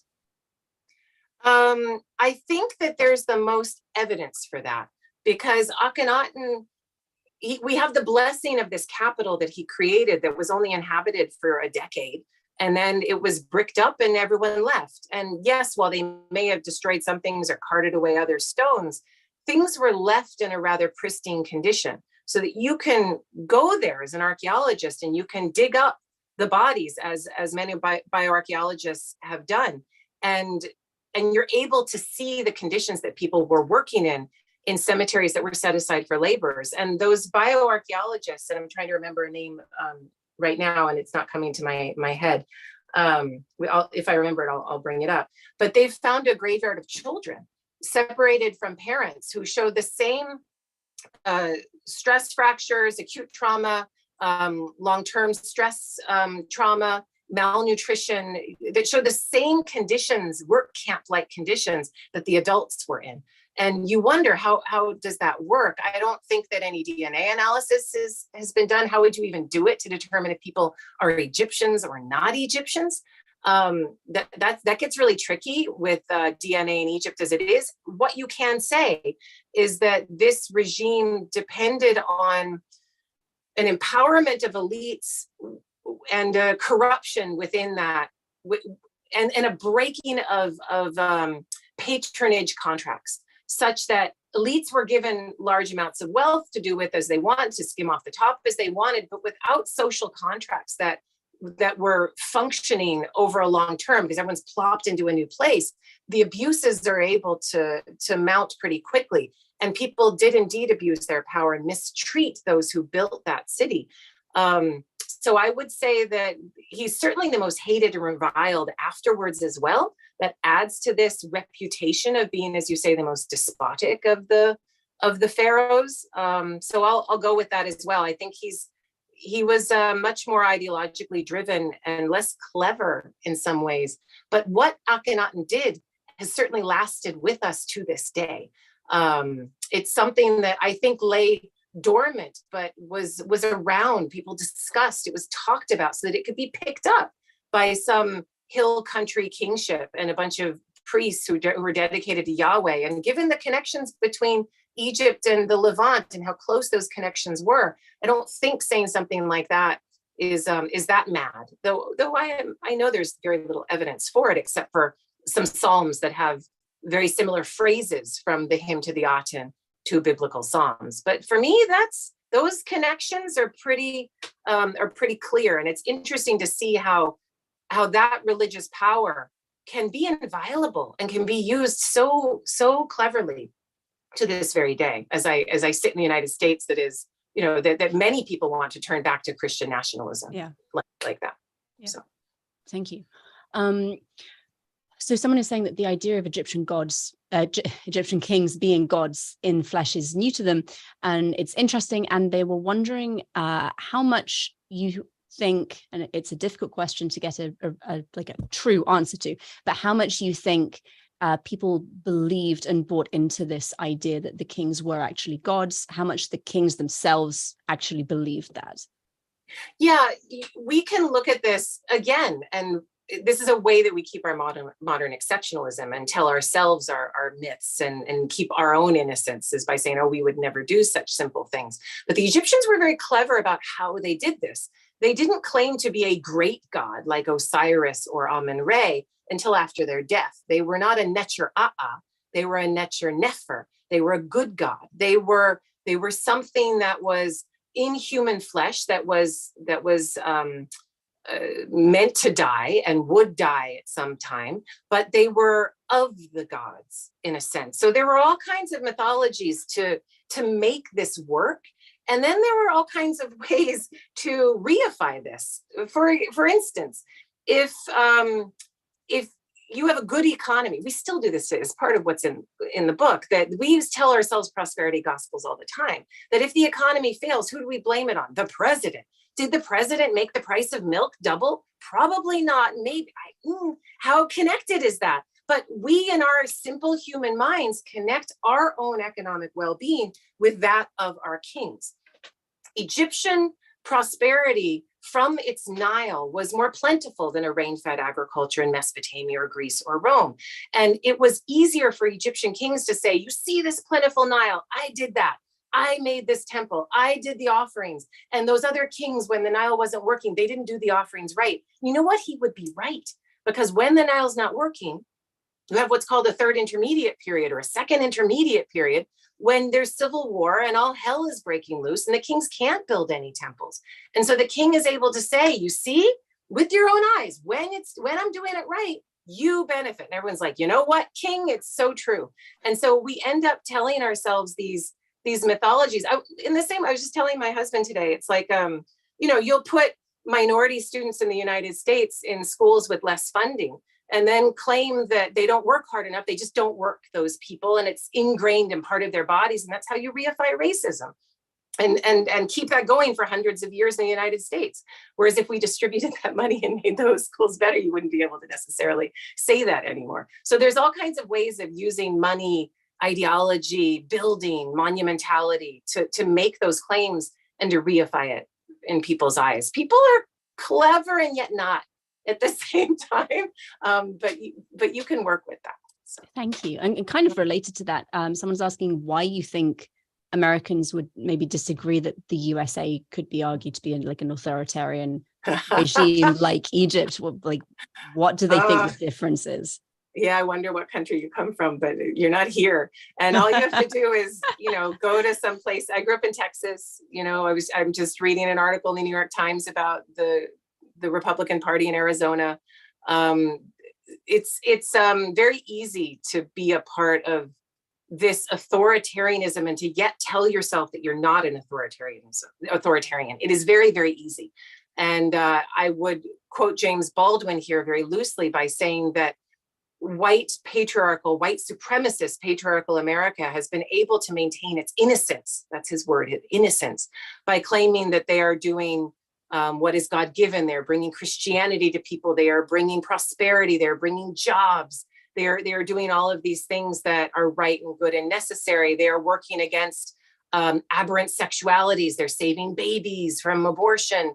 All of these things are taking precedence over the authoritarianism, and all of these moral ideologies are obscuring the actual power grab, the authoritarian power play. And it's very hard for people to see what's actually going on. So I'll leave it there, but I don't think these things are only happening in the United States. I know they are happening in other countries, but it's quite easy for somebody who finds themselves suddenly in the white minority and not believed to be the kind caretaker of their people or the good and noble Christian anymore. They're going to push back harder than they had before, which is why in this moment, we find ourselves, in my opinion, in the United States on the cusp of a cold civil war right now, written but with different laws in different states, different taxes, different codes, different cultures that could soon become hot, that civil war. But there's this civil war and these differences of opinion are all led through ideology. They're all led through belief. And that is where Egypt helps us the most. How do you get people to believe that you are the good king rather than see behind the curtain that you are the authoritarian? You have to tell them that story instead. And this actually leads perfectly onto our next question, which I'm afraid everyone will be our last because we have run out of time. But who then has the authority over ideology in ancient Egypt? Is it the pharaoh or is it the temple priests and priestesses? This is a wonderful question and I love it. And I hit upon that many times in the book, but it is a combination of both. It can't just be one top-down situation. In the same way that with authoritarian personalities and leadership around the world, you must rely on your elite who are directly benefiting from the system that you are giving them. And those elites are generally going to be the most pious believers of the ideology that you are selling because they benefit from it so much and they see its God-given power. So it's like you could look at Ramses II. I'll just give this one example and then we can end this. But Ramses II, during his reign, you see the publication of a number of underworld books that were not visible before. You see the Book of Earth, you see the Book of the Heavenly Cow and the reign of his father, you see the Book of Day and Night, Book of Caverns, all of these underworld books that were not there previously. The king is not sitting down and creating this ideology himself. He is depending upon a group of intellectuals to create this ideology for him. He then decides how and where to publish it. And he does this in temples as well, not with those sacred books, but with other things, and publishes things that had not been previously published before to mix things up, to keep people on their toes, but also to allow a lower elite bureaucratic group to create ideology that cuts into the patronage that the upper elite was providing. So this creation of ideology can work one set of elites against one another. That's a bold statement that I've made, but I would argue it's a dissertation that could be written with some very careful analysis, and I will leave it there. There we have it, folks. If you're interested in this particular dissertation topic, Dr. Cooney is at UCLA and is taking applications. I'm joking. Please do not. We take applications. Well, thank you so much. Again, this was an absolute delight. And we will say goodbye and I will move on to our next and I believe almost final session of the day. So Dr. Cooney, thank you. Thank you. Take care. So our next session is session 5, Reinterpretations of Leadership. And we will be starting with Massimo De Sanctis Mangeli. I'm sorry if I mangled your name. Who is a PhD student in classical studies at the University of Pennsylvania. In the past, he worked with tragic fragments and published an interpretation of a fragment from Aeschylus' Edonians. Recently, he has been dealing with an application of political theory to Greek tragedy in the analysis of the tragic tyrant. Other interests of Massimo include power and power dynamics in Herodotus and the memory of the Roman Republic in the early Roman Empire. The title of his presentation is Finding Refuge with the Enemy, Implications of the Giving King in Herodotus. So Massimo, do we have you with us? Yes, I'm here. Beautiful. Thank you very much. Thank you, Megan, for this introduction, and thank you everyone for having me here. And it's a pleasure. It has been so many interesting talks so far, and I'm really looking forward to delivering this paper to you and to like hearing your thoughts, of course. So let me share my screen. Okay. So yeah, that's the title of my presentation. And so before going to the paper itself, I just wanted to spend like 30 seconds on context, just to give you this like, again, this context for like 1 minute. And so basically, I just wanted to point out that this paper, this talk is going to be dealing with the Persian Wars and the account of the Persian Wars in Herodotus. But you should be reminded that whenever we deal with the Persian Wars and the Persians in general, actually, I'm not going to be dealing with wars a lot. But whenever we are dealing with Persians in Herodotus, we're going to have to be reminded of 2 different times. So one time is the time of the histories, the narrative that Herodotus covers, which is for the wars, from like basically the whole of it. But then we should always be reminded that he writes all this stuff like at least 50 years later, around 430, and a lot of things had happened in the meantime. And he probably writes for like Athenians in Athens. So always be reminded that there is like a filter between like what actually happened and his own time. But moving on, in this paper, I will investigate a cluster of passages in book 6 of the Histories to bring out the implication of Herodotus' portrayal of the great king, of the Persian great king, as surprisingly benevolent towards his subjects. I first show that these episodes, when taken together, form a pattern which emphasizes Darius's magnanimity and generosity towards Greeks, whenever the latter are brought to his presence, although the context suggests we might have expected a punishment. Indeed, verbal repetition and a generally similar sequence of events link all those episodes and encourage us to look at these events as particularly meaningful, at least for Herodotus. But why are these scenes significant then? It has been suggested that episodes of this sort show that Herodotus aligns with the conception of the great king as the universal ruler, prone to wrath and to mercy alike, always reaffirming that the kingdom is his to dispose of. That Herodotus was well aware of the Near Eastern ideology of universal kingship is arguably true. Less of a concern, though, has been the reading of those same passages in light of the role of the king's subject here, namely the Greeks. In fact, Darius's beneficence towards his Greek subjects in these passages is part of a pattern of the general good treatment the Greeks received at the great king's court, a theme which runs through the whole of the histories. For the Greeks pervade the European narrative even when it is focused on Persia, and the privileges granted to them are often both disproportionate and telling. In this paper, I will attempt a reading which focuses on Herodotus' audience and contemporary political issues. In particular, I will try to show that the magnificent Persian king was a way for Herodotus to hint at the attractive power of Persia, which affected several Greek figures who were active during the Penteconst idea, whom Herodotus refers to or has in mind in the course of the histories. For Persia continued to be a force to be reckoned with down to Herodotus' own time, and continued Medizing was likely the clearest threat to the Pan-Hellenic political project. In fact, recent scholarship has shown that the closeness between Greece and Persia, and particularly between Athens and Persia, was a theme running beneath the surface of the histories, and a major political concern of Herodotus' own time. So in the first of this set of passages, at 620, Herodotus is describing the aftermath of the capture of Miletus by the Persians.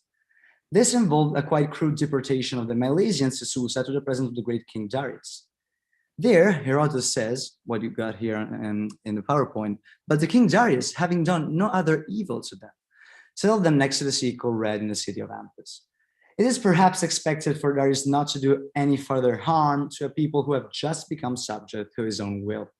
Nonetheless, being reminded of the many episodes of gratuitous cruelty perpetrated by former Persian kings, I was somehow surprised by Darius's magnanimity here. Also, I think the particle de in Greek has maintained its original adversative force, and therefore suggests that the following statement is somehow unexpected in light of what has just been said. This doing no harm on Darius's part has at least 3 other equivalents in the same book, in the context of episodes that bear at the same time many resemblances and differences to this one. Following not the chronological order of the episodes as they appear in the book, but rather the level of unexpectedness Herodotus elicits in Darius' benevolence towards his subjects, I now want to mention 619, namely the stories of the Eretrians captured and brought to Darius' presence, as a consequence of the expedition of Darius and Artaphernes. The 2 Persian commanders bring the Eretrians to Susa. Here, Herodotus first explicitly mentions that Darius used to cultivate a significant hatred, the non-Cholon, towards them, since they were the first among the non-Ionians, he implies, to begin hostilities against the Persian Empire. This notwithstanding, when he has them in his own hands, epetede, however when, he does no further evil to them. In Greek, epoise kakon allo uden. Not only then does Herodotus here describe a situation analogous to that of the Milesians, where he seems to challenge the expectation of his listeners/readers of a possible further punishment of Darius' subjects. He does so using the exact same words. Those very words occur once again in the same book in a similar context, within the microstory of a Greek individual, Meteicus, son of Miltiades. At 641, Herodotus tells us that the Phoenicians fail in an attempt to capture Miltiades, but they manage to capture one of his ships, captained by his son Meteicus. The Phoenicians, as soon as they realized that he was a son of Miltiades, brought him at the king's presence. They did so, Herodotus notices, quote, in the hope to obtain significant gratitude, end quote, since Miltiades was the one who encouraged the Ionians to cut the bridge on the Danube, to the king's detriment, at least in Herodotus' own narrative. However, as soon as he contemplates Meteicus, he doesn't do any further harm to him. Again, Herodotus uses the exact same phrase to give the exact same image, as Darius does not do any harm to Meteicus. But here we have more, since the great king actually benefits Meteicus significantly by granting him a house, a possession, most likely in the form of land, and a Persian woman whose children had the privilege of being counted among the Persians. We don't know what happens to the Phoenicians who brought him, but it seems ironic that the only one to be rewarded here is Darius' former enemy. I conclude this section of my paper with Herodotus 630, namely the passage that deals with the death of Histiaeus. After he is captured by Artaphernes and Harpagus, Herodotus puts forth a theory of what would have happened differently had Histiaeus been brought to Darius. That's it. Not surprisingly, we could say, Herodotus states that, in his opinion, Histiaeus, quote, would have suffered no harm. Notice that this is the same construction found in the first 3 passages cited, with the only change being that of the main verb from poieo to pascho, in accordance with the shifting of the subject from Darius to Histiaeus. But Histiaeus' fate turns out to be different, since Artaphernes and Harpagus impale him on the spot, quote, fearing that he might become once again influential with the great king, end quote. Then they embalm his head and send only that to Darius. At this, the great king reproaches them for not having brought Histiaeus to his presence, and then gives a worthy burial to his head, quote, as belonging to a great benefactor, both to himself and to the Persians, end quote. This is again striking, since Herodotus clearly presents Histiaeus as one of the main instigators of the Ionian revolt, and one who deceived the great king out of the hope of going back to Ionia. What makes Darius' benevolence even more significant here is that this implies a strong tension within the imperial system of power, since obviously the side of Artaphernes had very different ideas about how to deal with that fugitive. The text simply says that Darius accused both Aristophanes and Harpagus, but the imbalance is nonetheless significant.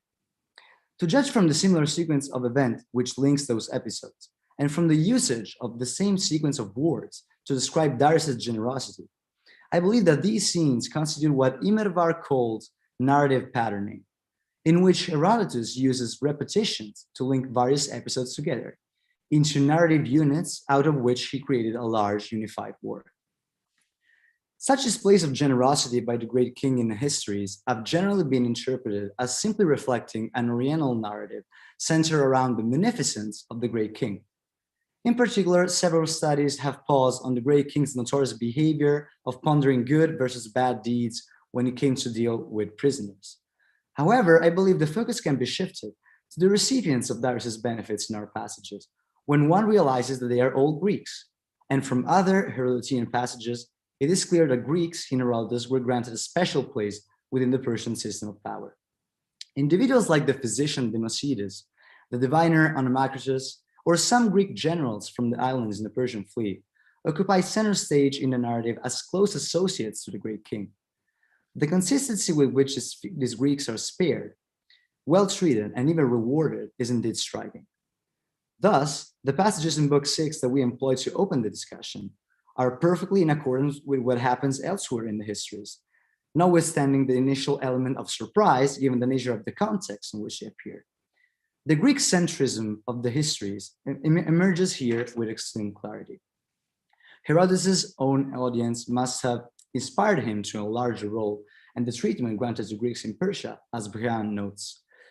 In relation to narrative patterning, many scholars, such as Fornara, have shown that Herodotus tended to use certain narrative strategies to hint at events that extend beyond the time of the histories proper, namely those developments that a contemporary audience might have considered as politically relevant. Therefore, Herodotus' continuous attention to this aspect of the Greek-Persian relationship could have further implications if we consider another time, namely not that of the histories, but Herodotus' own, asking how this Persian benevolence towards Greeks might have functioned in the narrative of a text written and performed at Athens during the Pentecontaetia.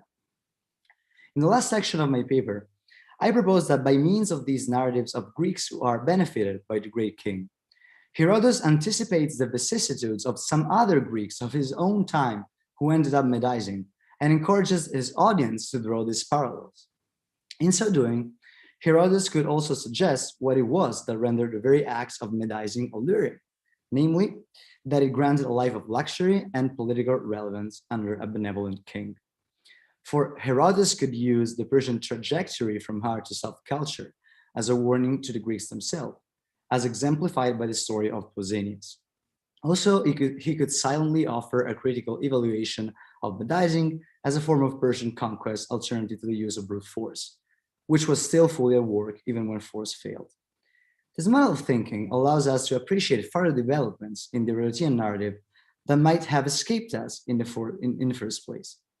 That the Samians, for instance, were notorious throughout the 5th century for their attempts at medizing seems to be reflected in the consistency with which Herodotus depicts them as having power and prestige at the court of the great king. A certain Silason, a Samian, is presented as being the first Greek ever rewarded by Darius, in a narrative sequence that stresses once again what we might call the unexceptional exceptionality. And you have this passage here. And who is this Greek benefactor to whom I owe thanks, since I just have the kingship? Either one Greek or no one has come to our place and have no debt towards any Greek man. Guess what? He's going to have a debt with this one, and he's going to reward him. The same is true for the passages in Book 6 we use as a springboard to our discussion. If Darius really granted to the captured Eretrians some benefits, Artaxerxes could have made similar concessions to the same people who tried to medize in 453, as testified by epigraphy. It is not impossible, though difficult to demonstrate, that those Eretrians heard from their fellow countrymen in Persia. Revolts and civil strife in the late 50s are attested in the case of Miletus as well. And though no Persian agency is explicitly mentioned, it is perfectly possible that charges of medizing, true or alleged, were made in order to get rid of political adversaries. But it is mostly with benefits granted to individuals that Herodotus seems to develop this model of hinting at later outcomes. If we go back to Antiochus, we may notice that some elements of his trajectory could remind the Herodotian audience of that of later figures. That he was given a Persian woman as a wife can help but remind us of one of Pausanias' requests as he approaches the great king. In a letter he allegedly composed and which was recorded by Thucydides in 128.7. Pausanias, sovereign of Sparta, sends you this man. Having captured them in war, wants to please you, and I propose if you agree to marry your daughter and to make Sparta and the rest of Greece subject to you. I think I'm able to achieve this if you support me. If they like this condition, send a faithful man to see through whom we may negotiate our terms in the future. Here, Pausanias grants the king that he would make Sparta subject to Persia. More interestingly, he asks for the privilege of marrying Xerxes' own daughter. That request will obviously not be satisfied, but is nonetheless indicative of Pausanias' willingness to become a real Persian. In fact, later on in the Archaeologia, Thucydides describes Pausanias' entrance at Byzantium, quote, in a Median dress, attended by a bodyguard of Medes and Egyptians keeping a Persian table, end quote. That Herodotus was also interested in Pausanias' sudden change of attitude towards Persia is proven by a passage in Book 9, whose ironical reading seems inescapable. There, Pausanias admires the splendor of Mardonius' own tent, as he orders 2 meals to be prepared, one in the fashion of Persians and the other of Spartans. He then comments, men of Greece, I gather you here for this reason, since I wanted to show you the foolishness of this leader of the Persians, who, having such a way of living, came against us who have such a miserable one, to deprive us of this. Pausanias' thoughts about the foolishness of Mardonius betrays him as an admirer of Persian luxury. This is another example where the time frame of the history is proper, did not allow Herodotus to fully describe later developments concerning a historical figure, though it didn't prevent him from leaving hints. Like Pausanias, Antiochus is the embodiment of the everlasting possibility for Greeks to be corrupted by Eastern wealth and luxury. A similar pattern can be observed if we consider the Herodotian treatment of the figure of Histiaeus. We underline the grip the Herodotian Histiaeus apparently still held on Darius, to the point that it clearly created a tension between Darius himself and his Persian subjects, who evidently consider him as a rival. The exceptionality of the role of Histiaeus within the court hierarchy must have reminded an Athenian audience of what had happened to Themistocles, whose presence at the great king's court was so prominent that, in Plutarch's works, quote, he became hateful to those in power. For the honors he enjoyed were nothing like those of other foreigners, but he joined the king in hunts and in household hobbies so that he used to see the king's mother and became familiar with her. And when the king ordered, he even listened to the words of the Magi. His honor exceeded those usually granted to foreigners.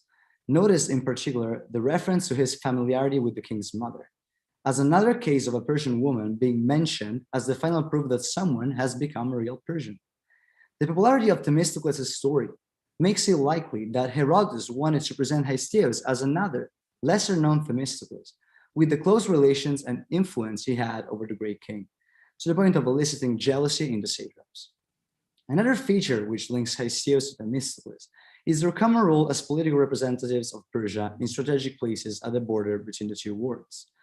For Persia's alluring power consisted not only in the wealth that being a member of such a splendid court could give, but also in the political centrality Persian kings could grant to their Greek advisors.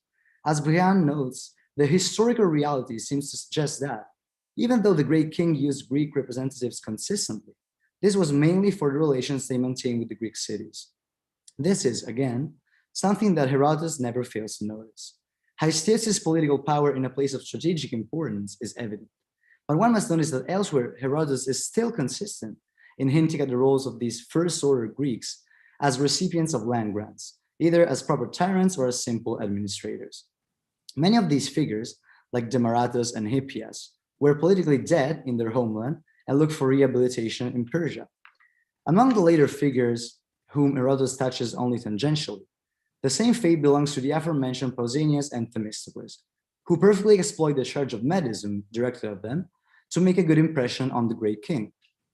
Another figure who sees Persia as a perfect opportunity for a political springboard after his previous failure is Alcibiades, who, after a brief but intense stay in Persia, manages to acquire once again a predominant role in Athenian politics. Therefore, it seems a strong possibility that Herodotus used the great king's benevolence towards Greeks as a way of addressing the issue of this constant flow of individuals and peoples in Persia. The image of the merciful king encompassed all the stories of Greeks in Persia, while at the same time standing as a symbol of all the benefits that were open to any Greek who wished to change sides. Clearly, this also meant a much more subtle threat to the stability of the Greek world than that posed by open war.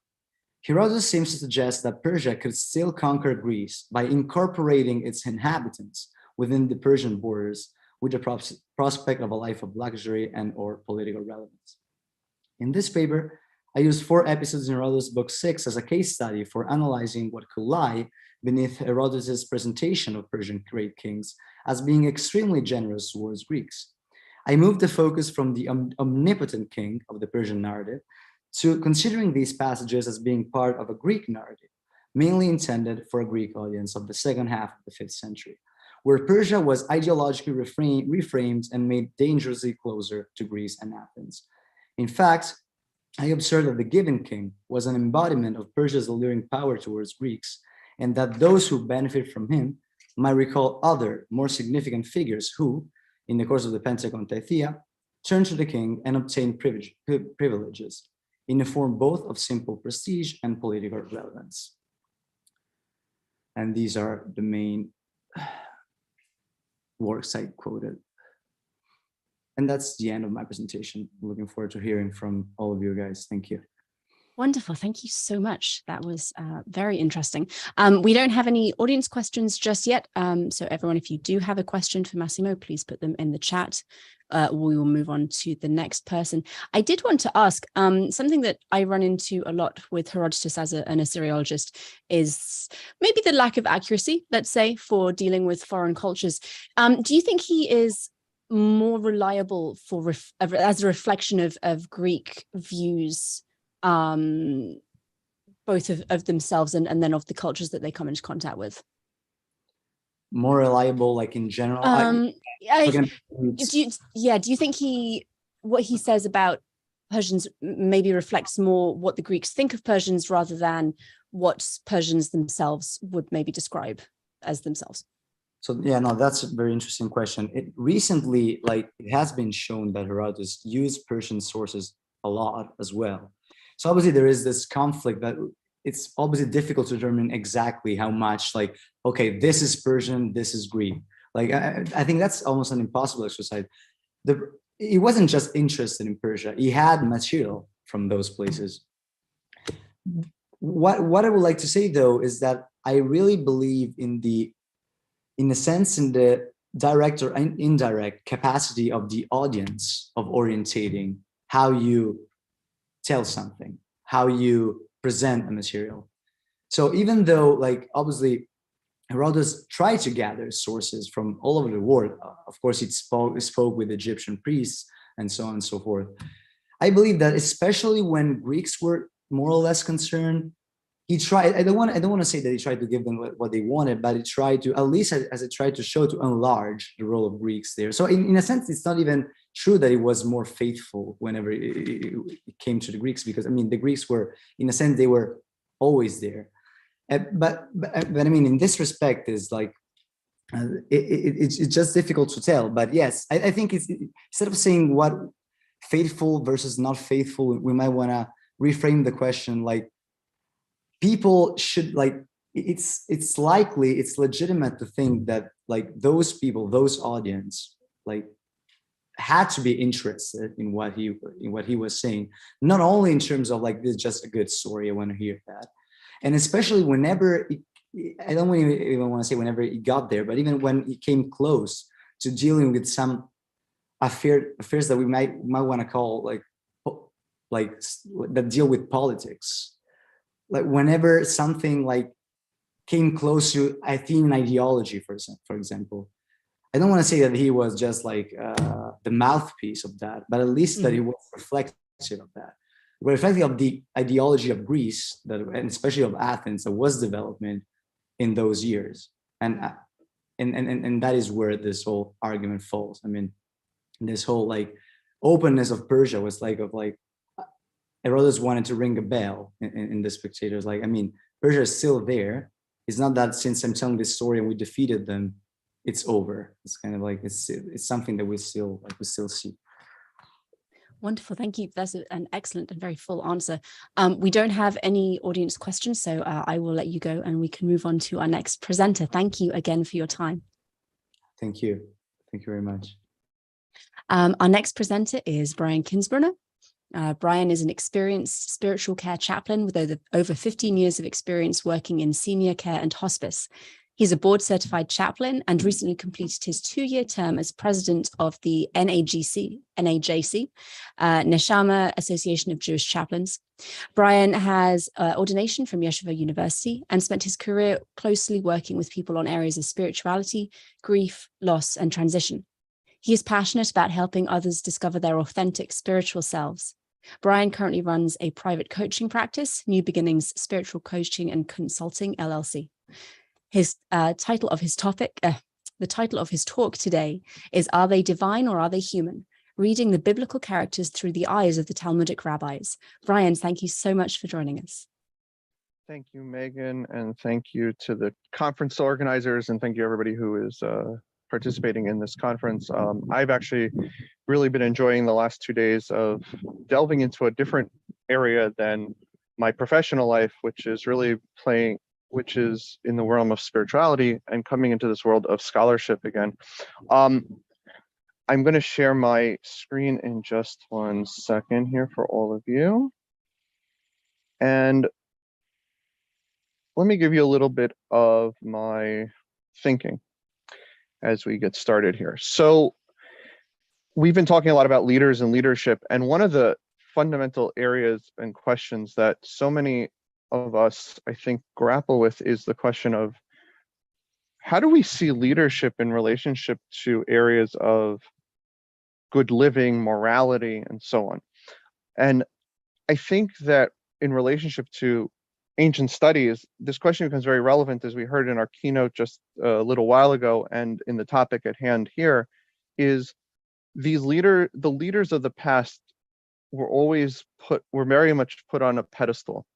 And if we look at their lives, we struggle with the question of why are they on a pedestal when their lives weren't exactly of the most moral character, or maybe they were. And when it comes to spirituality, religion, faith, and the development of Western culture, if you will, Western civilization, especially in a Judeo-Christian context, this becomes an even greater question. And what we're going to look at here in the time that we have is really the question of how do we read the stories of the Bible, and how specifically the rabbis read some of these of the Talmud period, read the stories of the Bible in relationship to the characters.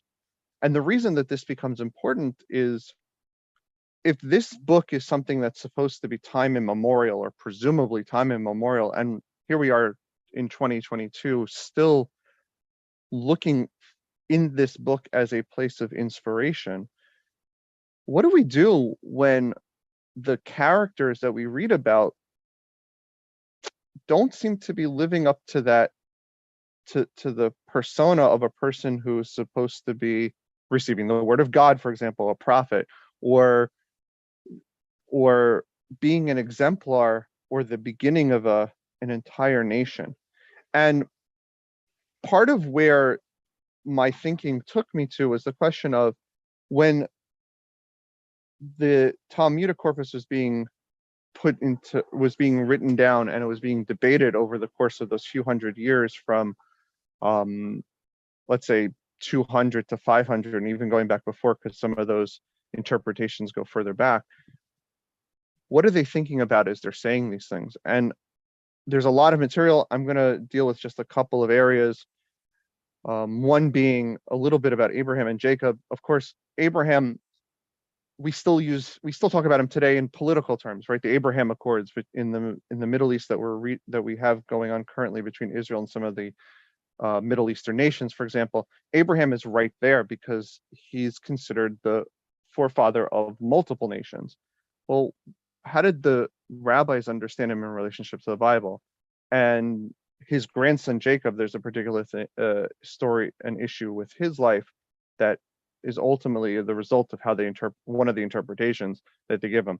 The other two topics are going to be is the question of why do human beings die, and why did the great leaders of that time die, and we'll see what that looks like as well. And then number 3 is this whole section, which I'm not going to get too deep into because of time constraints. There's a whole Talmudic discourse about the question of if you say so and so sinned, well then you made a mistake, not that they actually made the mistake. And we will see all 3 of those as we go through the. And keep in mind there are myriads of other ways that one could approach this subject.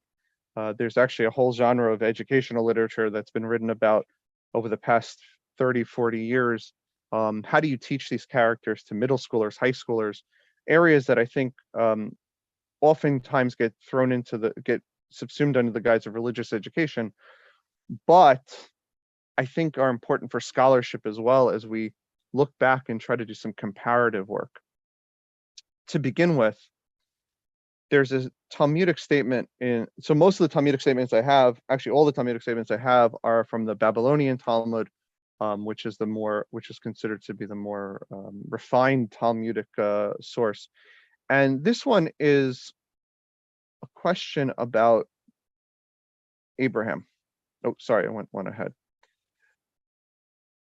We know the Torah, the way that the Bible describes that the Torah was given at Mount Sinai many generations after Abraham's life. However, the rabbis, reading some of the anomalies that come up in the story, for example, it describes how after the angels came to visit Abraham to give him the promise of the blessing of his son, they went to the city of Sodom, and they went there and were served matzah, presuming that it was Passover, and presuming that there's some sort of that they were celebrating this holiday, of course, which was completely anachronistic to the time.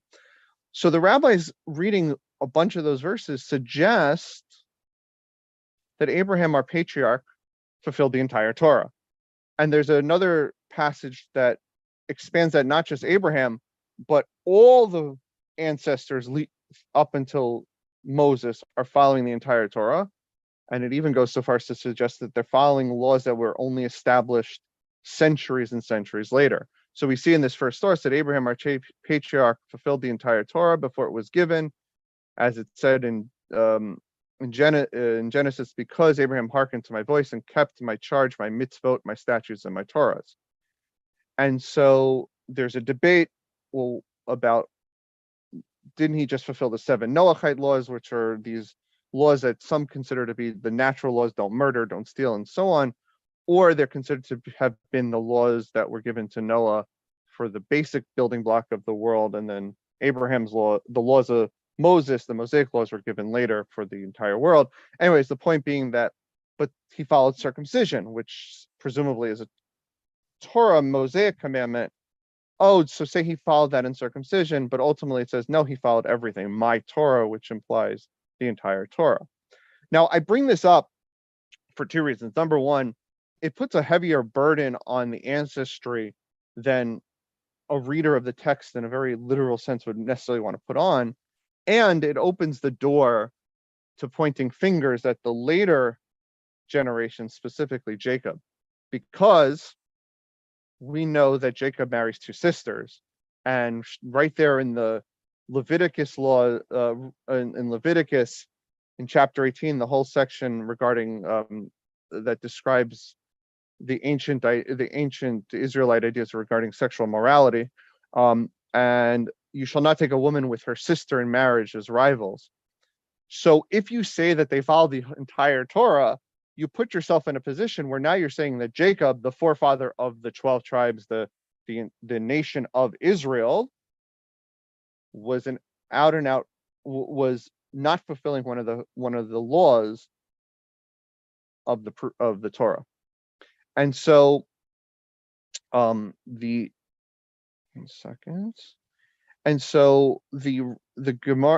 Talmud asks the question and suggests that, oh, here's the way around it, that Rachel and Leah actually had to convert, and by their conversion they are no longer considered sisters, because we have the idea that a convert is considered a child just born and not tied to the previous family.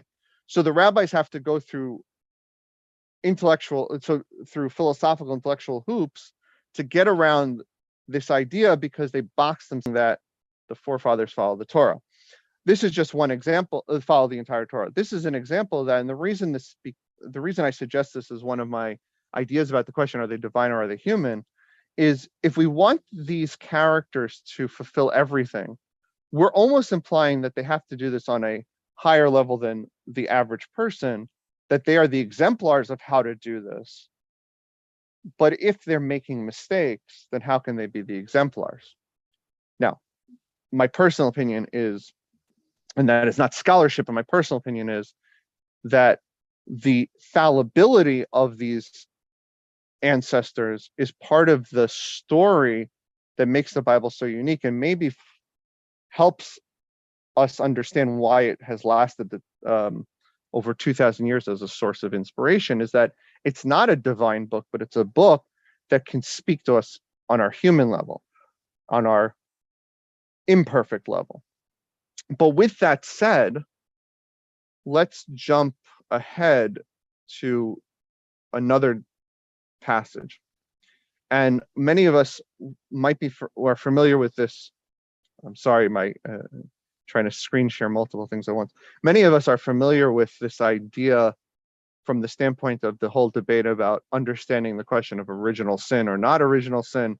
And the Talmud itself is grappling with that. As we know, Judaism and early Judaism, early Christianity in this Talmudic early Christian era are growing up literally next to each other. We have evidence archaeologically that they're in the same towns. We have evidence in the literary traditions that they're reading, obviously not just reading the same text, but having the same conversations and making very similar interpretations. And even debating this, there's an example that I came across in a book on the early monastic literature and Babylonian tradition by Michal Bar Siegel, where she quotes from the passage from the sayings of the Desert Fathers regarding, again, Jacob, that when Joseph's brothers come to him, when Jacob's children come to him and want to bring Benjamin down to Egypt to at the request of this viceroy, which they don't realize at the time is their brother, Jacob turns to them and he says, well, you've left Simeon there. I don't have Joseph. Are you going to steal another child from me by taking Benjamin? And there's this debate in this one particular source where these two thinkers are sitting together, and one says, woe is to Jacob, how could and the other one says, well, no, you shouldn't be speaking of Jacob like you would understand him because he's on a higher level.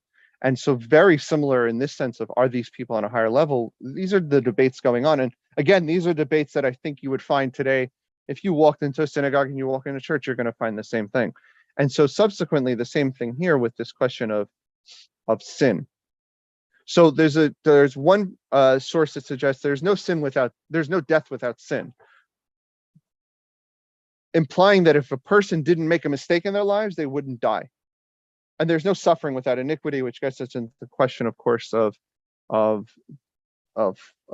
punishment and reward. We're not going to deal with that, but we're going to focus on this. There's no death without sin, because it also says in right after that, it quotes from Ezekiel, the soul that sins, it shall die. The son shall not bear the iniquity of the father, right? So there won't be divine vengeance from one generation to another. Now there's neither the father bear the iniquity of the son. The righteousness of the righteous shall be upon him, and the wickedness shall be upon him. So you yourself suffer for your own sin, or quote unquote, you die because you were human. And there is no suffering without iniquity. Why are these passages there? I would argue that this is one of the examples where they're saying, no, it's not because of a single sin that we all die, but because we ourselves are imperfect, because by our very nature of how we live, we will never do everything 100%.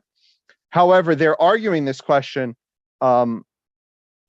and raise the following. The ministering angel said before, Holy One, blessed be he, master of the universe, why did you penalize Adam with the death penalty?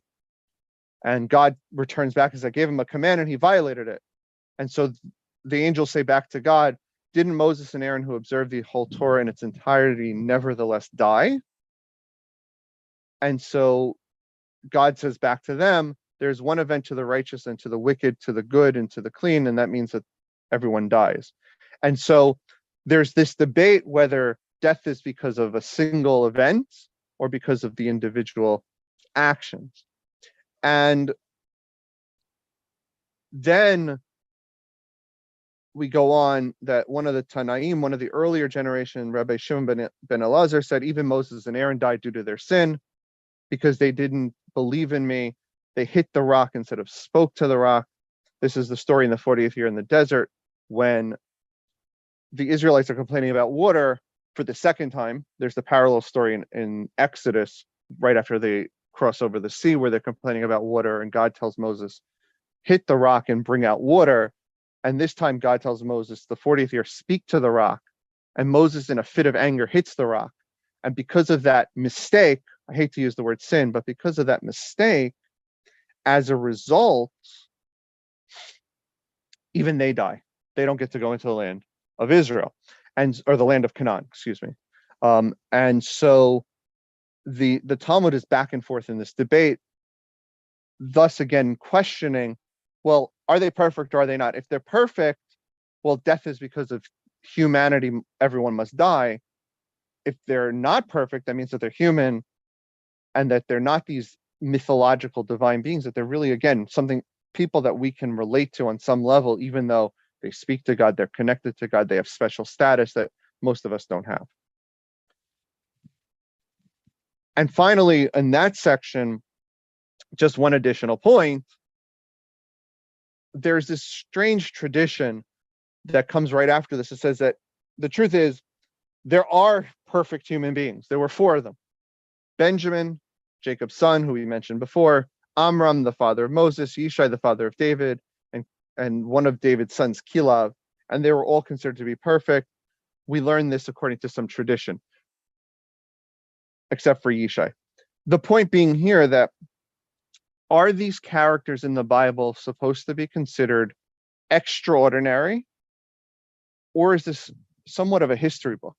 Is this telling us the story of ancestors who were ancestors? You know, you can imagine, we write these books even today, right? Imagine, I'm a Lord of the Rings fan, or I used to be, I guess. I haven't, when that was 20 years ago when the movies came out.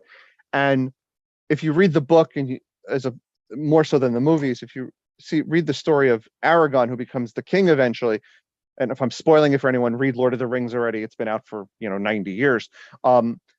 He's the descendant of the mixture of the elves and humans, and he has a special status, but he's trying to downplay that status. And the way that Tolkien wrote his mythology is that every generation, there was a descent of generations, and they kind of lost that status and became a little bit more fallible and a little bit more fallible. But sometimes there's a tradition that one was perfect and this one wasn't. But let us move on to the third section, which I think I particularly find moving and has taken on a lore in the modern world, which has no business to have taken on, because this was clearly a singular opinion. As you're seeing in a lot of these places, we quote one rabbi to suggest something. And I'm just going to look at a couple of them. There are about 6 different character stories here. I'm going to start with Reuben. So there's a passage that I didn't quote here that has a debate about, there are certain texts that one should not read out loud and translate out loud in public. And one of these is the story of Reuben. And what's the story? So it says as follows: Rabbi Shmuel bar Nachmani, who is the progenitor of this entire line of thought, suggests as follows.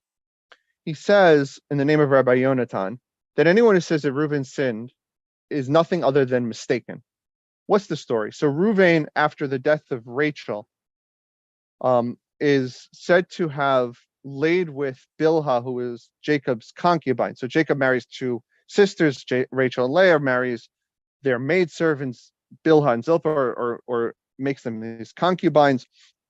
And of course, there is another rabbinic tradition that goes even further and suggests that all four of them are sisters. So just go back to what we said before and add to that embellishment of the troubles that Jacob had by marrying four sisters.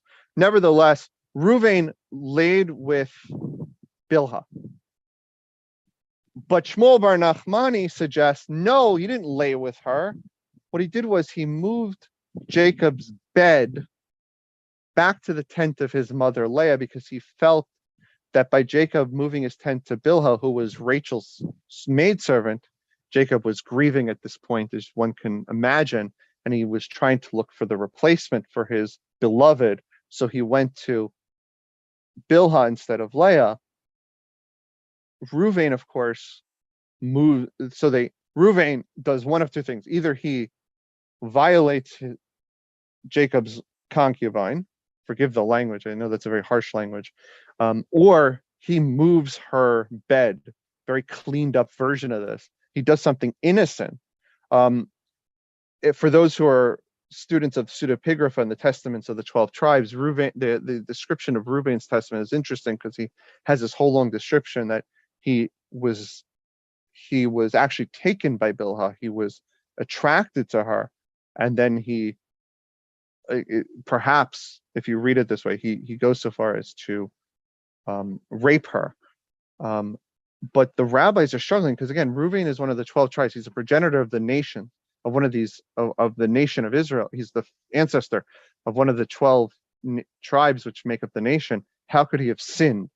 And in fact, as it says even here, he's still part of the 12 even afterwards. So somehow he must have done something. It wasn't as we understand it. We'll move on to the more exciting ones, of course, King David and King Solomon, which many of you are familiar with, I presume. So King David's story, of course, is whoever says he sinned with Bathsheba is nothing other than mistaken. Now, the Talmud goes through hoops on this one.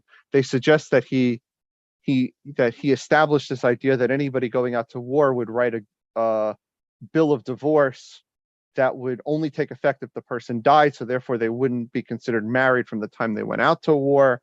And of course, as we are very well aware, and other sources in the Talmud suggest, well, he admits to his sin in the Bible. So how can you come and say he never sinned? Well, one could argue that by admitting to one's sin and by repenting, that in itself wipes the slate clean. And we'll see that in one other passage later going forward. King David, of course, is probably in this sense the most challenging of them all, because he is the ancestor of, well, the hope that all of the Judeo-Christians have of some sort of future era, some utopian messianic era, whether one sees it as the, in the Christian tradition, of course, seeing him as the ancestor of Jesus, and of course, all that entails, or in the Jewish tradition of awaiting some sort of future utopian, it's just a world on some sort of Messiah, the son of David, that is spoken of in a lot of the literature, and of course, has the whole history unto itself about false messiahs and true messiahs. I'm going to skip to actually Josiah, just for the sake of time. I'll skip Solomon, unfortunately, for our context. His is an interesting story as well. But King Josiah is interesting because Josiah was always seen as a figure of revival. His period of time was the last gasp of the First Kingdom's attempts at preventing God's wrath. And so the question is, it says here, anyone who says Josiah sinned is nothing other than mistaken. So what sin are we talking about? He's seen very positively, but it said he did that because it says he did that which is right in the sight of the Lord and walked in the way of David his father. However, what do I do with, and like him, there was no king before him that returned to God. So what return does he do? He must have done something wrong in the past. And so the suggestion is that he didn't judge favorably in the years leading up to his 18th birthday, where he was no longer the regent king, but he was actually the king. And the rabbis go so far as to suggest that he repents by repaying all the people who he financially caused struggles with leading up to this point. Okay, So I just gave you a few examples. There are myriads of other sources on this question. For example, just one that I went over years ago that really struck me was, so we know the stories in the book of Judges where you have a lot of leaders who are anything but perfect. In fact, probably the most imperfect leaders that you will find before the times of the kings. And the rabbis try to either lift them up or really downplay them, depending on which tribe they're from, which story it is. There are a host of reasons for that, having to do with who said it when, trying to downplay rebellion, play up the idea again that they are biblical characters. So should we be doing this? Should we be reading them favorably or unfavorably? Or in other words, should we be following the lore of Shmuel bar Nachmani, who says, if you say that so-and-so sinned, you are making a mistake. And by the way, I should just say that as centuries have gone on, we've taken these 6 characters and we've many in the Jewish tradition have extrapolated this further, because I think that we're trying to learn moral lessons from people that we may or may not be always needing to be, that we may or may not be, it may not be easy to learn from, excuse me. That's question number 1. Question number 2 that I just leave with, again, these are questions to further engage you all with. As our moral compass has changed, what do we do with these characters? Should we be reading them even more favorably today, or should we read them less favorably? Even in some of the very ultra-Orthodox Jewish communities, it's interesting which characters they try to uplift and which characters they downplay. For example, some of the rebellion stories in the Bible, in the Torah, just very quick, the rebellion of Korach. So there are some who see Korach, this is the story in the book of Numbers, there's some who see him as actually coming out better, even though he's the one who gets punished in the end. And they do that because they reread the stories in light of certain subversive, quote unquote, subversive readings that they're offering. And what do we do today? This is very important both in scholarship and also in practice, because we use these books not just to understand the past or try to read the past, and not necessarily historically, but how did people read the past, right? And we also use all of these works, not just biblical works, but we saw in the in the keynote, we saw a picture of Marcus Aurelius, for example. His meditations are fundamental in many self-help books today, which is fascinating unto itself. These are, we always go back to these sources. So how do we read them? Do we read them literally, figuratively? Do we do all kinds of do we do all kinds of exegetical interpretations to fit our moral compass, or do we read them to fit the compass back then? So these are just some of the thoughts that I have. They do play out, they're coming out of a world that's trying to deal with pantheons of mythology. They're trying to deal with the understanding of what does it mean to have a son of God in the Christian tradition. They're trying to offer polemics, and they're trying to break away to create their own traditions. So thank you very much for the opportunity. I hope that I've given you all some food for thought today. Thank you, Brian. That was very interesting. We do have a couple of questions. What evidence have you found? Oh, let me just take the share off. I'm sorry. Oh, sure. No, you're fine. 1 second. Ironically, how do I get back to seeing everybody? Hold on. Let me see. There should be a big red button at the top of your screen that says stop sharing. I'm missing it. Yeah, they're probably. Oh, there it is. Thank you. I'm sorry. I've forgotten how to use this. You're fine. So someone is asking whether you have found any evidence of Canaanite traditions in the Tanakh. Linguistics are a big key in discovering this, and I'm curious what or if you've found. I haven't done a lot of that. I will admit. I'm the true independent scholar of this bunch, meaning that this is not my day job. But I will say that when you look at, if you're looking at the entire. If you look at the area as a whole, again, I go back to what was said even just an hour ago. It's always good to listen to other people, but very simply, if you think about the divine kings of the Egyptian world, and given that the Egyptians had control of the Canaanite world through much of this period that is being written about subsequently or written about at those times, one can only imagine that as they're writing these grand stories of Samson, Gideon, and others, people we didn't even touch upon, they're writing these stories sort of with the back of their mind of, are we writing about divine leaders who are talking to God, or are we writing about humans that God is choosing for some sort of reason or whatnot? That would be my understanding, but I'm not much of a scholar in this area, so I will unfortunately punt the question to people who are. But I love the question. I'm going to have to go look at that for sure. No, that's fine. Thank you. So we have one that is maybe a little bit more within your wheelhouse. Was a lack of sin used to explain particularly long-lived people? The questioner is thinking of people like Methuselah. So I actually think so, personal opinion, but I think that, and I think that, so the perfect example of that, there is a midrash. Thank you for that question. There is a midrashic tradition that tries to explain Enoch's life, which probably also you find in his works. Enoch dies younger than everyone else at the young age of 365, which of course, and which is anybody think, there is actually a later commentary that does point out, I believe there's a later commentary that says, think about, 365 is a very important number in calendrical purposes, but very short point is he dies at a young age and walks with God because there's the concern that he's going to sin and God takes him away to prevent the sin. And that is also why Enoch becomes the character that plays so much, that plays a lot in the early mystical traditions that are coming out. Again, the books of Enoch, some of the Hechalot palace literature and so on, really more the area of my wheelhouse than not.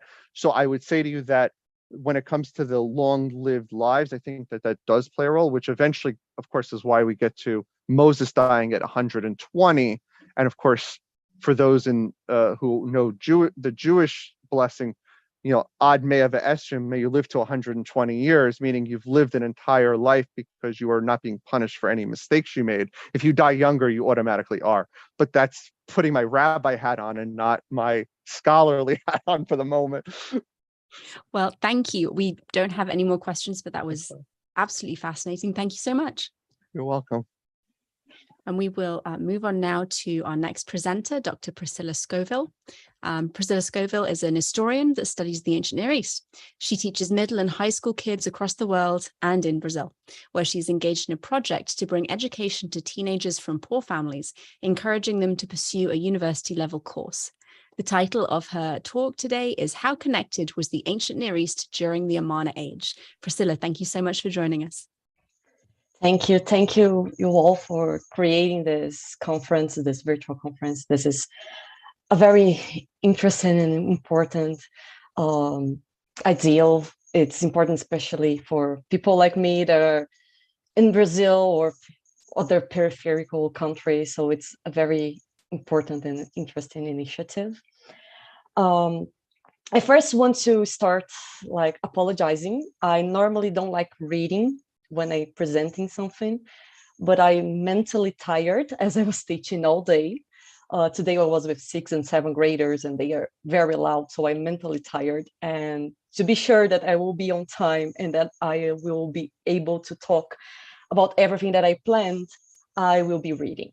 Okay, so I'm sorry for that. I hope this is okay for you. I will try not to make it so massive and tiring for everyone. Just give me a second. I will share my screen here.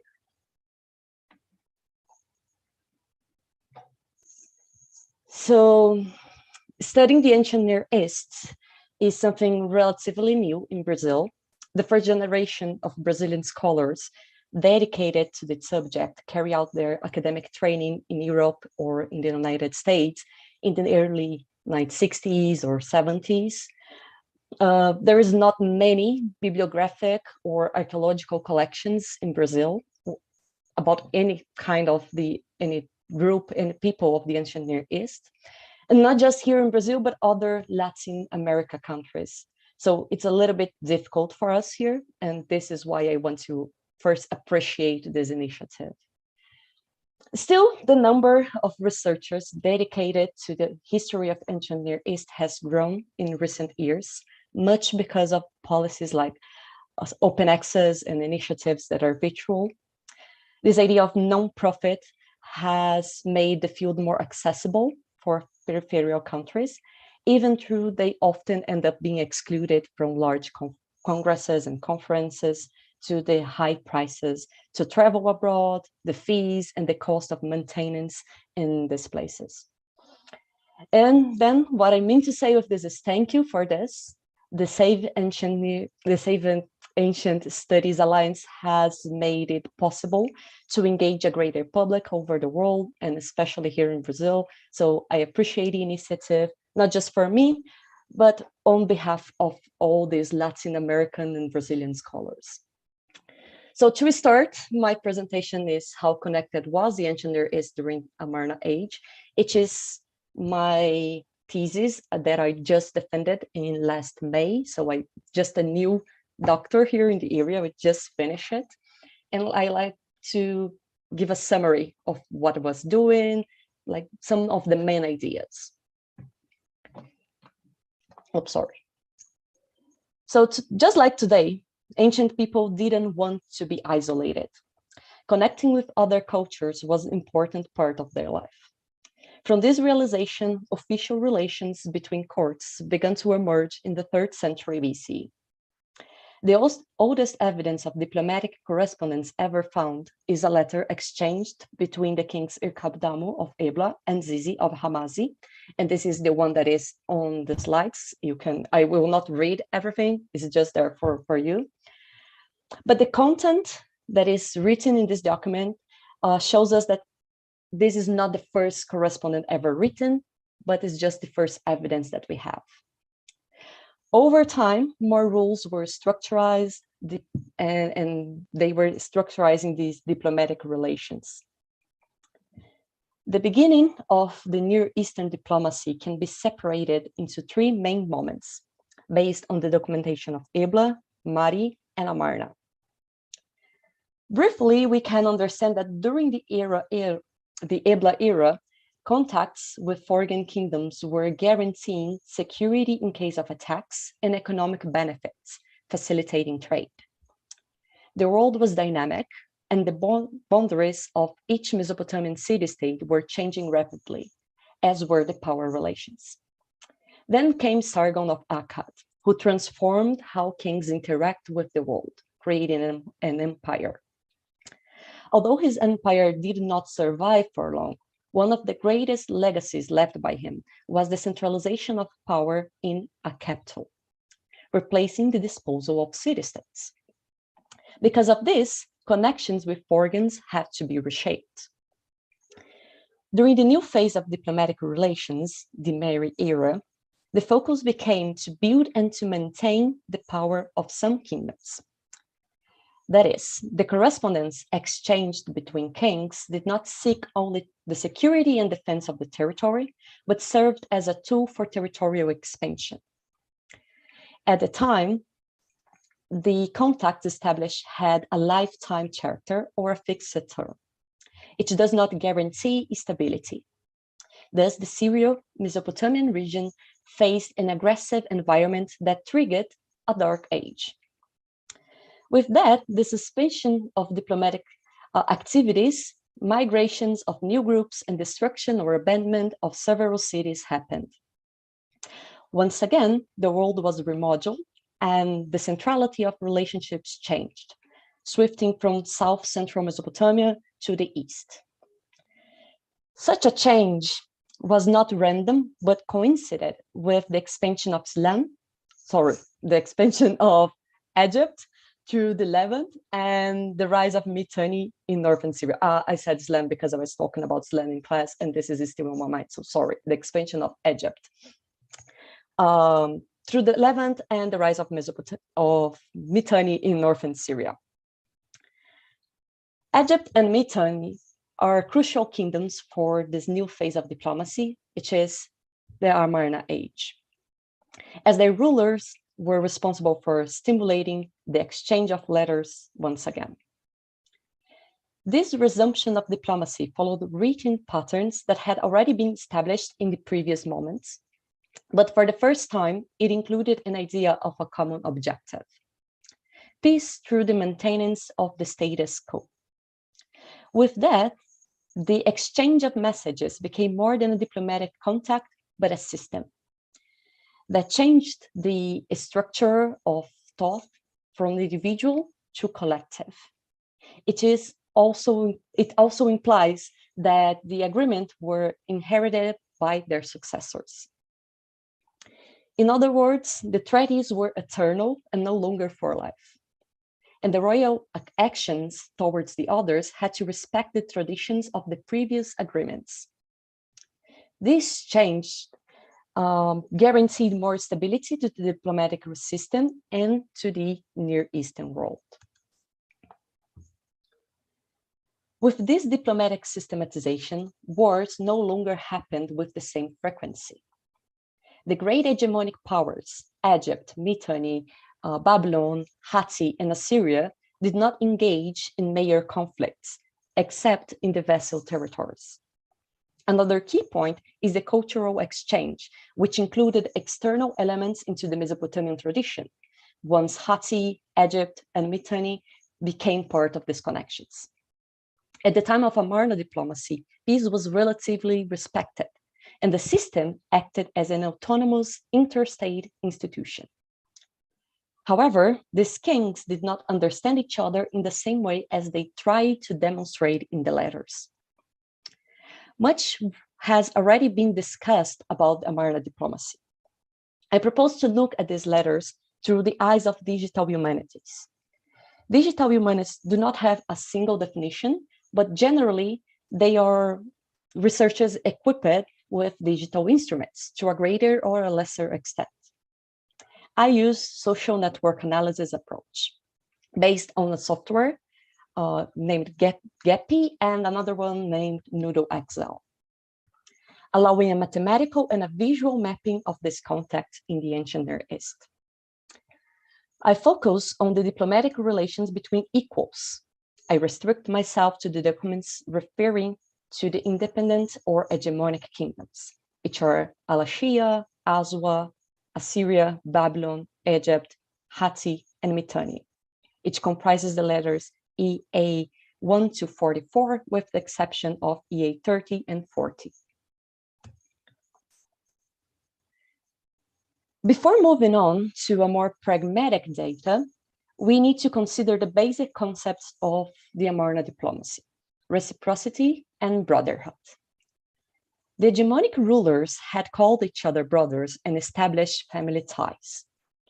That means that they should be equals in all matters. However, they did not miss any opportunity to promote themselves and to criticize their neighbors. But how did they balance the difference between what they say and what they believe? When we reach the Amarna era and see that the diplomatic organization worked on a common objective, this did not happen out of idealism, but because peace suited them.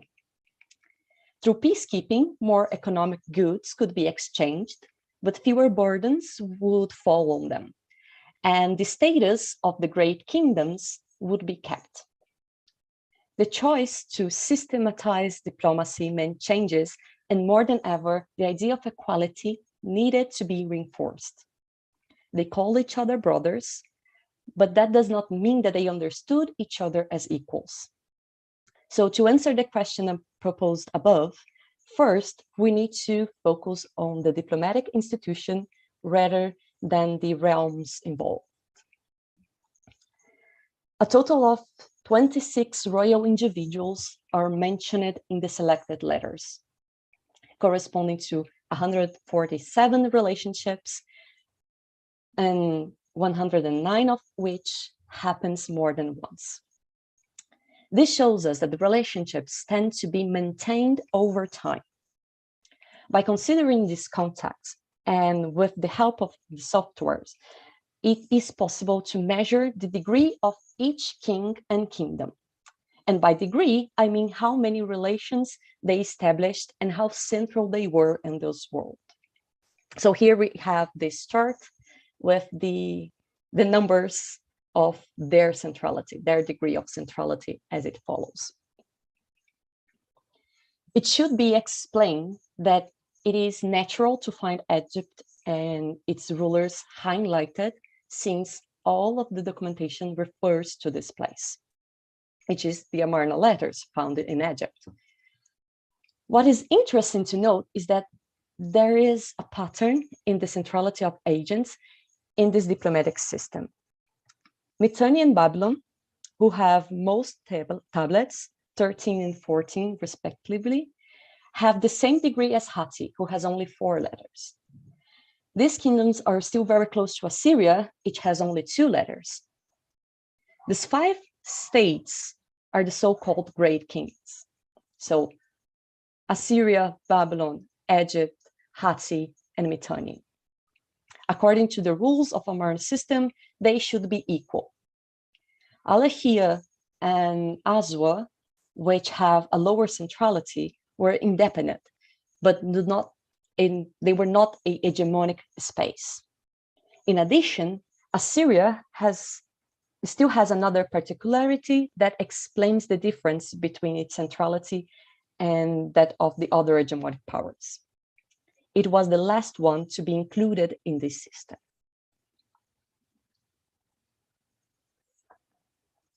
Here we have a network graph that shows us the size of the circles representing the degree of centrality of each of these kingdoms, a little bit more visually. That is, the larger the circle, the greater the number of their relations were established. The lines that connect each circle are called edges and show us who was connected with whom. It is clear then that the 5 hegemonic powers, Assyria, Babylonia, Egypt, Hatti, and Mitanni, are relatively even, and they stand out in contrast of the 2 independent kingdoms, which are Aswa and Alahia. For centuries, diplomacy was a tool for wars, strength, defense, or territorial expansion. A kingdom's prestige was measured by its size and influence. In the Amarna era, the need to demonstrate power still existed, but how it was understood changed. Prestige was not only directly related to the hegemonic area, but to the recognition of the others. To be a great kingdom and a brother, the other kings needed to understand him as such. To this end, the systematization of diplomacy created a brotherhood between kings and aimed to bring balance to an unequal world. This goal was achieved as it was noticeable by the degrees of centrality that I showed you before. Even so, the disparity of interpretations in these personal and state spheres occurred.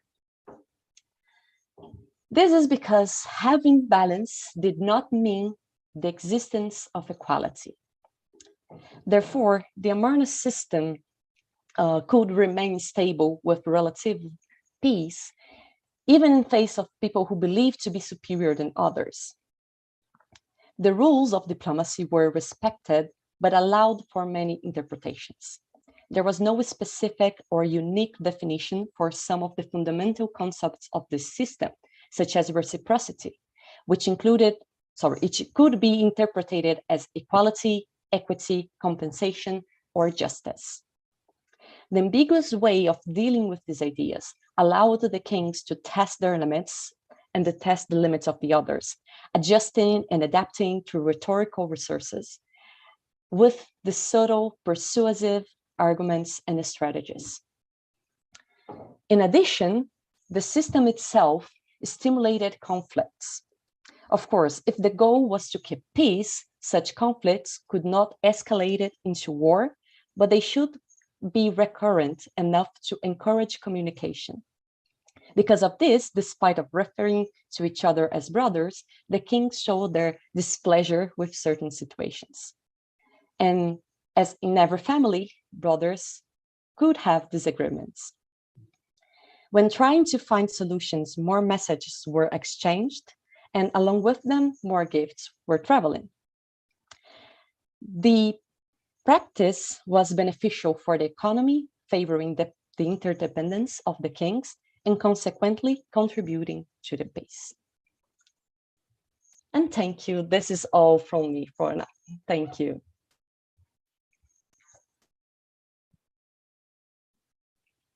Thank you so much, Priscilla. Sorry, I had to wait for my camera to finish loading. That was wonderful. And I have to say, on a personal note, the Amarna period is one of my favorite historical periods. So I greatly enjoyed hearing about that. Well, we wait and see if there are any audience questions. Can you maybe talk a little about the network theory analysis that I believe you were using to express the relationships between those different kingdoms? Yeah, sure. So this network analysis is basically collecting all data, all information from the source, in this case, the letters. I had to do it manually, like reading the letters, collecting the names of everyone that is seated or someone that is related to the letter, collecting the name of the person, the kingdom, if they are talking about something else or someone else, what is being the main idea of this letter, collecting all this information and then placing it in the softwares. First, I used the Noodle Excel, which is a plugin for Excel. And in this software, I just put there the names and in each letter they are, and this automatically calculates how they are connected. It creates a graph. I collect this information. It is full of information. I just showed you this degree of centrality, but we have degrees of density, how connected they were, if they were saying good things of each other or bad things about each other. So everything is there. And I get this information and then use it on Geppi, which is this other software that I think creates a better graph. It's just to create this visual map, because I can change the colors, I can change the lines. I think it's looking better than the one that I have in Noodle Excel. And with all this information, we can understand many different things, because just by reading the letters, by reading the text, sometimes we miss some things. And here we have like a mathematical calculation of these things that helps us to see from different angles. Thank you. And if people want to read these letters for themselves, where can they find them? We have some translations, like in Portuguese, that is the case of Brazil. My thesis is the first one that translated it, not all of them, but these first 44. In English, we have two good translations from Rainley and William Moran. They're good translations. They have different views on how to translate. William Moran is the oldest one and has a better a sense of reading it a little bit easier, and the Rainley one is a little bit more true to what is reading down, like exactly literal words there. Both of them are very good in telling us what is in the letters, but they have different approaches and translation. Thank you. And someone else is also asking, is Mari a place or a person? Mari is a place. It's a city in Syria. I have here on the map, if I can show again, let me just share here a screen. It will be a little bit easier. Where is my screen now? Here. Mari is a place that is in northern in Syria, here, right here, into Euphrates River.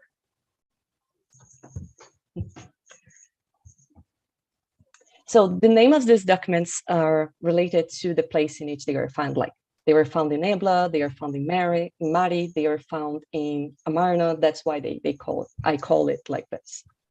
Okay. Thank you. And one more question before we head off to our final presenter of the day. You said that Assyria was one of the most mentioned in the letters, in spite of only having two. Do these mentions show some kind of concern about their rise to power and the relevant power balance in the era?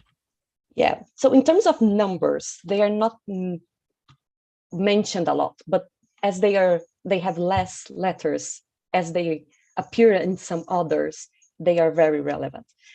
The main people talking about Assyria would be Babylon. as Assyria was once part of Mitanni and Babylonia, and once Assyria was trying to become this independent kingdom and create their hegemony in the area, Babylon would go to Egypt, send a message to Egypt saying, well, they are not independent, they are part of our kingdom, do not answer, do not engage with them. And then they continue to engage with Egypt. So it shows us how Assyria is ascending into power and in creating its own name at this point. Thank you. We do not have any more questions for you, so I will let you go, but thank you again. This was a really interesting presentation. Thank you all. Thank you for the opportunity. Bye-bye. Goodbye. Our next presenter is Jace Short. Jace is a PhD student in ancient philosophy at the New School for Social Research. His focus has been on the pre-Socratics and Plato, with adjacent interest in the broad genre of the fantastic, from ancient mythic poetry to contemporary law and film. Although Jace is an academic, he has long engaged in public outreach by way of activism, including environmental, anti-racist, union, anti-war, and so on, and in this regard has focused almost entirely on public education. He is a single dad to a beautiful 7-year-old child, and relaying lessons from the ancient world to them has been a powerful force in shaping how he thinks about the accessibility of research. Education as an egalitarian project for helping us to live better lives as individuals and as a social whole is central to who he is and what he does. Today, he will be presenting The Open Maw of the God King, the tragedy of Kronos and its statues as political critique in Antiquity. Not statues, status as political critique in Antiquity. I'm sorry, Jace. After I've made, oh, hang on, there we go. After I've made such a mess of introducing you, I'm just going to go away and leave you to it. Okay, I haven't done this screen sharing thing, though. I hopped on a little early in anticipation of doing that. You should be able to just press the green button at the bottom and green select. Button? Yep. Okay. We can start right. Let's see. Sorry, just one. No, you're fine. For people watching, this will be our final presentation of the day. If you have questions for Jace, please make sure you put them in the chat. And following his presentation, there will be a social hour. I'm not entirely sure how that works, but I think we will be given instructions in a little bit. Perfect. Okay. Yep. So are we good? Can everybody hear me all right? Yes. Yeah, you're great.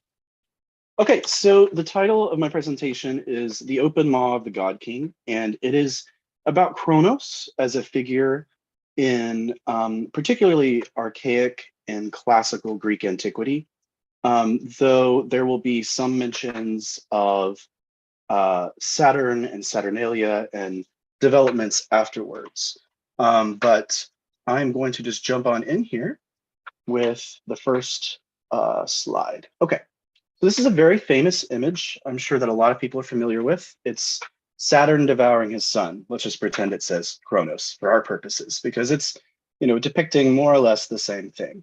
So this is part of Goya's Black series, privately produced on the walls of the Quinto del Sordo, where he had retreated basically in frustration and a sense of gloom and doom, cynicism about the prospects for a Republican Spain.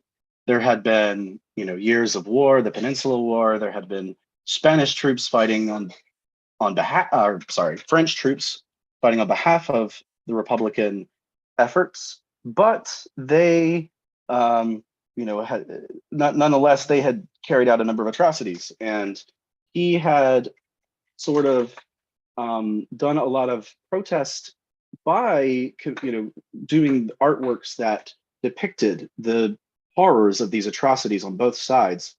And all of the work that he did at this time, he focused on as, he thought of it as just for himself. This was not for anyone else.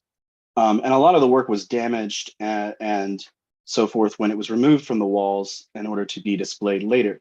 Nonetheless, one of the things that his most striking image was this. We see Saturn or Kronos sort of cowering in a dark space where there's, the way the light hits him, it's like a like someone's holding a torch or something, and he's being caught, and his eyes are wide. He sees that he's caught, and I think there's something significant to that imagery, and that imagery stuck out. It wasn't just Goya who called upon it, though I think this is the most salient example. But it all kind of came back to this image of Kronos, or Saturn, devouring his children. And in this version, you can see it's very gruesome, and Kronos is sort of the figure of the counter-revolution. But as we'll see, Kronos is a little bit more complicated as we go back to the Archaic period. So who are we talking about here? Saturn, Kronos. First, we should understand that this is in this early period, the Archaic period, not to be confused with Kronos, like time, okay? They will later be fused, but at this time, there is no time god of this type, at least not in the tradition we're dealing with Kronos. It gets a little complicated because it's actually in the classical period that the fusion begins, but nonetheless. So he, in the story that I'm going to focus on, which is from Hesiod's Theogony and the Works and Days, he's a Titan. Titans are kind of god. He's the youngest child of the Titans Uranos and Gaia. And these are, Uranos is sky, Gaia is earth, but you don't want to think of them as the god of the sky or the god of the earth. These are just the sky and the earth, and those things are gods. So the earth on your feet that you put your feet down on, that is Gaia. And these are some of the primordial entities that Hesiod introduces. The first one is chaos, and that the word is more like our sense of chasm or gap, opening. And then there's Eros, who drives things together.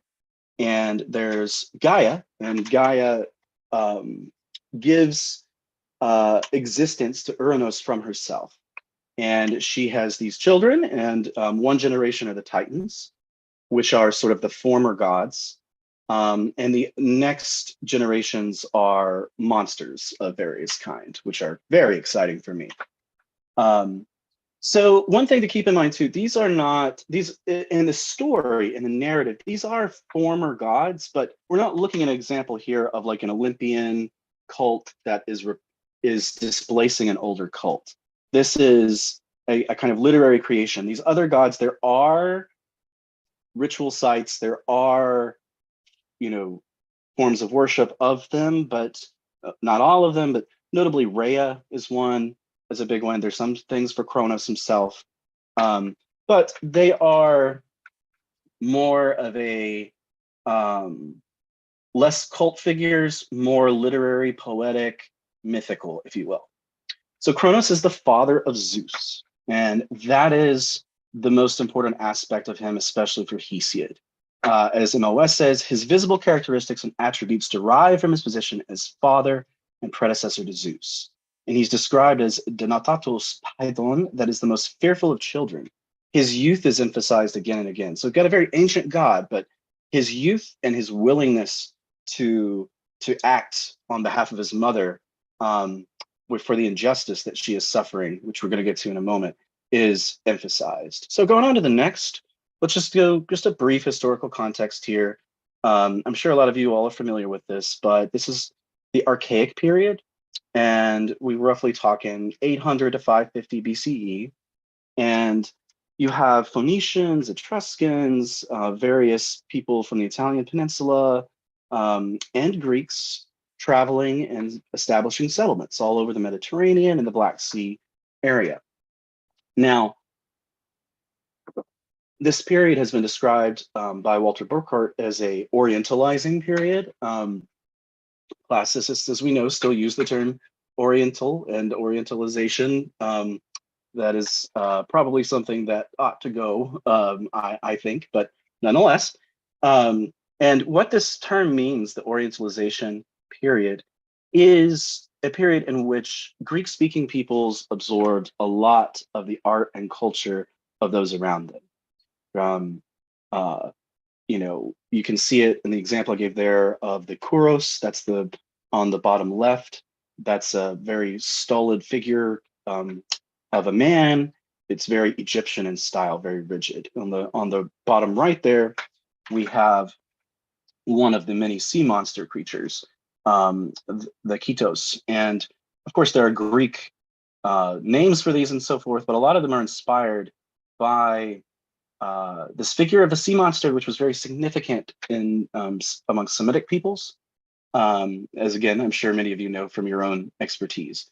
One thing that's important for me and connected to other research I'm doing on reconstructing the earliest forms of Pythagoreanism is that Egyptian and Near Eastern temple complexes had a major influence on the cultural development of these Greek-speaking populations, introducing the notion that there might be a way to live in which one can understand the world and use that understanding to govern and to bring about a kind of justice for the people that one rules over. Of course, these temple complexes, they were also, these were landowners. They had peasants attached to them and so forth. So you can see where the governance comes in.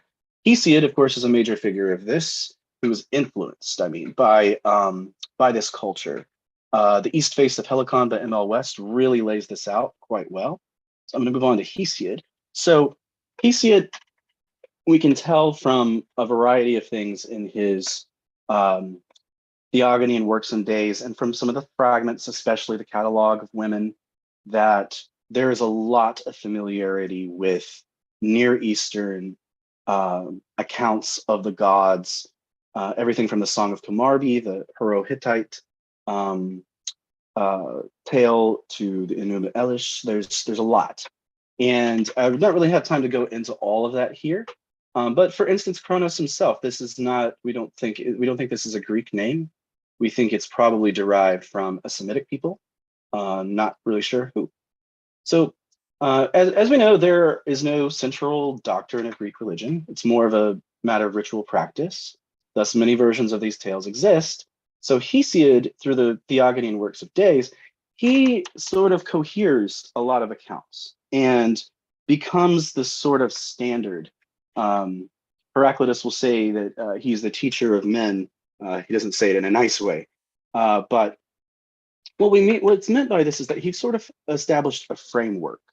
Homer had established this whole ethos from which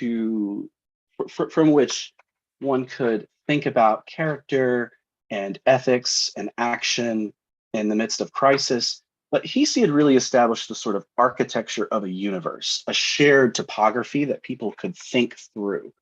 And I think that's what makes him so significant to later thinkers. As I mentioned here, Parmenides seems to really take a lot from Hesiod and reacts against him. So I think it's important also to keep in mind that he situates himself in the poem. And the reason I think this is important is he's trying to say something about voices in this work. He has his voice, and he will note when he is speaking for himself and when the muses are speaking through him. He has this encounter with the muses. And I'm going to go on to that. With this encounter, essentially what happens is he's out tending his sheep, and he's by Mount Helicon. As you see, there's a picture there on the right. I took that myself when I was there this summer. And it was a very interesting, eerie sight. It was covered in like dark clouds and mist, just sort of like I had imagined it would be. So the muses, they dance down from the mountain and sing as they go. They are of one mind, and we can sort of think of them as sort of interlinked entities, and at least in this portrayal. Of course, there's, with Homer, the muse is addressed in the singular, though there is a mention of 9 muses, I think, in the Iliad or the Odyssey. Nonetheless, like, this is a very distinct form for the muses to take. So the muses, what's important here, I think, is they claim we know how to tell many lies that appear like the truth, but we know how to tell the truth when we will. So they tell lies like the truth, and they tell the truth, and you never know when they're going to do it. And this kind of initiates this theme of doubling that I'm going to go to here next. So just some examples of the doubling. We've got the muses, like I said. Then there's, the muse's voice itself and Hesiod's. There's Gaia's sort of fission. She splits off from herself, parts of herself that become their own entities. We have Uranos and Kronos' mutual repression of their offspring. Kronos and Zeus as a kind of double entity. The Titans and the Olympians as double entities. The Golden Age egalitarian paradise and the post-Golden Age period. The two strifes, that's very significant at the beginning of Works and Days. Hesiod essentially says the muses were not telling the truth, and there's a second strife. And it kind of, that centers his entire narrative. We have the two poems, the Theogony and the Works and Days, which I agree with a lot of scholars like Jenny Strauss-Clay, who think that these must be looked at as a singular whole. You can't really separate them from each other. We have the Kronos swallowing his offspring and Zeus's swallowing of Metis, and on and on and on. I could just keep on listening and forever. But what I think is really key about this notion of doubling for Hesiod is that anything that we encounter, there is a potential doubled version of it. And that doubled version or variant could speak to us much more than something that's really put on the surface. And I'm in here, I'm meaning specifically that we are inheriting a tradition that typically reads the Theogony as a tale of Zeus the hero, who established the order of justice. And we think that because when we see the word justice translated, we think of our own notions of justice. But for Hesiod and the Greeks of this period, Dike is it's a chthonic deity. It's a deity that lives under the earth and Tartarus, and it is more associated with things like the Furies than anything else. And I think that one can read the story more as a tragedy of Kronos, and we can see Zeus as kind of a villain, and there is a element of political critique that comes with this. So, all right, then we need to get just to the story. So let's just recount what has happened for those who aren't familiar, like the basic overview. This is called the succession myth, and the succession myth appears to again be related to things like the Song of Hammurabi and the Enuma Elish, and possibly other Near Eastern lore. So the first thing that happens is that Uranos and Gaia have children, but the Uranos is driven by Eros. So the sky is driven by desire or love to cover, as it says, Gaia, the earth. And he's horrified at his offspring, both the Titans and the monsters that come to be from it. And accordingly, he forces them back down into Gaia, into her womb. The imagery here is kind of a perpetual penetration. Hesiod's a little cagey with his language here. Seems to be he's trying not to get too explicit with the sexual imagery, but it's there. And so many will call this a rape. The text suggests that it sort of begins with something consensual, but the maintaining of this penetration, which pushes down the children into the depths of Gaia, that is the part that is non-consensual, and it's spoken of as an atrocity, as a cruelty, as a great evil. And thus, Gaia wants an end to this. She needs a hero, and she asks her children who will help. And none of them are willing to step up except for the very youngest, Kronos. And she gives him a adamantine weapon, a kind of sickle. This is one of the things that we're going to see here. He's connected with the image of the sickle, a tool for harvesting. And he's sort of the Lord of the harvest in a way. And we'll get to that in a moment. But that symbol is pretty significant. And also, to know we don't really cover a whole lot of it. I'm not going to cover a lot of it here, but ultimately, the way Zeus and his brothers, Hades and Poseidon, manage to defeat the Titans is they go into the earth and also receive under the earth magical weapons that allow them to fight. So with this weapon, Kronos castrates his father, Uranus, and the blood drops hit the earth, and that produces the Furies, and the actual genitalia lands in the ocean, and from that emerges Aphrodite. And there's a whole lot to that that's interesting, but we're not going to cover here. And we have, at this moment, the reign of the Titans. So the Titans, this is gonna lead to what's called the Titanomachy, the war of the Titans. And the rule of the Titans is maintained by Kronos' swallowing of his children. Crucially, I would say swallowing them whole, unlike the image we saw from Goya at the beginning. I think this is a kind of imagery that their powers are latent and undifferentiated within their father. And there's something about their release that indicates an imagery or symbol about humanity's movement from being a kind of natural being to an unnatural being, beings with language, with culture, with writing, with technology, and of course also new kinds of violence. And Kronos, he does this because he learns from Uranus and Gaia that one of his children will be his undoing. So it's one of these typical examples of in Greek myth of someone hears their fate and they want to avoid it, and in trying to avoid it, they pretty much cause it. So Rhea is grieving for her children. She seeks Gaia's help. She gives Gaia an idea of how to take care of this. So what she does is she gives Kronos an omphalos, a stone, a navel stone to swallow. It's swaddled in infant clothing. So when Zeus is born, she switches it out. She takes Zeus to Crete. He's raised there.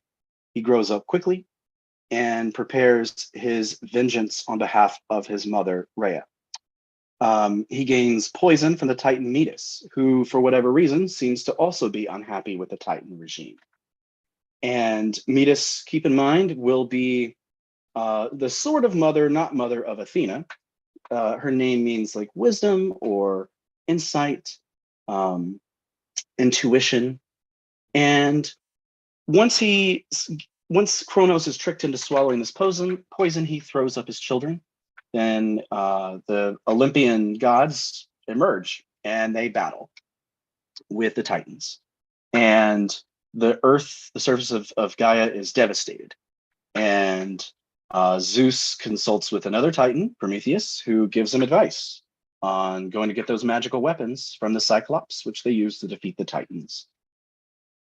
So we're going to talk about this just, in the terms of image and motif and mythoi, that is myth. What I think we've got going on here is a kind of symbol that is etched into these tales of political critique, one that can on the surface look like a celebration of ruling powers, but is to any discerning listener in this case, or reader in our cases, you can see that there's more going on. And the more that's going on can really be explained. I'm going to go ahead and skip a few here, just to go on to this one. It can be explained by the practice of the Chronia. The Chronia was a festival, and it was held at a certain time in Attica and a certain time in Ionia. But what's important for us, we can connect it to Saturnalia and medieval festivals. It's a kind of festival in which the enslaved people of the area got to party. And often their masters would wear the clothing of servants and slaves, and the enslaved people would wear clothing of royalty and present themselves as sort of kings and aristocrats and rulers. There's a whole lot of imagery here of uncrowning and travesty and thrashing. And how is this all connected to Kronos? Well, Kronos was thought to be the ruler, the god who ruled the golden age. That was a time of paradise. And this is an image that seems to come from Near Eastern notions of paradise. It's completely egalitarian. It's there's a kind of immediacy in which nature just produces what people need spontaneously without any need for technology or knowledge. And this is disrupted and overcome. First, with the Titanomachy, it causes so much destruction, wiping out this first generation of humans. But also what comes after, as detailed in the works and days, is a new regime in which Zeus is not the best or kindliest ruler. Prometheus makes an effort to work around this, and he's punished in perpetuity for it. And basically, Zeus, he takes this second strife that I mentioned earlier, and it says he sets it into the roots of the earth so that humans must struggle to live. And the whole imagery here is that after this initial period, there now must be struggle to live. Life is now hellish and difficult. And there's a yearning for that pre-class, pre-Zeus reign, pre-Olympian period that's expressed through the Chronia. And I think we got to ask ourselves, what does it mean to institute collective rituals that symbolize a kind of social revolution? We know from various sources that the celebrations of the Chronia were often a problem for city leaders. There was a lot of repression of it over time. For instance, the whole month was called the Chronion, I think, and then it was changed in Attica. So there's a lot of research to be done here that I am very interested in. There's a lot of things to be connected to Saturnalia, to medieval expressions of this. I haven't even mentioned Mikhail Bakhtin's Rabelais in His World, which really details this as a kind of medieval thing. These festivals, these rituals are about equality and about the protest of people against the conditions of their lives. They want to enjoy themselves. They want to enjoy one another. They want equality. They want rulers to be laid low. And I think in the image of Kronos as this hero who saved his mother, and then ruler of this happy egalitarian age who's then overthrown, and then what comes after is this startling inequality and suffering. I think that this shows us that there's a kind of cultural resonance that we see in possibly with other Near Eastern peoples who had similar succession myth tales, with a notion of our conditions are not natural or fair, and that they will one day change, and we yearn for them to change. That sounds very simple, but I think there's a lot to be unpacked there. I'm going to leave it at that so we have some time for questions. And I guess I need to end this screen sharing. Let's see here. Stop share. Yeah, there you go. Yeah, got it. Okay. Thank you very much, Jace. That was really interesting. We don't have a lot of audience questions, but we do have one that they say is possibly off topic, so do your best. We see in the Greco-Roman novels many instances of the upper social strata being brought into slavery and serfdom via capture by pirates and human trafficking. Asking you, they say, to irresponsibly speculate, do you think there's a similar cultural resonance with the audiences of these novels, many of whom would be freed slaves, but also upper status people? Yeah, I do. I think that there's a lot of people who go through life in the ancient world who maybe at some point in their life were enslaved and then they're not. And they carry with them, a strong sense of like, I don't want to be a part of that anymore. And it's a travesty. Better someone else than me. But it's tales like that resonate. They make sense.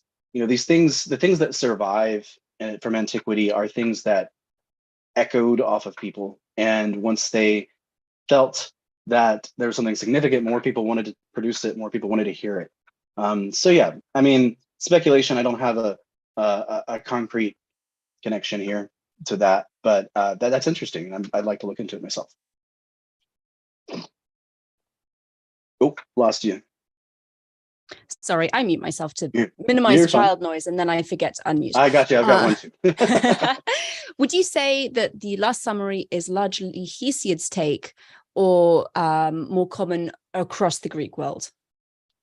Right. So this characterization of Kronos and this version of the tale becomes the dominant one.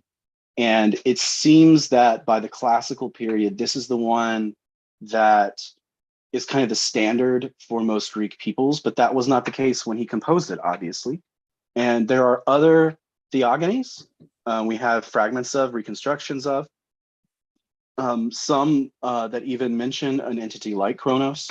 But I would say that this is very much Hesiod's invention, his characterization, and that characterization became the dominant one. And the connection to the festival itself, we don't really know. We don't have as much evidence for that festival as we'd like. We have bits and pieces, but we know way more about the Saturnalia, which we also don't know a whole lot about, than we know about the Chronia. But I think that Hesiod is reacting to a general culture in which there's a lot of these tales, these theogonies going around, these stories of how the gods came to be and which ones are the superior ones, who was first, and who was first means a lot. And then for whatever reason, his was the most resonant. And in the minds, at least, of the people who are engaging with the Chronia and the classical period, that's the Kronos I would say they probably have in mind, unless they have some local cult that's connected. And thank you. Does the image of a relief valve actually suggest that festivals functioned not to promote the change, but instead sustain the status quo? You know, I'm wondering about that language that I've used too, because I mean, I realize I sort of put it without reflection, and now I've been reflecting on it and wanting to think about festivals in general. I think I think festivals, like anything that's a socially produced thing, they're contested. And I think that the meaning of festivals and rituals is always contested. And I would say it would seem that there was a point from the evidence we got where it wasn't tampering down the energies, it was building them up, the sense of social protest of the very weakest, the most indebted. A lot of people, I'm sure, aware of the fact that there was a huge debt crisis that led to massive class struggle, which then led to Solon's reforms and essentially what we think of as Athenian democracy. And Athenian democracy was sort of a, we're going to do this instead of just completely destroying the place, completely wiping out the aristocracy or something. So I think that these festivals and rituals likely, the intention is not to promote, it is to release. I think it is to find ways to salve the wounds of the everyday life, to find a way to break up that everyday routine and make it acceptable. Oh, muted again. It's been a long day. Yeah, sure. We have one final question, and then I have a couple of announcements to make before we wrap up. Someone is asking or stating more that ancient Greece was splintered, not like a unified country that we see today, but more of a collection of cities. Is that correct? That is absolutely correct. And that's why I tried to say Greek speakers, because also we import notions of ethnicity and race from the 20th or 19th and 20th century into the ancient world, and it's totally illegitimate. So if a Greek is someone who speaks Greek in the ancient world, and if you don't speak Greek, you speak bar, hence barbarian. That was their idea. And so the Archaic period, this is when we're seeing the beginning of the city-state formation. Previously, there was the Mycenaean civilization, which was more stratified warrior class, and then it collapsed. And the Archaic period is the one in which we're starting to see the buildup of what will become the city-state system. And one of the most important things for city-states is festivals. And at festivals, people recite poems and perform poems and plays and athletic events and all that. That's the context of the performance of the Theogony or the Iliad or the Odyssey. Especially like the Odyssey, for instance, there would be kind of a relay race of of poetry. So someone would go up to a certain bit of it, and then they would stop, and then someone else would pick it up from there. And you can see how this results in a lot of variability, a lot of diversification. So there are, with Hesiod's account, which is written, we think, pretty early, there's an attempt to cohere a lot of that. And it kind of forms a basis of, no one really takes it as like the gospel truth or something, as in later Orthodox religions will take it. But it is sort of like, okay, we're going to use this as the baseline story. Everything else is kind of a variation on that. Thank you. That's really, really helpful and interesting. We are going to let you go because it's about 5:15 and there is one more event. But thank you again, Jace, for a fascinating presentation. Appreciate it. Thanks so much. Okay, everybody, that is actually it for our academic presentations for the weekend.